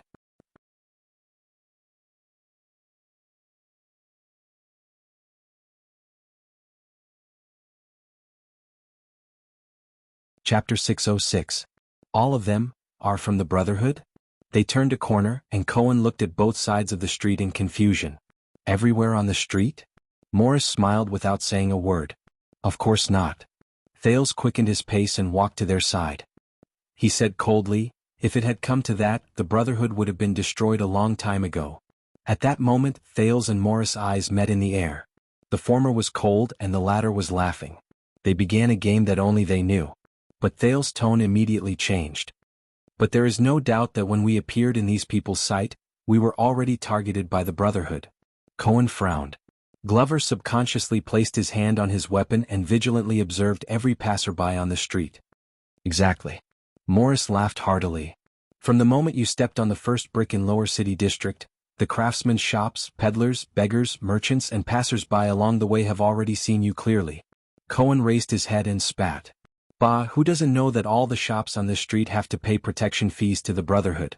They are all under your threat." But this time it was Thales who interrupted him. But what he said wasn't wrong. The prince looked outside a shop. There were a few temporary workers who were sweating profusely as they unloaded goods. These people are indeed members of the Brotherhood. Cohen was puzzled. One moment it was not the Brotherhood, the next moment it was the Brotherhood. Is it the Brotherhood or not? Morris seemed to be deep in thought. "Oh, Your Highness, do you know?" "I don't know." Thales' expression did not change. "I only know that you want to use this opportunity to show off your muscles to me and show the Brotherhood's foundation." Morris, whose thoughts were exposed, turned around in embarrassment. "Mr. Police Officer and this person. Both of you have extraordinary backgrounds. You must know and have seen the Blood Bottle Gang." Morris adjusted his emotions and chuckled with contempt and disdain. "They have been around for 100 years.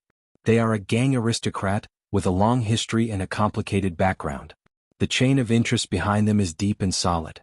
Most of their members are scum who walk in the gray area." Glover's gaze fell on him. "But," Morris changed the topic and said meaningfully, "although in your eyes they are doing the same business, as their mortal enemies the Brotherhood, are completely different." At that moment Thales saw a shop in front of him. He could not help but narrow his eyes and slow down. "Different?" Cohen shook his head in disdain. "You're saying that even though we're all scum, they're scum of the old, while you're scum of the lowly?" Leork snorted coldly behind him. "This is your bar?" Everyone turned around. Thales stood rooted to the spot and stared at a tavern across the street. In the shop, which was completely deserted, a fierce-looking man was sprawled behind the bar counter in annoyance, stabbing the counter with a knife from time to time. Cohen and Glover raised their heads and looked at the rusty old iron signboard at the top of the tavern. "Sunset bless you." It looked like it was taken from a rural church in the Sunset Temple. Thales stared at the familiar tables and chairs in front of him. He recalled the countless times he walked through the shop. "That bartender, he looks very fierce." Morris whistled from afar. The fierce-looking bartender saw them and immediately pulled out his knife in surprise. He looked like he wanted to fight, but Morris immediately gestured for him to calm down. Leork walked into the bar and patted the fierce-looking bartender's shoulder. He started talking to him, and finally when the bartender looked disappointed, he calmed him down. "That's Sunset Bar. Krowensky took over only a few months ago. His predecessor got his head split open in a bar fight." Morris looked at Kerensky's unapproachable face, then sized up the deserted scene in Sunset Bar. He sighed. "You can probably tell that he is not good at this job." Thales nodded slightly. There was a melancholy in his words that only he could understand. "Being a bartender here is probably not easy. Things remain the same, but people have changed. The old man behind the bar counter is no longer around." Thales shook his head and turned to leave. "This bar used to be owned by an old friend." Morris followed the prince's footsteps and clicked his tongue helplessly. "I have to say, after they moved away, there are not many people in the Brotherhood who know how to run a bar and manage the place." "Your old friend must be very powerful," Thales said sincerely. When he heard this, Morris hummed in agreement with complicated feelings. At least when they were still around, no one dared to fight here. "Yes, who doesn't know that this is the Brotherhood's own green zone?" Cohen snorted angrily, his anger still lingering. "There are still people who dare to fight here?" Morris glanced at him. "Mr. Police Officer, since you said that this is your jurisdiction, do you really understand this place?" Cohen was about to speak, but Morris raised his finger and interrupted him. "Or do you only care about catching thieves and punishing peddlers, keeping an eye on illegal crimes, but you have never gone deep into their communities, their families, and their daily lives to see what kind of life they lead when they are not on the streets?" Cohen paused. But he quickly replied in an unconvinced manner, "I know. Lower City District is a gathering place for immigrants and the poor. This place is very poor." "Poor?" Morris suddenly raised his voice, looking as if he was amused. "Poverty?" The fat man's gaze suddenly changed. "But what is poverty in your eyes, Mr. Police Officer? Is it the imagination of the nobles who can't eat meat for every meal, and don't have new clothes during the holidays? Or is it the kind of poverty that is described in stories, where the rich and powerful like to find them to donate to charity because they are going to starve to death tomorrow? It seems tragic but is not realistic at all." Cohen's eyebrows twitched as he pondered the words of the leader of the Brotherhood. "No, cop," Morris said bluntly, even forgetting to use street slang in front of the prince. "True poverty lies somewhere in between. It is not so rigid and old-fashioned, and it is not so tragic." Thales had a thought. "In fact, true poverty is numbness, tolerance, muddling through life without a future. It is poverty that does not lead to death, but it is difficult to live. It is a strange predicament where there is no need to commit suicide even though it is painful." Morris' words were filled with emotion. This kind of poverty is the real plague that can drive people crazy. It is highly toxic, contagious, and will continue to spread. However, the poison does not kill. It seems mild. Cohen thought hard, but in the end it was to no avail. "I don't understand." Morris sneered. "All right, you are of noble birth and you are a police officer. You live a luxurious life and do things conveniently. It may be hard to imagine, but some poor people work for a day and get paid according to their work, and they get 20 copper coins." His tone changed. "But half a day after work they have to use up all of them in order to fill their stomachs and feed their families. They don't have any left, or they only have 1 or 2 left. So, the next day they can only work hard for the other 20 copper coins that are destined to be spent again." Glover and Cohen frowned at the same time. Yes, they won't starve to death. Morris' face was dark as he walked down a shabby, low flight of stairs. But they have to repeat it forever to ensure that they won't starve to death. For example, the poor coachman who lost money in gambling just now. Why do you think he wanted to borrow money to gamble? Do you think he will be fine just because you prevented him from falling into the scam of borrowing money? Cohen's gaze changed and he suddenly raised his head. "Poverty is not a sharp blade that cuts off one's head, police officer. Instead, it is a rope that slowly tightens and a millstone that rolls patiently." When Thales heard this, he sighed quietly. At this moment, Morris was unhurried, like a teacher who was telling a philosophical story to his students. It gives you a little hope to live, but does not let you enjoy the joy of living so that it can continue to exploit your life. It forces you to the edge of death but just happens to not die so that you can squeeze out everything from the numbness you feel day after day. Morris took a deep breath as if he wanted to taste the sweetness of the air. It is called survival, a long death. Morris clasped his hands behind his back. Without realizing it, he walked to the front of the group. He looked at the stinking leather workshop in the distance, and the workers working hard inside. In the towns and in the countryside, there are always the darkest and lowest class of people who struggle to make ends meet, but are often ignored by the kingdom. Foreigners who enter the city to seek work, farmers who lose their land, merchants who go bankrupt and are in debt, handicapped people who lose their labor, craftsmen who are eliminated by the market, poor people who have nothing to live for, beggars without dignity, old people without descendants, widows who have lost their pillar of support, lousy men who only know how to swing their fists after they retire from the army, lowly workers who have no choice but to sacrifice their bottom line and sell their dignity, but are still discriminated against and bullied. They are all poor hosts and they are everywhere in the kingdom. There are far more of them than you can imagine. The lower city district is just the tip of the iceberg and it is the better kind. Cohen tried to loosen his clenched fists a little. I know, but this cannot be, but Morris ignored him. They are often unable to speak, or even if they speak, no one will pay attention to them. They are not even seen, even by a conscientious and kind-hearted police officer like you. In the peaceful and prosperous official announcements, in the passionate and magnificent historical narratives, in the eyes of most happy people who do not have to worry about food and clothing, they do not even exist. Or perhaps, the meaning of their existence is to prove the sympathy and morality of others, and to bring the latter correct, hypocritical, and cheap self-satisfaction. Morris' tone became incomparably cold. They are excluded from the discourse and it is difficult for them to understand, and they do not have the spare energy to feel what it means to pursue and desire, ideals and ambitions, dignity and responsibility. These are things that can only be seen in bardic poems and stage plays. His expression suddenly became ferocious. Under such circumstances, if they do not seek and change, people will slowly deteriorate, and they will become objects or beasts. In the face of a difficult life, a harsh environment, a hopeless future, unfair reality, domineering public power, and the most urgent need to survive, they must find a way, they must have something to rely on, and they must grasp at the last straw. Morris' gaze drifted to the sky, passed through the thick clouds and landed on the ground again on the messy underground street. So, one day, a certain opportunity, a certain moment, a certain accident, they are forced to come together. They help each other, overcome difficulties together, and seek recognition and value.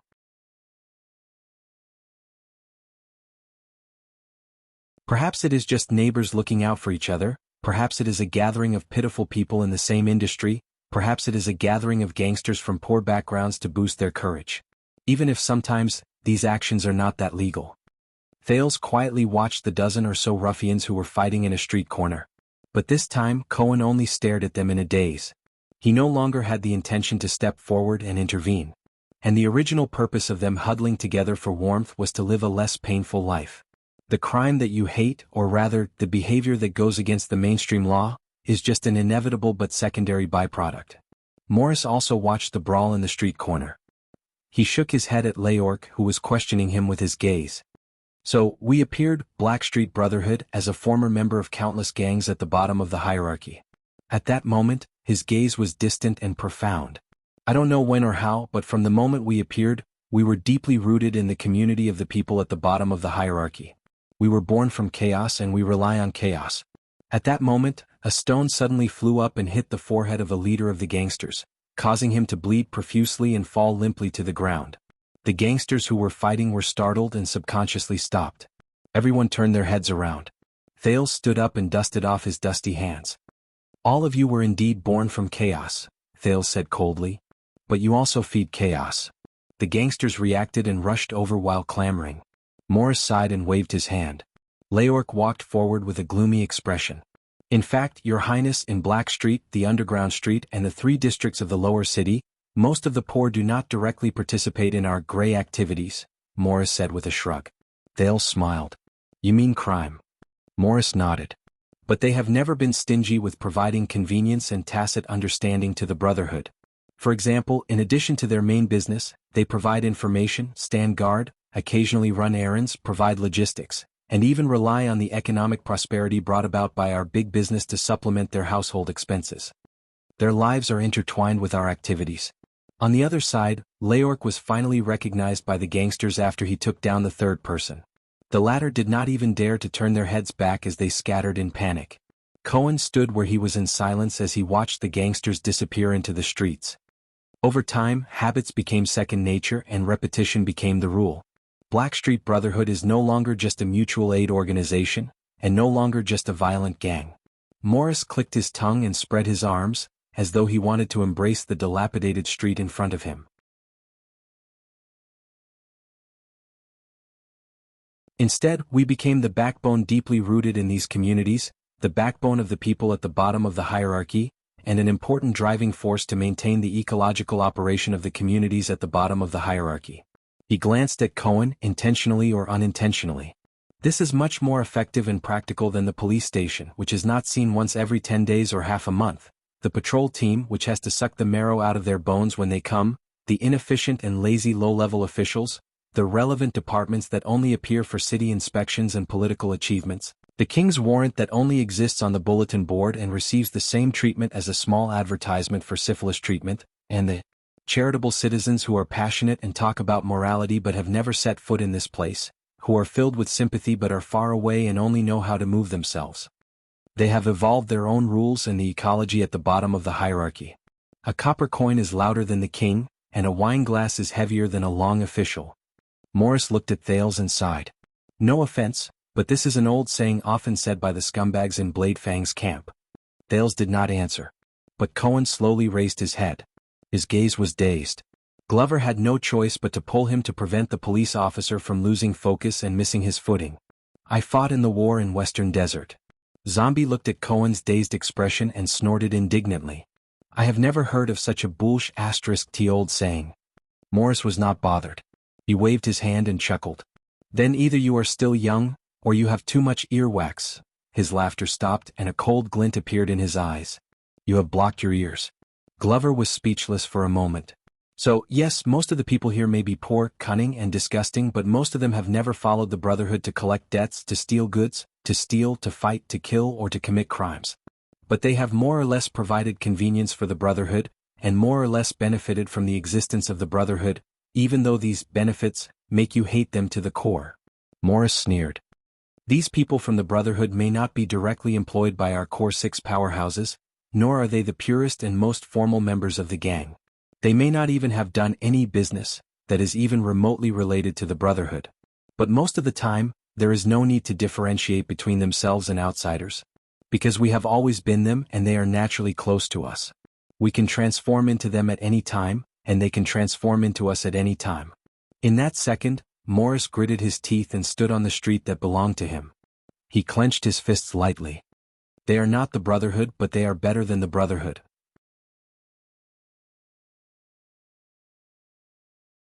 Tell me, Mr. Police Officer, how are we going to disappear? Are you going to send everyone in this street, from the young laborers to the old, weak, sick, and disabled, to the Brotherhood's accomplices to prison? Cohen's body trembled as if he had been hit by a heavy blow. Morris turned his gaze to Thales, who was deep in thought, and smiled.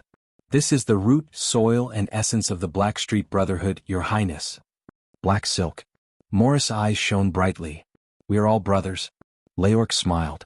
Intentionally or unintentionally, he crossed his arms so that the black ribbon on his left arm fluttered in the wind. We are all brothers with black silk.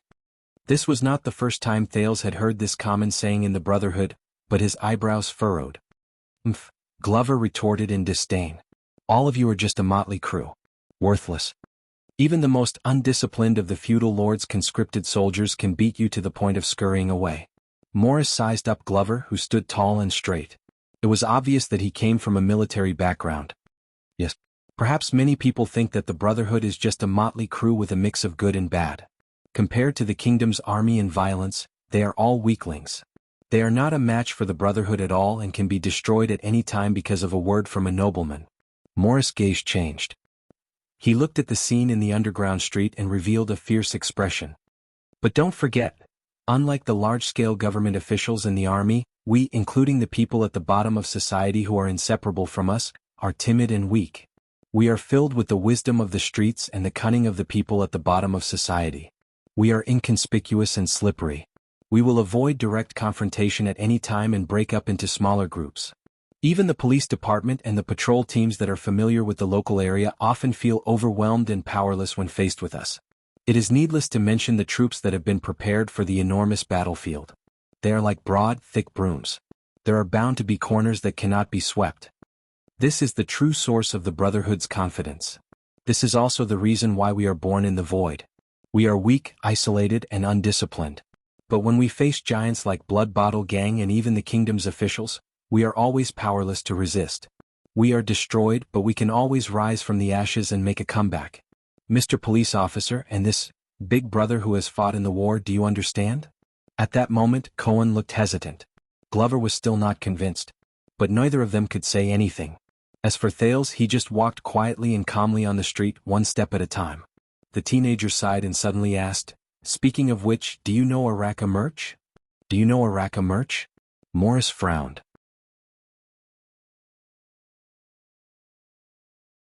"The kingdom's wrath is famous, Your Highness." The plump man shook his head. "But even as powerful as he is, he can't do what we can for you." "These words sound familiar." Thales smiled. "Right. Stake from Shadow Shield. You seem to have said something similar?" "I remember." The person who answered was Glover. His eyes were full of admiration. In the Battle of the Altar, Baron Murch was the vanguard. His Fury Guards clashed directly with the elite orcs from the three major tribes. He was brave and fearless, but he succeeded in breaking the formation. He opened up a path for the legendary Wings Cavaliers and His Majesty's main army to deliver the decisive blow. He also shocked all the friendly forces present, whether they were mercenaries, conscripts, or the regular soldiers of the royal family. He also established the final victory of the Desert War. Morris and Leorc's expressions tensed. Thales' thoughts drifted away. He returned to Broken Dragon Fortress 6 years ago, and he could not help but sigh. Araka Murch was not a human, Cohen said faintly. He was a broken soul that lacked a corner and was no longer complete. When he saw the others looking at him, Cohen snapped out of his daze. He shook his head and said, "Not me, my old man said it." Thales nodded. He remembered how the kingdom's wrath carried him on his back and charged forward in the Black Sand Army's formation 6 years ago. But he did not want to talk about his bravery. "Murch told me that he was not the kingdom's wrath," Thales said with a sigh. "The guards beside him are. All of them." The others were instantly stunned. Thales turned his head around. Similarly, the unkillable and mysterious Black Sword might be the leader and spiritual symbol of the Brotherhood. Morris' expression changed. But he was not the Brotherhood itself. Thales gestured at the view of the underground street with his chin and said with certainty, "These people, as well as the lives, backgrounds, and experiences they represent, when all of these are added together, they form the true Blackstreet Brotherhood. And the Brotherhood is the symbol of their resistance amidst their numbness and poverty." Thales nodded and said with a sigh, "It is also the weapon of the weak." Morris was a little surprised, but he quickly adjusted himself and chuckled. "Your Highness, you are a wise man. So, Mr. Police Officer, in this city, you and the police station you represent and even the kingdom itself."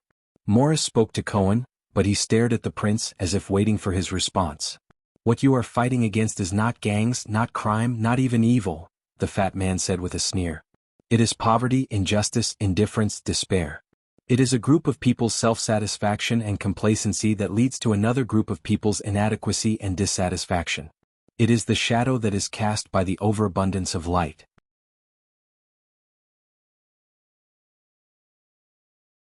You represent the power of this country, stand in the position of the strong, and face the resistance of the weak. Cohen raised his head and stared at him blankly. "You mean when I enforce the law in Lower City District I fight against the weak?" "Don't be bewitched by him," the teenager's words rang out, pulling Cohen back from his trance. Thales' words were steady and powerful. "That's right, the Blackstreet Brotherhood might be a weapon that the weak at the bottom inadvertently picked up. But on the contrary, Cohen, what you are fighting against is not the weak." Due to his past trust in the prince, Cohen's eyes lit up as if he had caught a straw when he was drowning. He looked at Thales hopefully. But Thales' words were heavier than Morris. "It is something deeper, and more terrifying." Once he said this, even Morris frowned. Thales took a deep breath. "What you have to fight against is the side of the strong that you were born from. It is the unfair oppression they have been inflicting on the weak for a long time." Cohen was stunned. Even Glover began to think deeply. "The crimes you punish on the streets every day, the chaos and disorder you experience, the darkness and pain you witness are just one of the consequences of this oppression and injustice, whether we want it or not. You drew your sword," Thales said softly, "to fight against the wounds it cuts. In this world, there is no resistance that is more unbearable and more precious than this." Cohen stared at Thales in a daze. His thoughts were in a mess. Yes. A thought appeared in Morris' eyes. Your Highness is better at talking than I am. But, to borrow a phrase from the Tower of Eradication, Morris revealed a cunning look. How are you going to use your strength to fight against power? You can only embrace power. Everyone was silent for a while. Even Thales frowned and said nothing. I don't understand. After going through painful thoughts, Cohen clenched his teeth and shook his head. There are no such words in the Tower of Eradication. Morris snorted softly. Yes, the plump man's words were drawn out, and there was a deeper meaning behind them. There are no such words in the tower. At this moment Thales suddenly asked, "Who are you, Morris?" The plump man from the Brotherhood paused for a moment before he smiled from ear to ear. "You are a forgetful person, Your Highness. I am Morris, a small-time ruffian in the Brotherhood." Thales snorted coldly. "No, I am asking." The prince's eyes were like lightning as he stared at Morris coldly. "Who are you?" Morris' smile froze for a moment. A small-time ruffian would never say something like this. "You have already shown off your muscles," Thales said in a deep voice. "Why not show your true self?" At this moment Morris' smile disappeared completely. Thales' expression did not change. He only stared at him deeply.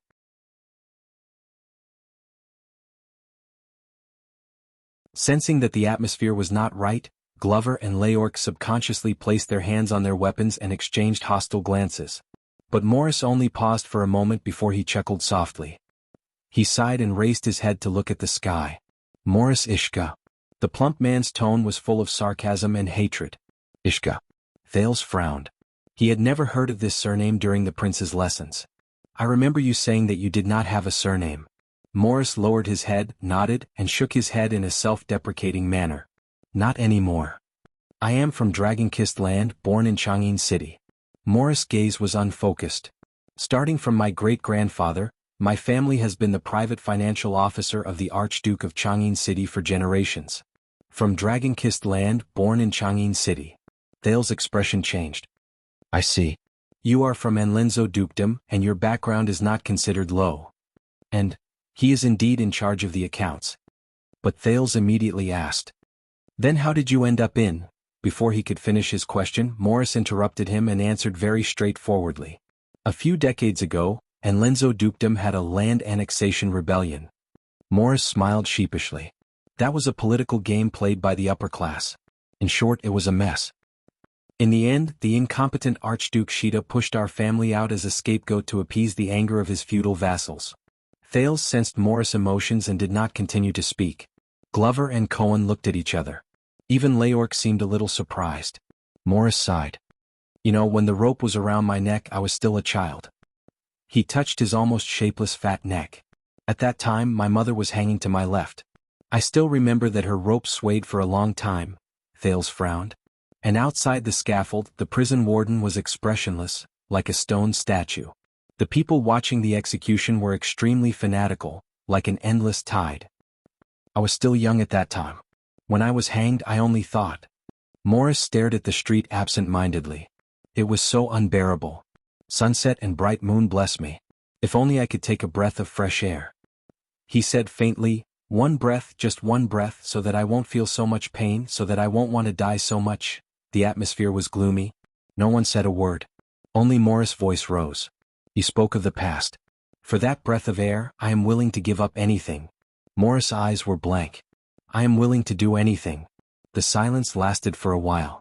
Morris woke up from his memories. "So, when I woke up in a pile of corpses that was like a small hill, I understood one thing." The leader of the Brotherhood took a deep breath. He cherished the freedom of breathing. "This world is not fair, Your Highness." Morris' hand moved away from his neck. He revealed a fierce expression that was unique to leaders. "Even the air that we breathe.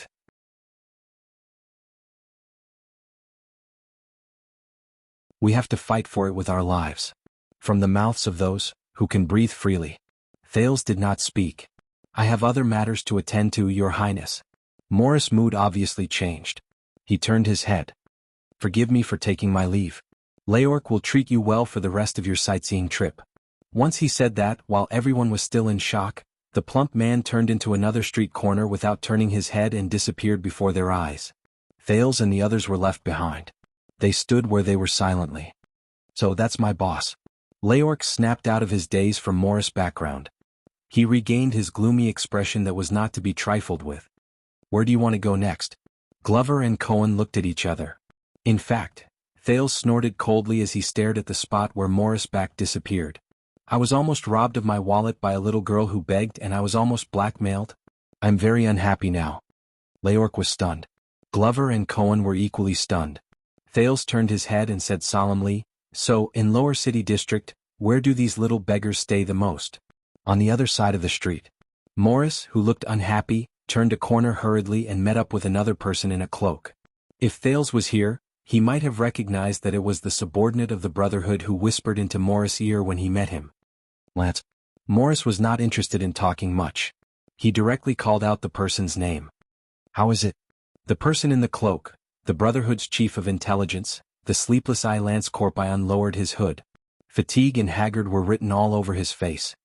"Prince Thales was assassinated at the banquet last night," Lance said faintly. "There are many rumors in the streets, but because the assassin is from Western Desert, the target of the rumors is the vassals of Western Desert, saying that they have ulterior motives." Morris frowned. "Really?" Lance snorted coldly. "Anyway, that's what the Secret Intelligence Department said." "What else?" "Mindy's Hall, which is also the prince's mansion, has just been sealed by the Royal Guards and the City Hall. They said that they want to find clues about the assassin." "So, he is not in cahoots with your boss?" "It's the former boss. I'm not sure. But I know that an old friend has returned to the Secret Intelligence Department. He used to be the person in charge of the Western Desert branch. Something big might happen in Western Desert." Morris did not speak. He was deep in thought. Finally, it was Lance who broke the silence. "Compared to the previous one, how is this Jade Star?" "I don't know." Morris shook his head. There was a barely noticeable confusion on his face. "It's a little similar but not the same. It depends on Black Sword's attitude." Lance was not satisfied. "You talked to him for half a day and this is the conclusion you came to?"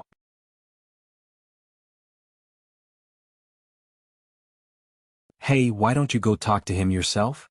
Morris retorted in dissatisfaction. "Do you know that the brat is very slippery and crafty like a ghost? Every word he says is hidden and he has sinister intentions? That's why I want you to go." Lance did not feel guilty at all. "You yourself are this kind of person. You are very familiar with it." Morris was momentarily speechless. But his expression soon changed slightly. "I remember that a few years ago you asked me for someone, right?" Lance narrowed his eyes. "Oh, 6 years ago." Morris scratched his chin seriously. "On the day of the one-night war." Lance's eyes turned and immediately found the corresponding memory. "Yes, a small accountant. He used to be the person in charge of the abandoned houses. He was quite talented and ambitious. For this, he killed his superior, that useless Quide. But I sent him to the capital. You know, Rhoda definitely does not want the person who killed his son to appear in front of him all the time." Morris interrupted him.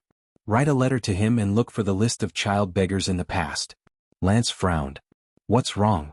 Morris exhaled and kicked the broken wall at the entrance of the alley, causing some stones to fall. "Do you remember, Lance? When we first came to Lower City District, we suffered greatly in this maze of rotten streets. Anton would go astray once he walked more than 50 meters, and he would not be able to find his way back to Black Street." Lance did not speak. He knew that Morris had more to say. Morris narrowed his eyes. "Do you still remember who we first looked for as a guide in order to settle down in Lower City District as soon as possible?" "Child beggars." Lance answered without hesitation. "We bribed the child beggars. They were the most inconspicuous, and they had been walking the streets since they were young. They were the most familiar with the roads here." Morris' gaze was fixed on the wall. "Yes," the plump man repeated Lance's words and thought carefully. "They were the most inconspicuous and they had been walking the streets since they were young. They were the most familiar with this place." Lance seemed to have figured something out. He could not help but widen his eyes. "So, I have a small guess." Morris raised his head and looked at the extremely complicated streets in Lower City District. His expression was profound. "I want to verify it." You're tuning in to the Han Lee's Wuxia Chronicles YouTube channel. We're so grateful for your support, and don't forget to subscribe to join us on this incredible journey through captivating stories. Your generosity through donations truly makes a world of difference, as it's the primary source of revenue that allows me to expand and enhance this channel for you. Thank you from the bottom of my heart for being a part of this adventure.